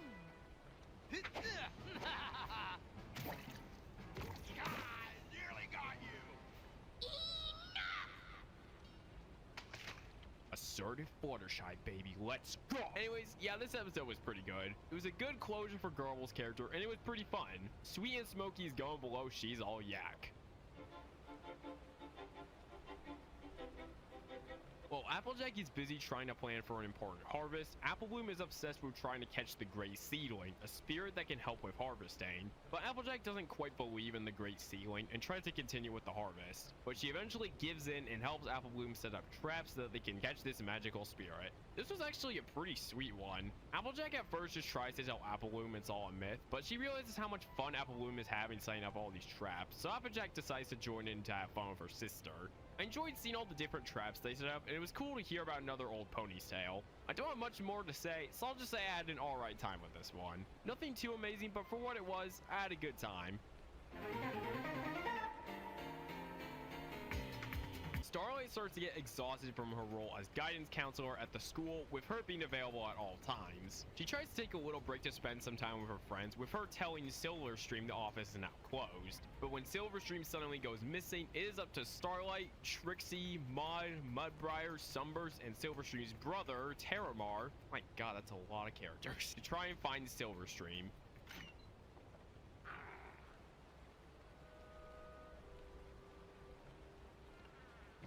I loved how many different characters were involved in this one. We get some good Trixie moments from this one, which is always nice.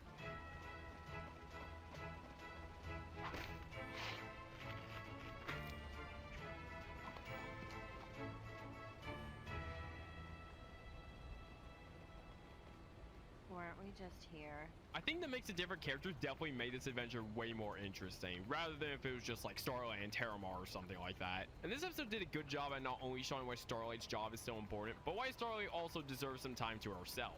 Overall, a pretty good episode that I had a fun time with.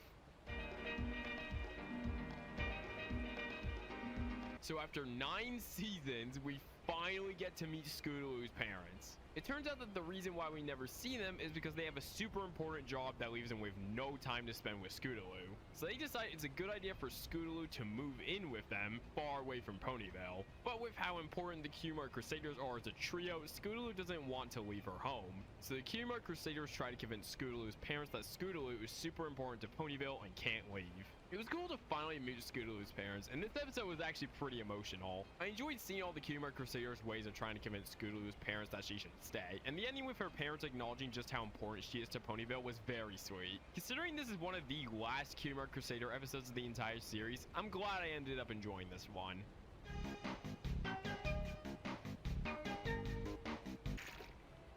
Oh, now this is just terrible. Miss Cheerilee ordered cupcakes for school today, and I forgot to make the order.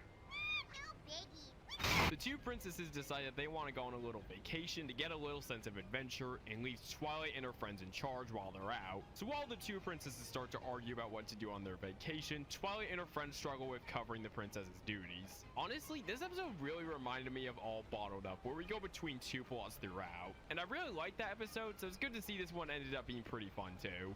We got to spend some more time with Celestia and Luna, and once again got to see them do something other than princess duties, which, like I said, is a nice change of pace. Seeing Twilight and her friends try to take care of their duties was also pretty fun. Yeah! All we have left to do is polish the armor, bubble the punch, glitter the carpets, puff the pastry, float the clothes, and carpet every road in Camelot. Should I keep reading?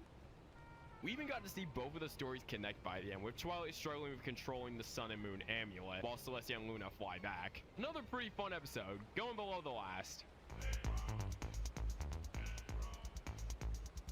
Weird Al returns as Cheese Sandwich in this episode. He was a really good character in Pinkie Pride, so hopefully he's just as good here. Pinkie Pie has been invited to Cheese Sandwich's amusement factory, where he distributes things to provide ponies with fun and laughter. Pinkie is super excited about this invite, as not only does she get to explore this factory, but she will hopefully be able to get help from Cheese Sandwich about finding her life's purpose, as she feels she still hasn't yet with how many things her friends have accomplished. But there's a big problem.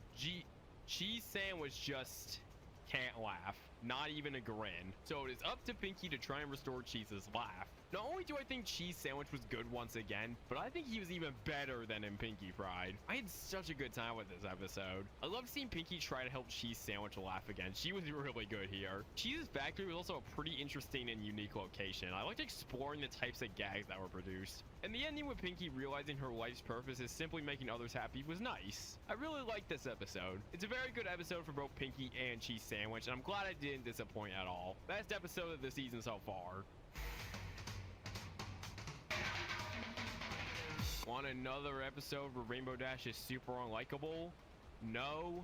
Well, too bad. The school decides to start a buckball team, and Rainbow Dash hopes to be able to coach the team, but Twilight wants Rainbow Dash to coach the cheerleading squad instead. Rainbow Dash is super disappointed by this and ends up just trying to avoid coaching the team. Like I said, Rainbow Dash is just super unlikable in this one. I do like how they're expanding upon the buckball stuff more, but this episode just wasn't it. Like, yeah, I can definitely understand why Rainbow Dash would be a bit bummed about not coaching the buckball team. She is a sports pony after all, but her just straight up refusing to coach the cheerleading team just seemed really petty for her. This entire episode just feels like it belonged in season 8 more than season 9, which featured tons of episodes where the characters were super unlikable or just straight up out of character. It's not the worst thing out there, but certainly not great, even if the title has great in its name. This episode was going above Frenemies. At least this one was a bit more entertaining and interesting than that episode.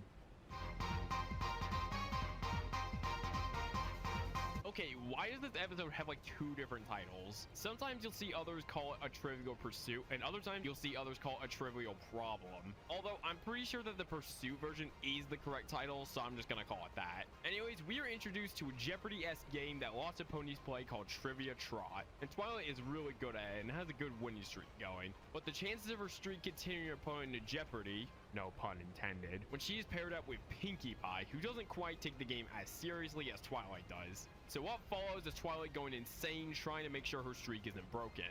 Twilight and Pinkie Pie forever! Ooh, we could be Team Twinkie! Or Team Pink like Sparkle Pie! No! Twi Pie! Oh, they they knew exactly what they were doing here. This episode is pretty good. I will say I did feel bad for Pinky a lot, with Twilight pushing her away a lot and just taking the game way too seriously. But I think there's still tons of fun to be had with the two. I liked how they both just didn't take the game seriously at all by the end, and both just want to have some fun. It was also cool to see some of the other team-ups. Fluttershy and Bulk Biceps, Sunburst and Cranky, Maud and Mudbriar. It was nice. Another thing I noticed while watching this one is the animation. I feel like this episode really shows you just how different the animation has become. Earlier on, I said I didn't really mind the over-exaggerated expressions because they didn't seem too crazy or overused. But I don't know, some of the expressions here just felt a bit off. I don't really know how to describe it, but you can probably notice it when watching the episode itself. It seems that's usually when they're facing front, so it probably has to do with that and the way they're drawn now. Doesn't ruin this episode too much, but definitely a bit uncanny. Anyways, I think that's enough talking for this one. Going above common ground. With Celestia and Luna retiring sometime soon, they decide that this Summer Sun celebration will be the last. So Twilight really wants to make sure that this one is the best yet. But Grogar's group of villains are determined to try and ruin it for every pony else. So it's up to Twilight and her friends to try and make sure that the Summer Sun celebration goes well, it doesn't get ruined. Total chaos out there! Don't look at me. You know what? This was actually a really good one. One of my favorites of the season so far, in fact. I seem to really enjoy the episodes where it's just all of the main six trying to help with a problem, as we get to see how each of them handle it. That's probably why the main six trying to make sure a celebration goes well. And the villains were definitely a bit more interesting in this one than in Frenemies. But yeah, nothing more to say. Super fun one. Fluttershy and Angel's relationship is in a little bit of a rough spot. I mean, when is it not, am I right? And so Zakor gives them both a potion where they switch bodies. I wonder what it's gonna do. Whoa. Hang on, hold up. Am I a pony? Why am I a pony? And so the two of them both start to understand each other a little bit more, due to how difficult their lives can be at times. This was honestly the perfect episode to give a little closure for Fluttershy and Angel. Throughout the series, Angel always just acted like a little prick to Fluttershy at times. But here, he seems to finally understand her a bit more and appreciate her for all she does for both him and the animals. Fluttershy also understands that she needs to try and balance time with Angel and the other animals, even if things can get a little busy at times. Roses are red, violets are blue. You sell flowers, and so do you. Rubber baby buggy bumpers, rubber baby buggy bumpers. Toy boat, toy boat, toy boat. Oh, come on. I usually find body swapping episodes to be pretty interesting, as it's fun to see what wacky shenanigans the characters can get into. And this one was no different. We get to really see both of their struggles with their new lives, and them slowly realizing that both of their lives can be just as hard at times. This episode will be going around the middle of the season 9 list, but this is still a pretty good one. This episode, on the other hand, is really bad. Rarity notices that Spike is hanging out with her less and less because Spike has found a new friend who turns out to be Gabby. You know, that one Griffin that really wanted a cutie mark? Remember her? And so Rarity worries that she's done something to upset Spike, and we spend the rest of the episode seeing her basically just stalk him. If you're a big fan of Rarity, you are going to hate this episode, guarantee. The way they characterize her here is just so weird, and she comes off as really clingy. It's kind of uncomfortable to watch, if I'm being honest. And to make matters worse, you got the uncanny animation I was talking about from the trivia episode, which just makes her expressions even more weird. Once again, this episode just seems like something that would come from season 8. The entire episode is just Rarity trying to break up the friendship between Spike and Gabby, and it's just, why? All in all, just a really bad episode. Bottom of the entire list for season 9 so far, likely for the rest of the season too. We're basically in the home stretch for this season, so I'd be shocked if they managed to randomly make an episode worse than this one. Ooh, a bunch of boring stuff. For a really long time. Okay. I know history's important, but I never learned any of it, and look how I turned out. Last Starlight and Trixie episode of the series. Let's hope we're going out with a good one. And thankfully, we are. With Twilight soon taking over Celestia and Luna's duties, she won't really have time to take care of the school. And so she obviously picked Starlight to become the new head mayor because, let's be real, who else would she have picked? Discord. We all saw how that went. Anyway, since Starlight is a bit nervous about taking care of the school on her own, she decides to try and find someone who can act as a vice head mayor so that she isn't alone when making sure the school is doing all right. Now, you may be wondering, where on earth does Trixie come into this? Well, it turns out Trixie really wants this job, mainly so that she can work with Starlight, but she doesn't quite meet the expectations Starlight was looking for from a vice head mayor. And so we spend the episode seeing Trixie's methods of trying to prove to Starlight that she's a good choice for the job. It was mainly just funny seeing Trixie's methods of trying to get the job. That one running gag where she kept saying wink was pretty good too. Well, message received. Wink. The ending was also a nice little resolution, with Trixie not getting the vice head mayor job and Sunburst getting it instead, but she becomes the new guidance counselor. Overall, this is a pretty fun Starlight and Trixie episode, and I'm glad the last one ended up being a pretty good one. This duo has some pretty consistently good episodes and was for sure a highlight for the series. Part of me wishes we got a little more of them in season 6, but hey, better late than never, I suppose. Keeping up the theme of final episodes, we have our final Daring Do episode. With a random author releasing a book which seems to talk about Daring Do's adventures from Cavalieron's perspective, Rainbow Dash and Fluttershy must investigate this mystery. So Fluttershy ends up going on an adventure with Cavalieron and some others to try and find out the truth behind the books, and Rainbow Dash and Daring Do try to rescue Fluttershy from the villains. Thanks. I'm having the best time with you all. Fluttershy must be having the worst time with Cavalieron's goons. This was a weird send-off for Daring Do, I'll say that myself. I don't think this episode is as bad as others say it is, but I can definitely understand why others don't really like it. Like, this episode is just full of continuity errors. They try to redeem Daring Do's villains and make them seem like they were good guys all along, but like, they were clearly established to be villains earlier on, so I don't buy this redemption at all. It really just messes with the lore that we already know. But at the same time, I did enjoy seeing a Rainbow Dash and Fluttershy Daring Do adventure. The one with Pinkie Pie was pretty fun, so it's cool to see another one of my favorites join Rainbow Dash in one of these. It also honestly makes sense for Fluttershy being one of these since she was literally the pony who helped Rainbow Dash try and get that book back in the trading episode. But this one messing with the canon a bit definitely brought it down. Not a bad episode by any means. I think this one is another one that gets a little more hate than it deserves, but definitely will be placing a little lower on the season 9 list. It's gonna go above the point of no return.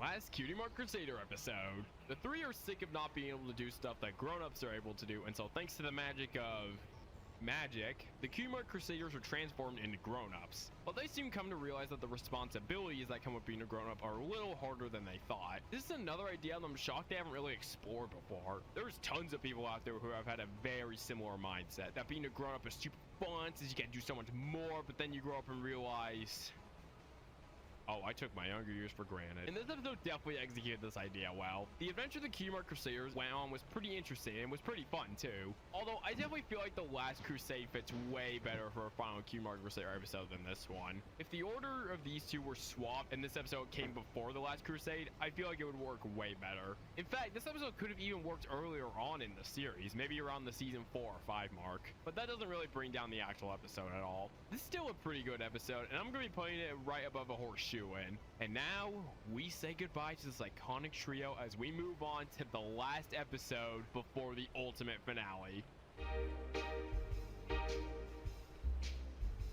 So yeah, here we are, the final episode before the finale. And fortunately, it's a really good one. So Big Mac and Sugar Belle both plan to propose to each other, and they have a secret plan on how they're going to do it. But when each of them tries to get help from their friends, it ends up resulting in chaos. Not only was this episode tons of fun, but it was so sweet too. I like the little segments of Spike, Discord, Mrs. Cake, and the Cutie Mark Crusaders talking to the camera and explaining what happened. These characters trying to help Big Mac and Sugar Belle only for it to end in chaos was pretty fun too. But I definitely think the highlights of this episode come from Big Mac and Sugar Belle as per usual. But man, this is definitely the best episode with the two so far. Because the ending with the two ending up getting married was just so damn sweet, man. I loved it. I loved how they got married at the exact same place where Applejack's parents did. Nice little full circle thing. Big Mac and Sugar Belle are just so sweet together, and similarly to Applejack's parents, no matter what happens, they are sticking together. And you know you hit the jackpot when you got with someone who has a mindset like that. They don't care how many hardships will come along as long as they they have you, they are perfectly happy. This episode was just all around a perfect conclusion for Big Mac and Sugar Belle. They are now happily married, and they seem like they're going to be a great husband and wife.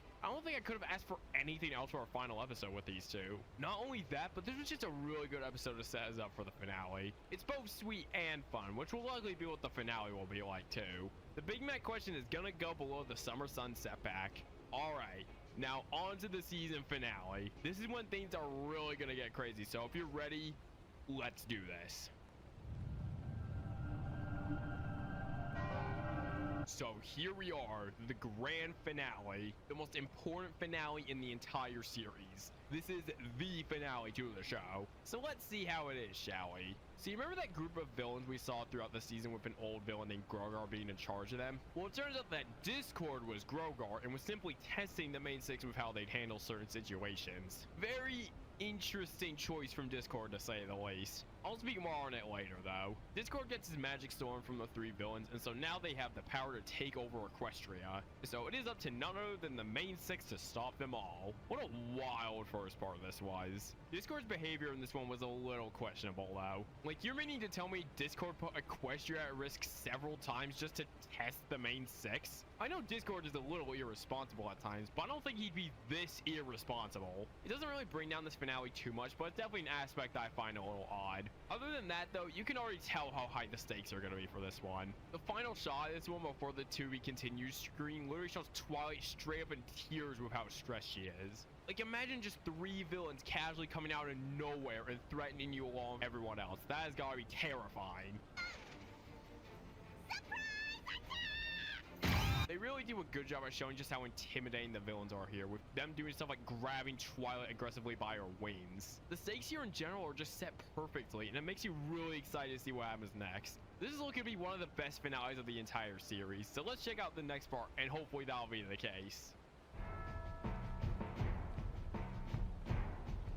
Twilight suddenly disappears, and the rest of the main six get captured by the three villains. Meanwhile, the entirety of Equestria is understandably thrown into a pit of panic due to the sudden takeover of the villains. The main six are eventually free thanks to Discord's help, and eventually find Twilight. And Twilight is so overwhelmed by all this happening that she actually thinks they won't be able to save Equestria. But her friends remind her of how strong they are, and so they try their hardest to make sure Equestria is in good hands again. God, what a great two-parter finale. Just like I mentioned in part 1, I think my only gripe with it is the whole thing with Discord being Grogar and putting Equestria at risk several times just to test the main six. But he at least helps out in the end, so I don't find it to bring down the entire episode down that much. Just like in the first part, the stakes are set perfectly here. You get to see all these locations just set into hysteria because of this sudden takeover, and you even get to see Twilight in a state you usually never see her in. See, the entire theme of this season was that Twilight was finally starting to get her confidence up a bit and believe that they would always be able to stop threats, no matter how big. But in this episode, she genuinely believes that it's straight up impossible to save Equestria with how much is going on.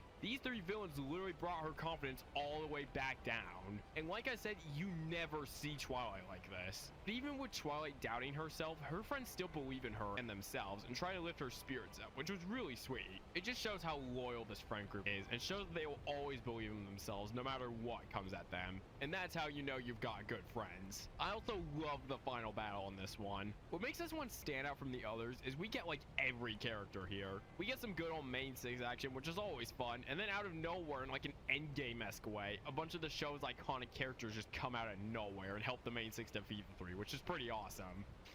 Tingly, itchy, also like... I can transform the cosmos so everything is made of icing! And as the cherry on top, Celestia tells Twilight that she's officially ready for becoming a new ruler of Equestria after they defeat the three villains. Not only that, but this episode ends in the exact same location as the best night ever ended. I have no idea if that was intentional or not, but either way, it's another nice little full circle thing, and I love that. This two-parter overall was just such an epic one, and one of the best of the show for sure. I don't think it's quite as good as Twilight's Kingdom. There are definitely some minor gripes I have with this one that I don't really have with Twilight's Kingdom, but this one comes extremely close. This episode will be going above the beginning of the end. Now, despite this being a two-part finale, we actually have one more episode in the season to go, and it's gonna be even more emotional than this one. So without further ado, let's check out the final episode of the entire show. Here it is, the episode that made millions of fans cry around the world. And I can definitely see why. So in this final episode, we fast forward many years after the epic battle between the three villains and the rest of Equestria. And we get to see Twilight as the new ruler of Equestria, along with Spike, who now looks like he's pretty much been to the gym. Twilight also looks completely different, with her resembling a Celestia-like design. Not only is she now the new ruler of Equestria, but she now takes care of Celestia's school for gifted unicorns. One of Twilight's students actually ends up coming up to her and tells Twilight that she isn't quite big on the whole friendship thing and thinks it's a waste of time due to believing that they can never last forever. So what follows is Twilight recounting a time when she thought the same, when she was moving away from Ponyville to become the new ruler of Equestria. We get to see how Twilight and her friends prepare for her coronation and what the rest of the main six are up to nowadays. We also get to see that even after all these years, the main six are still very best friends and keep in touch with each other despite how busy they all are now. And so thanks to this story, the student learns about the true magic of friendship. Like I said, I can for sure see why this episode made so many people emotional. As I was watching this one, I just felt so many emotions. I obviously felt very proud of not only Twilight, but the rest of the main six too for how far they have come. Twilight is now the ruler of Equestria, Pinkie Pie is a kid with cheese sandwich, Fluttershy and Discord helped to run the Animal Sanctuary, Rainbow Dash is now in charge of the Wonderbolts, Rarity is still very successful for boutiques and has even just opened one in Yakistan, and Applejack is now the one in charge of Sweet Apple Acres. It's just absolutely amazing to see how far these characters have come and how much they've accomplished. But on the other hand, it's also very bittersweet. Like, this is literally the final episode of the whole show. This is where the story ends. When the Magic of Friendship Grow song was playing, I was just thinking about how I was actually about to finish the show and how proud I was of all these characters. I was sad it was coming to an end, but I was also very proud of what all these characters have managed to do over the course of the series. And just to make things even more emotional, not only do we get to see the students start to make some friends and have Twilight's entire story with the main six be a full circle, but the final shot of this episode shows that the entire show was basically just one big story, with the book that appears at the start of the very first episode finally closing, concluding the story. This was just the perfect way to end the show. I was shocked to learn that people actually dislike this finale, even to the point where some want the entire season to be revised. Like, how could you not be happy with this? I don't think I could have asked for anything more for the final episode. This was just such an emotional episode. It really wrapped up the series perfectly. This episode is the best episode of the season for sure. It's definitely carried by the fact that it's literally the show's finale, but it's just such an emotional experience. I love seeing where all the characters are now and seeing what happened before Twilight's coronation. It was the perfect way to end an amazing show.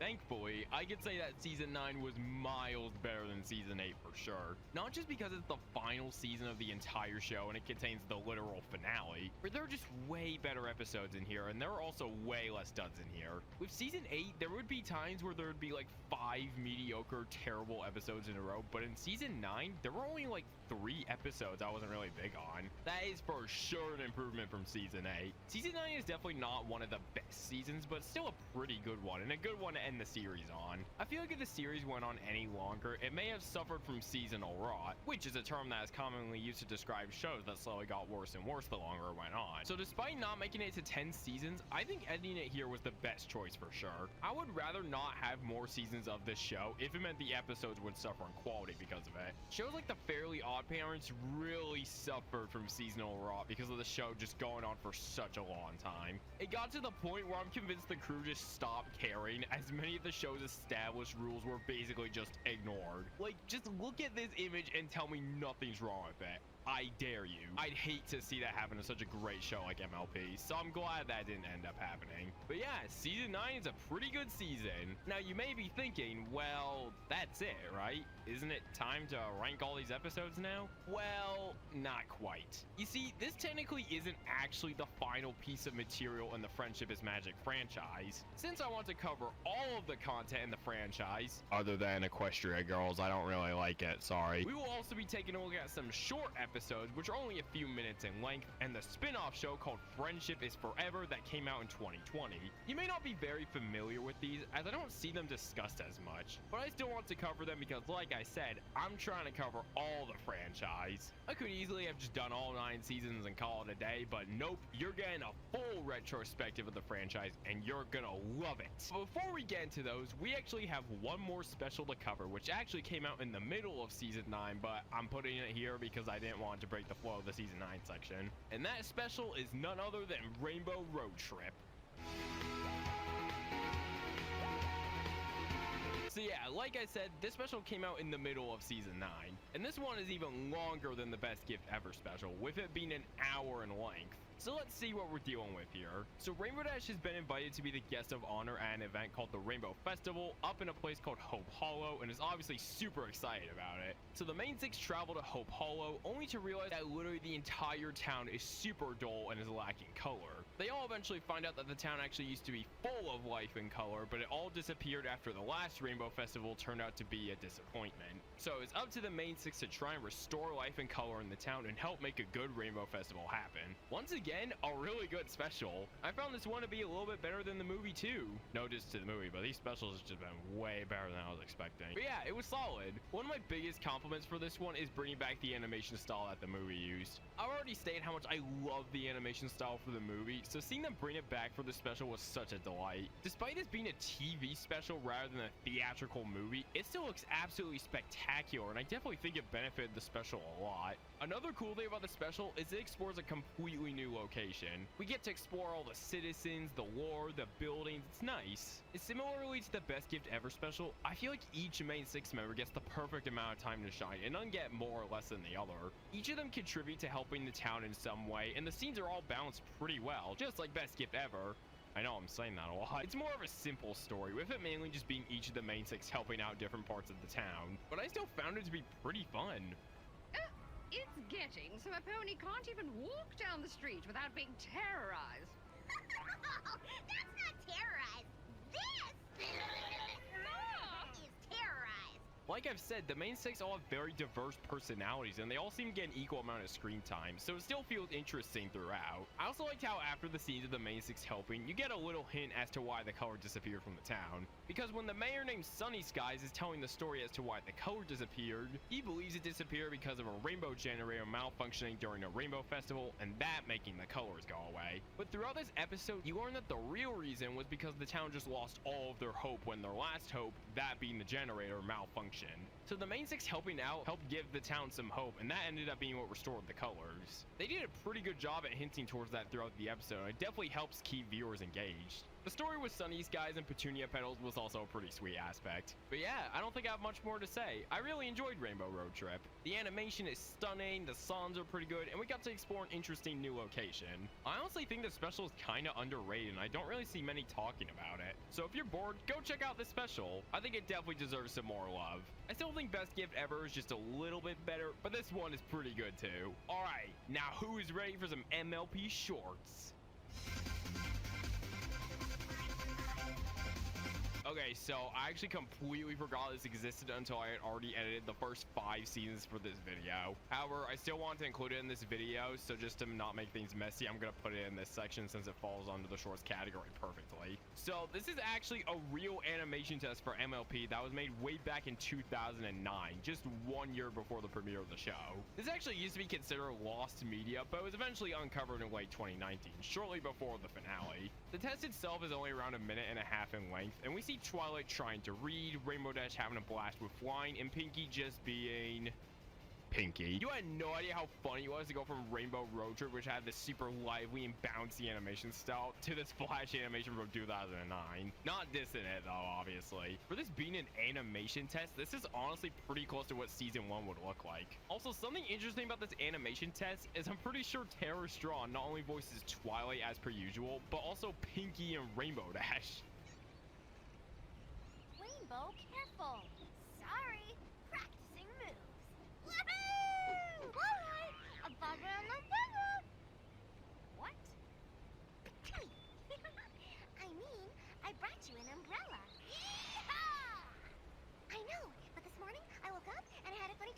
tail, and that always means something will be falling out of the sky. You can definitely tell that Ashley Ball and Andrea Libman, who usually voice these characters, are just completely absent from the short. And another interesting thing to mention is Twilight, Rainbow Dash, and Pinkie are the only characters that appear in the short. We don't get any Fluttershy, Rarity, Applejack, or even Spike. I guess they were still figuring those characters out and just used the ones they had the best ideas about, or they just didn't have a good idea on how to utilize them in the short. One more thing I'd like to mention is how in this short we get the whole Pinkie sense thing going on, which means that Feeling Pinkie King took inspiration from this short and turned it into a full episode, which I find pretty neat. That was awesome! Was that your rain? Yes. No. Wait a second. Nope, that wasn't it. That was it. But yeah, this was not only super cool to take a look at, but it's a charming little short. I definitely think this is pretty important to mention when discussing the show's history, as it was a good starting point for making the show what it is today. And now we go from 2009 Flash animation all the way to 2018 Flash animation. How great. So these first few shorts you'll probably notice have a certain theme. And that's because Hasbro decided to create 3 shorts in order to promote the Best Gift Ever special. They really promoted the hell out of the short, wow. But let's see if these shorts were good promotional material or not. In this short, we see Rainbow Dash challenge Applejack to a triple pony dare competition. The rules are simple. The first pony to complete a dare wins. Applejack and Rainbow Dash constantly try to complete many dares but are unable to do so. Pinkie Pie eventually inserts herself into this short and she ends up winning due to daring the two to stop daring and then refusing. The short's alright. I think a common trend with these shorts is I'll simply consider them to be alright due to them only being a few minutes rather than closer to like 7 or something. But for what it is, this one is decent. I like how Pinkie just randomly inserted herself into this whole thing and ended up winning. If the next Best Gift Ever shorts are similar to this one, I think I'll be just fine with that. Pinkie Pie creates an escape room for her friends to try and get out of. She gives a little warning that if they don't get out in time, something quote-unquote super big and really scary will happen. But she doesn't remember exactly what that scary thing is, and so we see Pinkie's friends try to figure out how to get out of the escape room, only to fail, and they eventually find out what the super big and really scary thing is. It's got me wearing a parachute. This short definitely felt a bit more fun than the last one. The main 6 trying to get out of an escape room was pretty fun back in season 7, and it was no different here. I liked how Pinkie was the one to create the room this time, and she was pretty fun here. Overall, a slightly better... No shot, I accidentally wrote short in the script. A slightly better short than the last one, there we go. This one just felt a bit more fun to me.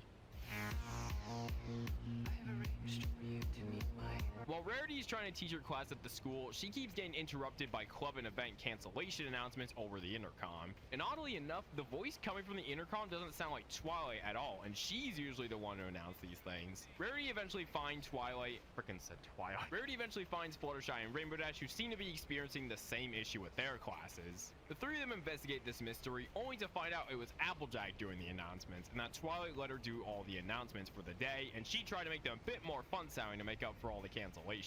This one's alright too. It's a short little mystery episode and it's pretty fun. I did like how they didn't just use Rarity for this one, as they easily could have, but they decided to bring Rainbow Dash and Fluttershy into, and they definitely made it a bit more fun. Don't have much to say about this one, but it is the last of the Best Gift Ever shorts. So after this one, you'll notice them being a little less festive. But overall, I think the Best Gift Ever shorts did exactly what they needed to do, and were certainly good promotional material for the full special. Twilight thinks Rarity should try changing up her main style and ends up creating one that's very similar to Celestia and Luna's and really likes it. She tries to get her main into this style, but nothing seems to work. That is until she finds out that Spike's wings flapping creates some decent winds and has them fly over her main, recreating the hairstyle. This one wasn't really bad, but is the weakest short so far. This one just didn't really feel as fun as some of the others did. It was a little interesting seeing her methods of trying to recreate the hairstyle, but in comparison to the other shorts, this one's just okay. Twilight has a cold and Spike can't seem to help her get better. The interesting part about her cold, however, is strange things start to happen after every sneeze. And we get to see what strange things happen to the rest of the main 6 because of these sneezes. Pinkie eventually arrives with a cure for the cold and it seemingly makes everything go back to normal, but then it turns Twilight into a baby. Alright then.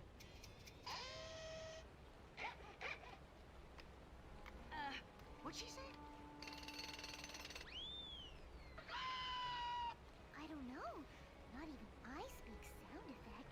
is my new favorite short so far. I had a really fun time with this one. In fact, I kind of wish this one was turned into a full episode. Them turning the whole Pinky Sense thing from the animation test into a full episode proved to have worked, so I bet a full episode of this could have worked too. I loved seeing all the wacky and strange things that happened to the main six. It really reminded me of Bridal Gossip, where they had all these strange things happening to them. What a fun short this was. Top of the list for the shorts. So, do you remember that gag from Non-Complete Clause where Fluttershy seemed to win Teacher of the Month every single month? Well, it looks like they turned that gag into a little short. Rainbow Dash and Applejack are super jealous of how many times Fluttershy has won Teacher of the Month and want to know the secret to winning it. And so we see a few moments that helped her win some Teacher of the Month awards. Fluttershy suggests that Rainbow Dash and Applejack have a student appreciation party for the students in order to win the award, but Fluttershy ends up winning it again when they accidentally reveal it was Fluttershy's idea. This was a pretty funny short. I like seeing examples of how good of a teacher Fluttershy is, and I can certainly understand why she has won so many awards. Like, don't lie, you'd want Fluttershy as a teacher too. I know I certainly do. And the ending with her ending up just winning again was pretty funny. Teacher of the Month is gonna go above Mystery Voice. Twilight storms into Starlight's office and says that she's struggling with being a good head mayor at the school due to constantly seeing ladybugs and being deathly terrified of them. With the help of a little book on hypnosis, Starlight tries hypnosis on Twilight in order to get rid of her fear. However, in the middle of the hypnosis, Pinkie Pie bursts into the office and is super excited about flying kites. This results in the hypnosis causing Twilight to yell at ladybug kites. What's wrong? Got clouds in your eyes, Fox? Wow, Twilight really likes her new kite. But why does she keep yelling at it to stop looking at her? The concept of hypnosis has so much potential for funny gags, and this one I think definitely did a good job with it. It was also interesting to see Twilight come to Starlight's office for help, as she is the head mayor, so you'd think she wouldn't need guidance, but I guess Ladybug is what cuts it. And cheese quesadillas, don't forget that. This was a pretty funny one. The short after this is the last one, so let's see what it's like. Here we go, last short. So it's a very hot day in Ponyville, and Pinkie Pie and the Cakes are very excited to open up the Sugar Cube Corner Ice Cream Museum. Pinkie takes a lot of time to hype up the grand opening, but due to the heat, the Cakes try to warn Pinkie that the ice cream could melt soon. But Pinkie is too focused on hyping up the opening, and comes to find out the ice cream has in fact melted due to the intense heat. But Pinkie isn't too upset by this, because she still thinks it tastes good, so therefore the museum can still open. This short was fine, but one of the weaker ones despite being a Pinkie short. I think that's just because most of it is Pinkie hyping up the event, and you know exactly where it's going to go. I think it would have been better if we didn't know the ice cream already melted, and so we don't see the Cakes warning Pinkie. But hey, this one's still alright. I'll be putting this one above Rarity's biggest fan.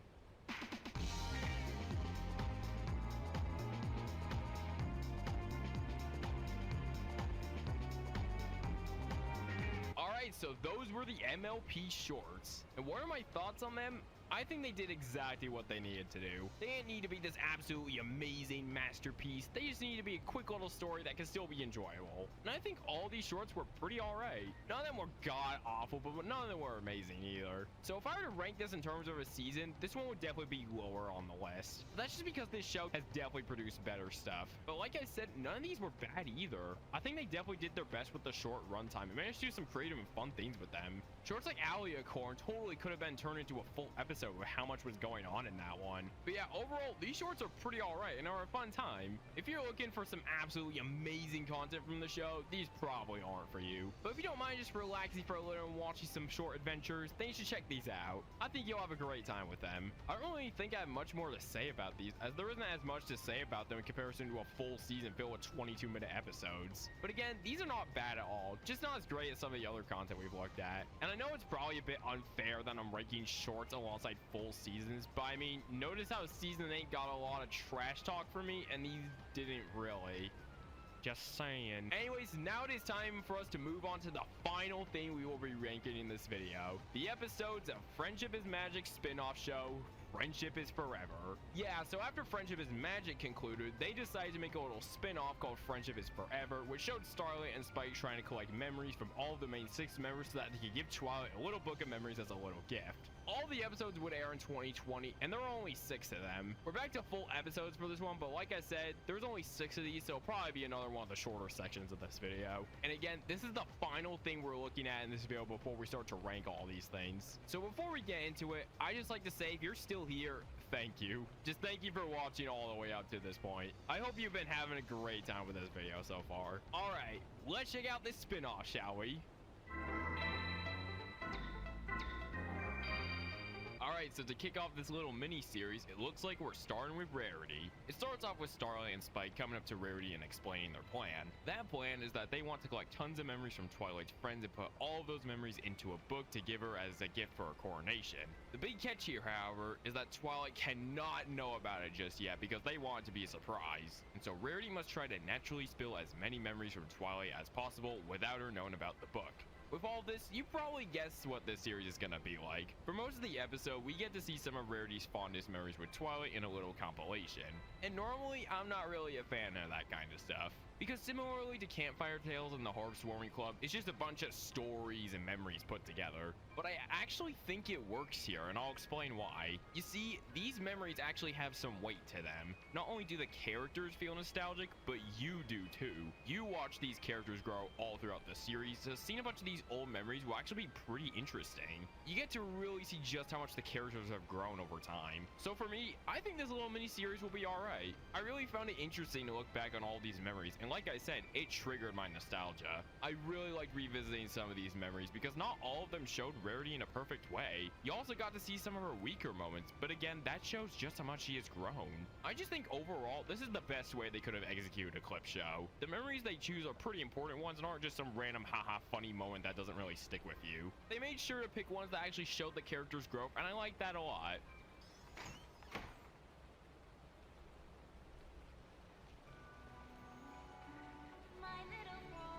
Okay, that actually caught me so off guard. So yeah, I guess instead of the usual fade or cut to black for the ad breaks, they just play the start of the intro with the picture and the Friendship is Forever logo. I legitimately thought the episode was like glitched or something and went back to a glitched intro. And speaking of the intro, literally the only change is the logo, so there's that.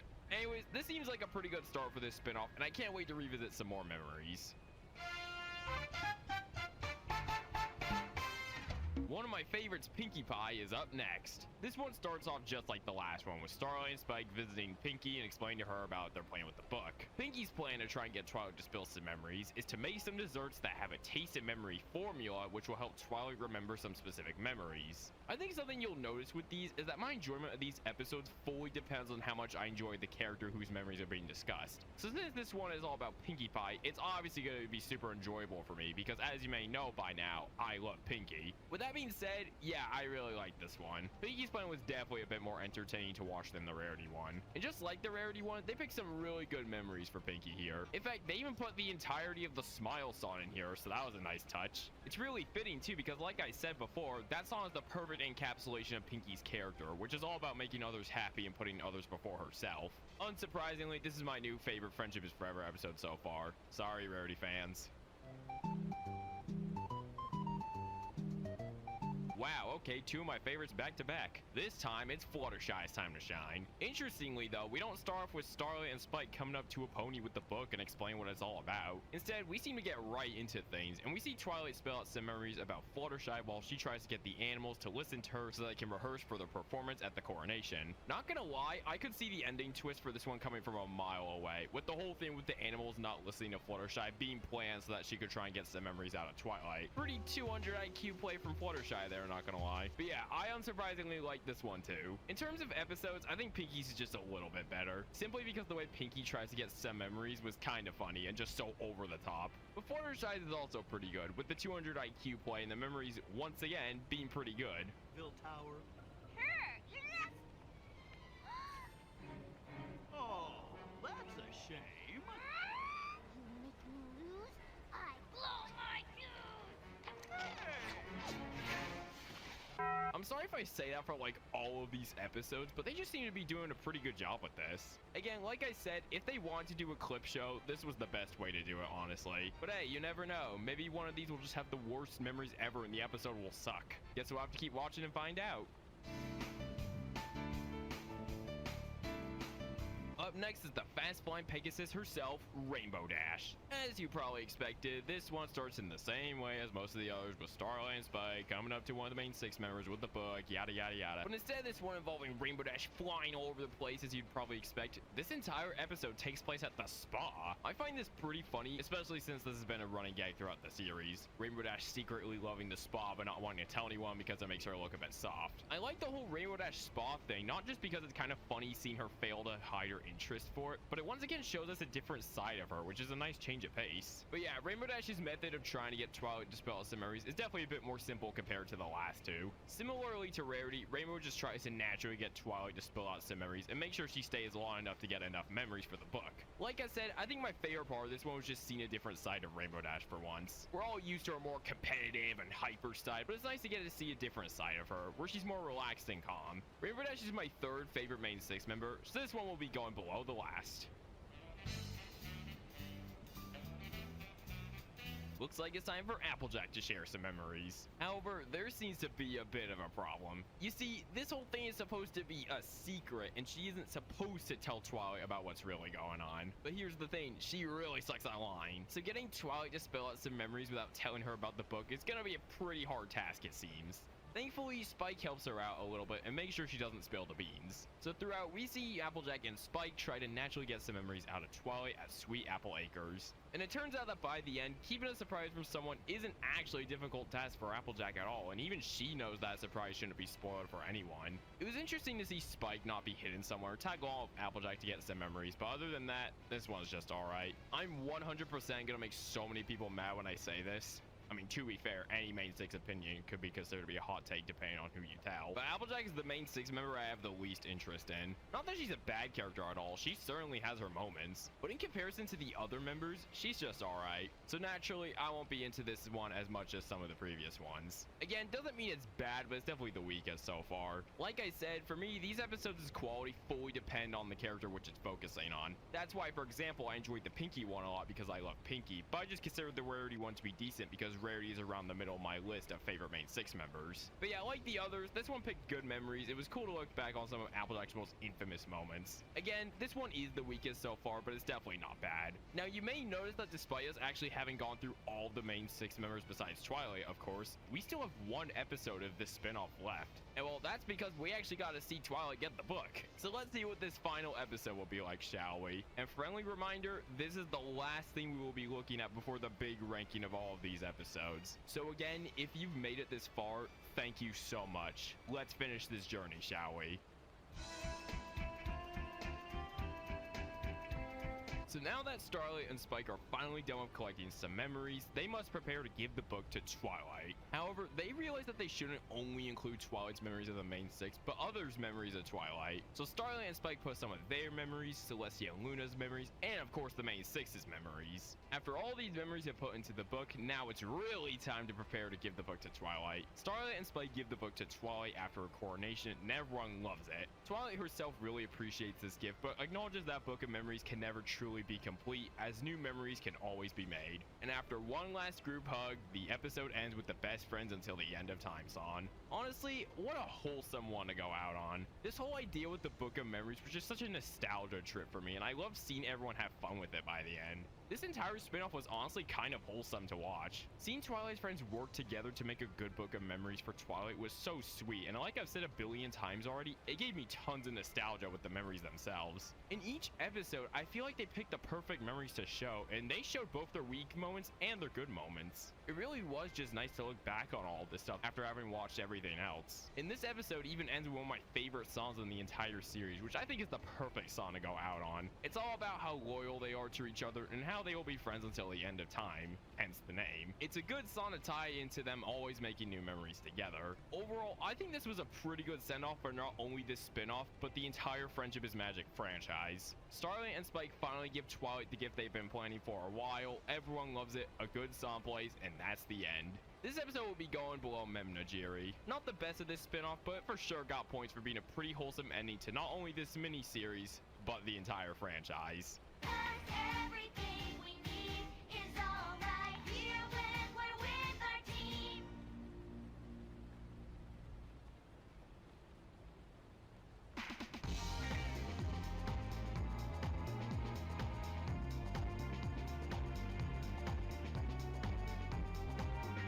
Friendship is Forever is a nice little way to finish off the franchise. You get to truly look back on some of the show's best moments and see how much all of these characters have grown. It may be a clip show, but man, did this clip show give me so much nostalgia. They really showed us some of the best memories for all these characters. Similarly to the shorts, it's definitely one of the weaker things in comparison to the full seasons of the main show. But still, as its own thing, I think it did all it needed to do. And that was to show us how far these characters have come and how strong their friendship is. Seeing all these characters come together to help Starlight and Spike with this special gift for Twilight was really sweet, and some of them came up with some pretty fun ways to get memories. I just think overall, this is the best route they could have gone for a clip show, just showing us some good memories of the main six. But again, like I said, this miniseries might not be for everyone. For someone who could get nostalgic for things easily, however, I had a good time with this. Nothing too amazing, but still good for what it is. I'm glad that the final thing we ranked in this video was a good send-off for the franchise.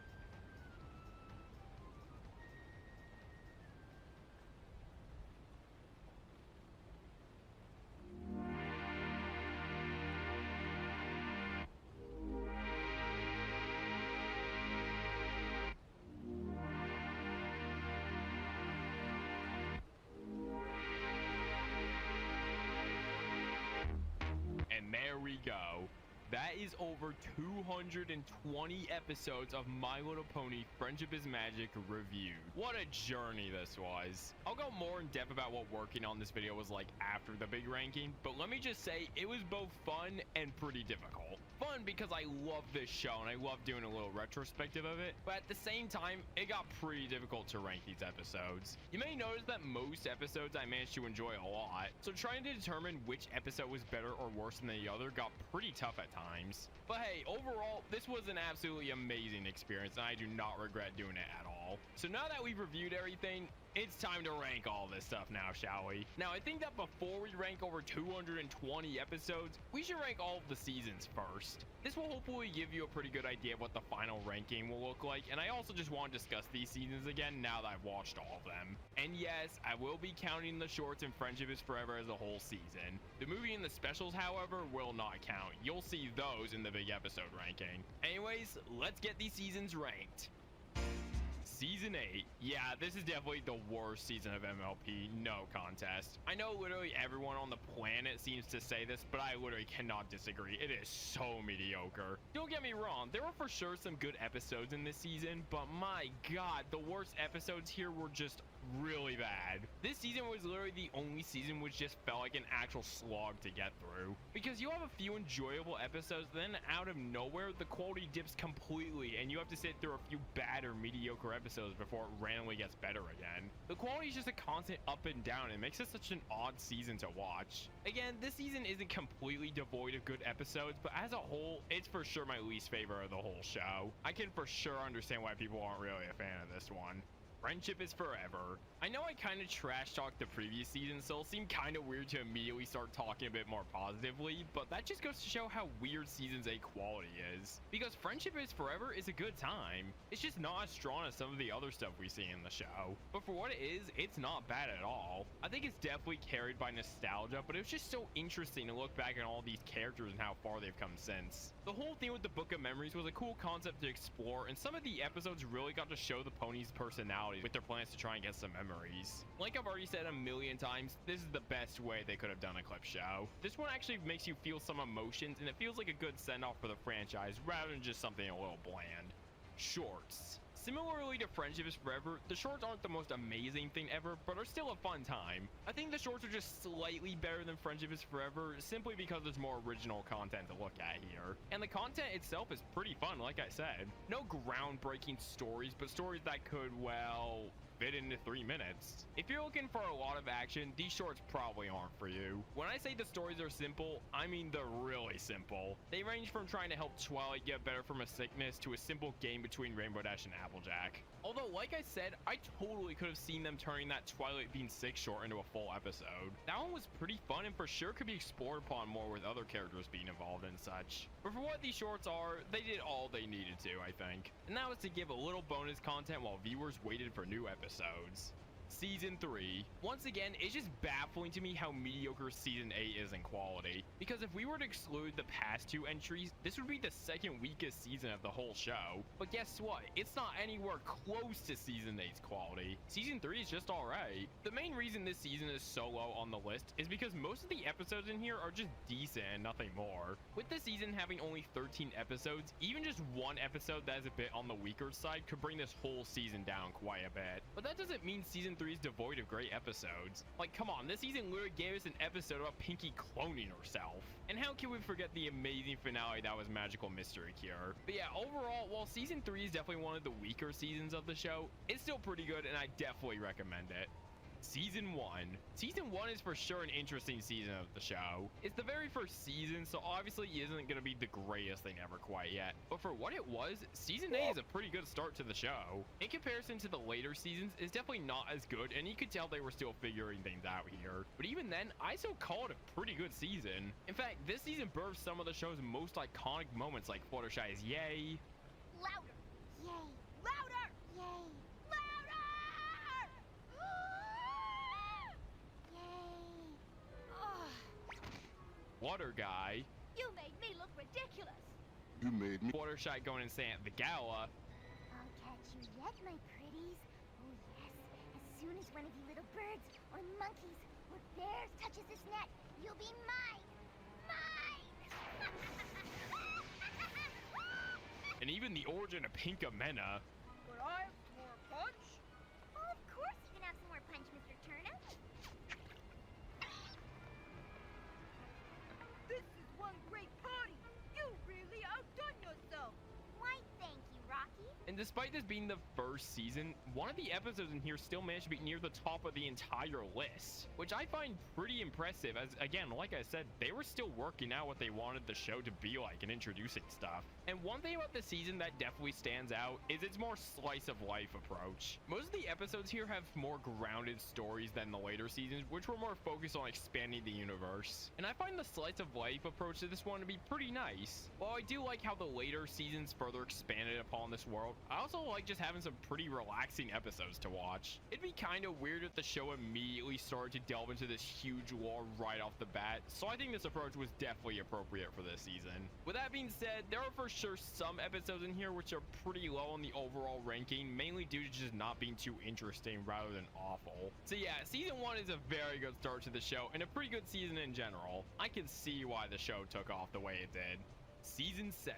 This season is for sure a bit of a mixed bag, but I still think it's a bit better than Season 1. When episodes were good, they were really good. When episodes weren't that good, however, they really weren't that good. It's not like Season 8 where the quality randomly nosedives after a few good episodes, but there are for sure some episodes in here that bring the season's quality down a bit. Still though, Season 7 still has tons of fun episodes in here. And this season was the season where they started using Starlight and Trixie more, which was for sure a highlight. In fact, Trixie literally became one of my favorite characters of the whole show. They really made her character so much better after she was redeemed, and I'm glad she and Starlight had some consistently good episodes. Just an overall fun season with a few duds in there.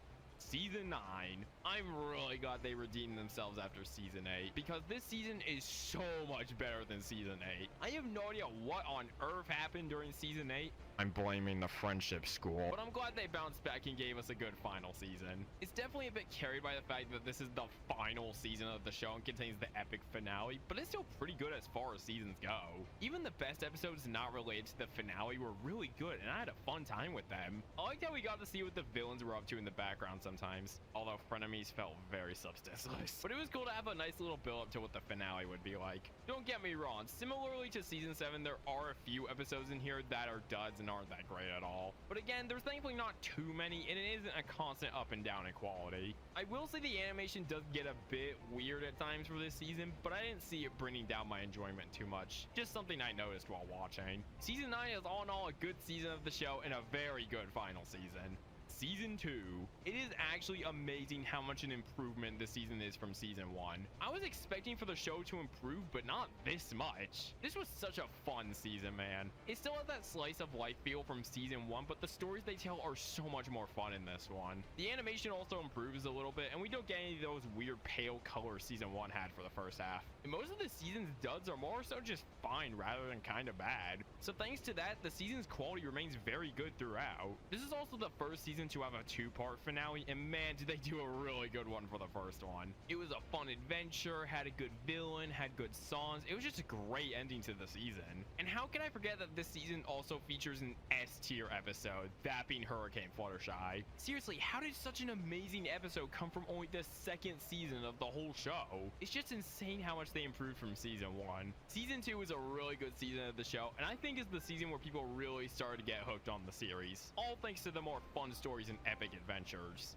Season 6. I seriously was not expecting to enjoy Season 6 as much as I did. With people saying this is when the show started to decline a bit, I expected the season to be around the same quality as the first, but it ended up being one of my favorite seasons of the whole show. It doesn't really feel like there's much of a decline in this season. Most of the episodes were pretty good. This season was also the season where they started to use Starlight more, and she's definitely a really good addition to the series. There are definitely some people who liked her better as a villain and didn't think her addition to the show was that interesting, but for me, I think her addition was good, and it definitely helped spice things up a little bit. All of her episodes in this season were good, and I think her character overall is very interesting to me. And oh boy, when Season 6 got good, it got really good. The top episodes in this season were absolute bangers, bro.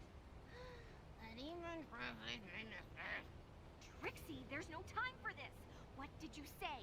That even Trixie's made mistakes, okay? Are you happy? So with all of that, I don't think I'd mark Season 6 as the start of a slight decline at all. It's a very good season with tons of fun to be had. Season 5. This season was an amazing start to the Discovery Family era of the show. It definitely feels a bit different in comparison to the past 4, but it's still a really fun time. Between this and Season 6, I'd say this one is slightly better, but that's mainly because I think this season just had more super good episodes than Season 6 did. The only time this season when we get episodes I just consider decent is around the middle, but the first half and the last half were all consistently good. They all stuck out to me pretty well and ended up being pretty high on the overall list. This season for sure feels more experimental than some of the others. They do a lot here, like introducing the cutie map, improving the animation, bringing back some old characters. It's pretty cool. It doesn't feel too messy or anything, so it just adds more fun to the show. I liked how both the premiere and the finale had the same villain, which as far as I know hasn't happened before this. So yeah, I really liked Season 5. It's for sure a bit different from the past few, but it's still super good for what it did, and I had an amazing time watching it. Now, on to my favorite season of the show, which is Season 4. This is for sure my favorite season of the whole show. I can see why others love it so much. Season 5 was really good, but man, this season was just fantastic.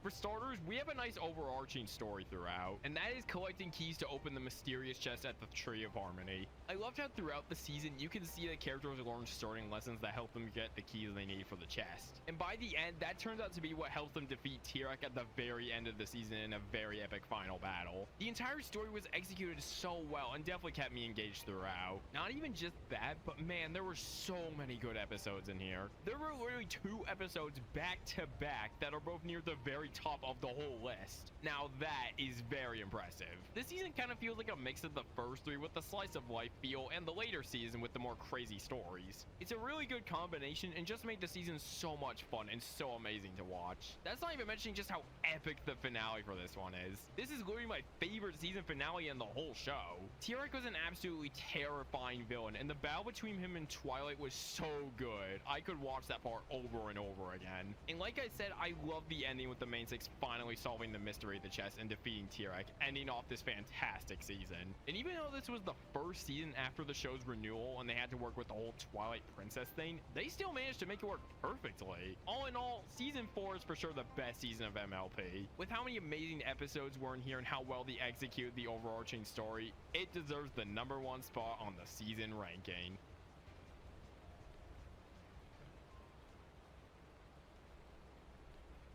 So there we go. Those are all of the seasons ranked from worst to best. I gotta say, almost all of the seasons were pretty good. There was only one I would call just mediocre, and a few others I'd just say are alright. But man, this show really had so much amazing content to watch. Almost every season had such an amazing and memorable episode, which stuck out to me a lot. Like, even with how mediocre season 8 was, they still gave us some really good ones in there. But man, when the episodes are bad, they can get really bad. And that definitely brings down the season a bit, depending on how many duds there are. But yeah, overall, this show seemed to stay pretty consistent in its quality throughout, and I think it ended at the perfect time, just before it had the chance to decline in quality a lot. So now, here's the part you have all been waiting for. It is now time to rank all of these episodes. We've got over 220 episode titles to read out, so we are gonna be here for a bit, I feel like. Before we start though, just another brief little thank you if you've watched this far. If you managed to watch all of the reviews up to this point, I applaud you for willing to watch me talk about colored horses for a few hours. I hope you enjoyed all of the reviews and all my unfunny jokes and gags. I know they probably sucked, but it's now time for the big list. Also, I almost forgot to mention this, but if you're wondering why I, for example, ranked an episode that I said was alright pretty low on the list, that's just because that episode is probably kind of old and the show became more refined since then. Okay, moving on. So without further ado, let's rank every single episode of My Little Pony Friendship is Magic ever.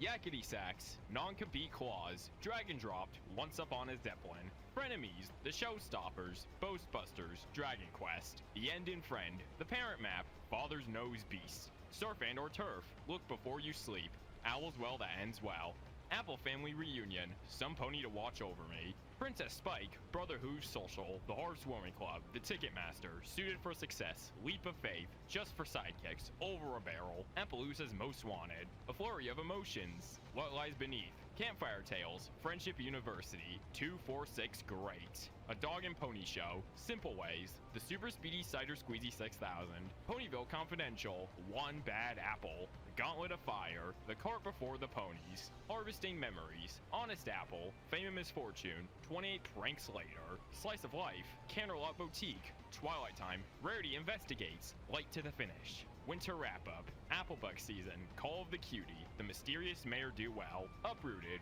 Going to Seed, Rarity's Biggest Fan, Sunday, Sunday, Sunday, Triple Pony Daria, A Dressing Memories, Deep Tissue Memories, Mystery Voice, Bridal Gossip, Teacher of the Month, Starlight the Hypnotist, The Great Escape Room, My Little Pony Adventures, Memories and More, Friendship is Magic, Aliacorn, Luna Eclipsed, A Friend Indeed, Memnagiri, Swarm of the Century, Feeling Pinky Keen, Fall Weather Friends, Sweet and Elite, Mystery on the Friendship Express, Baby Cakes, Griff on the Brush Off, Cakes for the Memories, A Bird in the Hoof, Hearts and Hooves Day, Newbie Dash, A Matter of Principles, PPOV Pony Point of View, Where the Apple Lies, Marks and Recreation, A Rock Hoof in a Hard Place, Stranger Than Fanfiction, Sleepless in Ponyville, What About Discord, The Point of No Return, The Cutie Mark Chronicles, The Return of Harmony, The Cutie Pox, Family Appreciation Day, Pinky Apple Pie, Three's a Crowd, Spike at Your Service, Sister Hooves Social, Equestria Games, Inspiration Manifestation, Daring Doubt, Dungeons and Discords, Applejack's Day Off,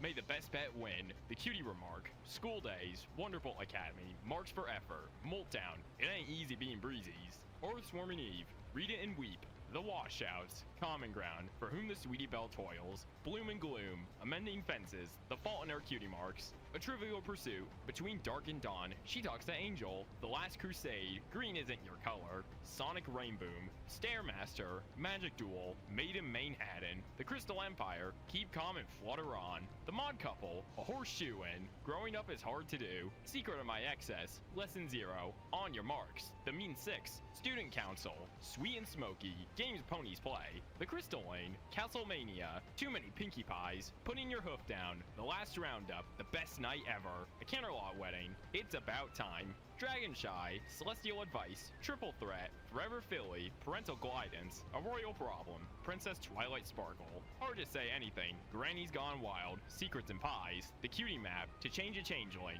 A Harp Swarming Tale, The Hooffields and McColts, Shadow Play, Thanks for the Memories, Daring Don't, Pinkie Pride, She's All Yak, Rarity Takes Manhattan, Make New Friends but Keep Discord, Do Princesses Dream of Magic Sheep? Castle Sweet Castle, Rainbow Falls, The Main Attraction, Not Asking for Trouble, No Second Prances, Fake It Till You Make It, Horseplay, Top Bolt, School Race, Daring Done?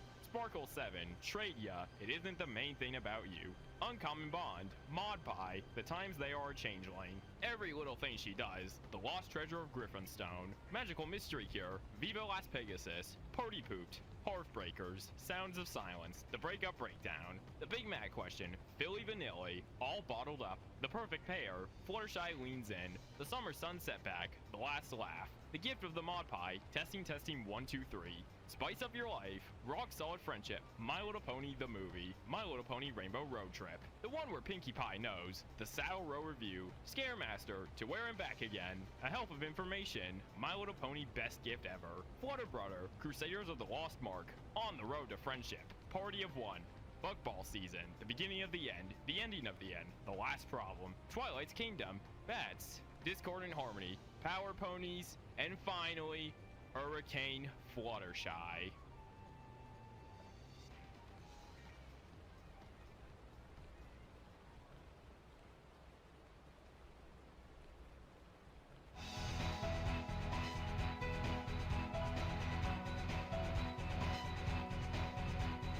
My Little Pony Friendship is Magic was a super influential show. Absolutely no one expected the show to do as well as it did with audiences. The second the first episode premiered, people already seemed to get pretty hooked on the series and would tune into new episodes from there on out. And so the fandom would grow pretty quickly and MLP fans started dominating the internet. You couldn't go anywhere without seeing these iconic ponies. You'd stumble upon animations, remixes, reactions, memes. They were literally at every corner of the internet. I still remember watching some old MLP videos on YouTube with my sister on our old iMac computer, with us seeming to really like that Fluttershy Yay remix, which still goes hard, I'm not gonna lie.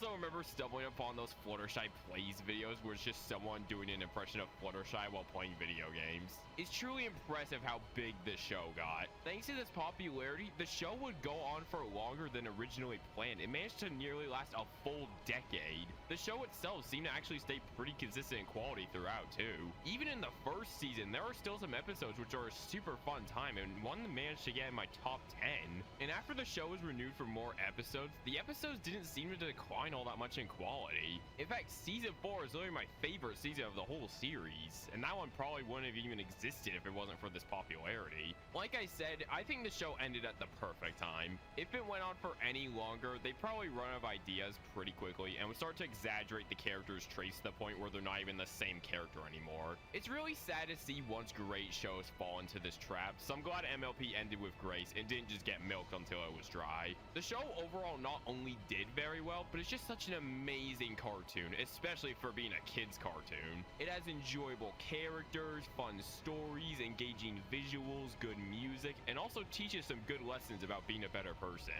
The fact that a show about some colored horses learning lessons managed to get 9 seasons, a movie, 2 specials, and more extra content is just incredible. It just goes to show how good this show was and how much people enjoyed it. So with that being said, this video was both incredibly fun and pretty difficult to work on. Like I said, most of the episodes were pretty good and there aren't many I can call outright awful. So therefore, trying to figure out which one was slightly better or worse than the other got pretty hard, mainly after I started season 5. But for the most part, this video was so much fun to work on. Since I'm not torturing myself watching a show that I either don't like or think gets worse over time, I just got to watch some fun cartoon episodes. I just turn on my TV or computer, turn on the show and watch a few episodes, and most of the time I would either go to sleep or continue my day thinking about how much fun I just had. Literally the second I started editing this video, I immediately knew I was gonna have a blast making it. I really enjoy just expressing my love for this show and also showing you all some moments from the show which I found funny or entertaining. And my god,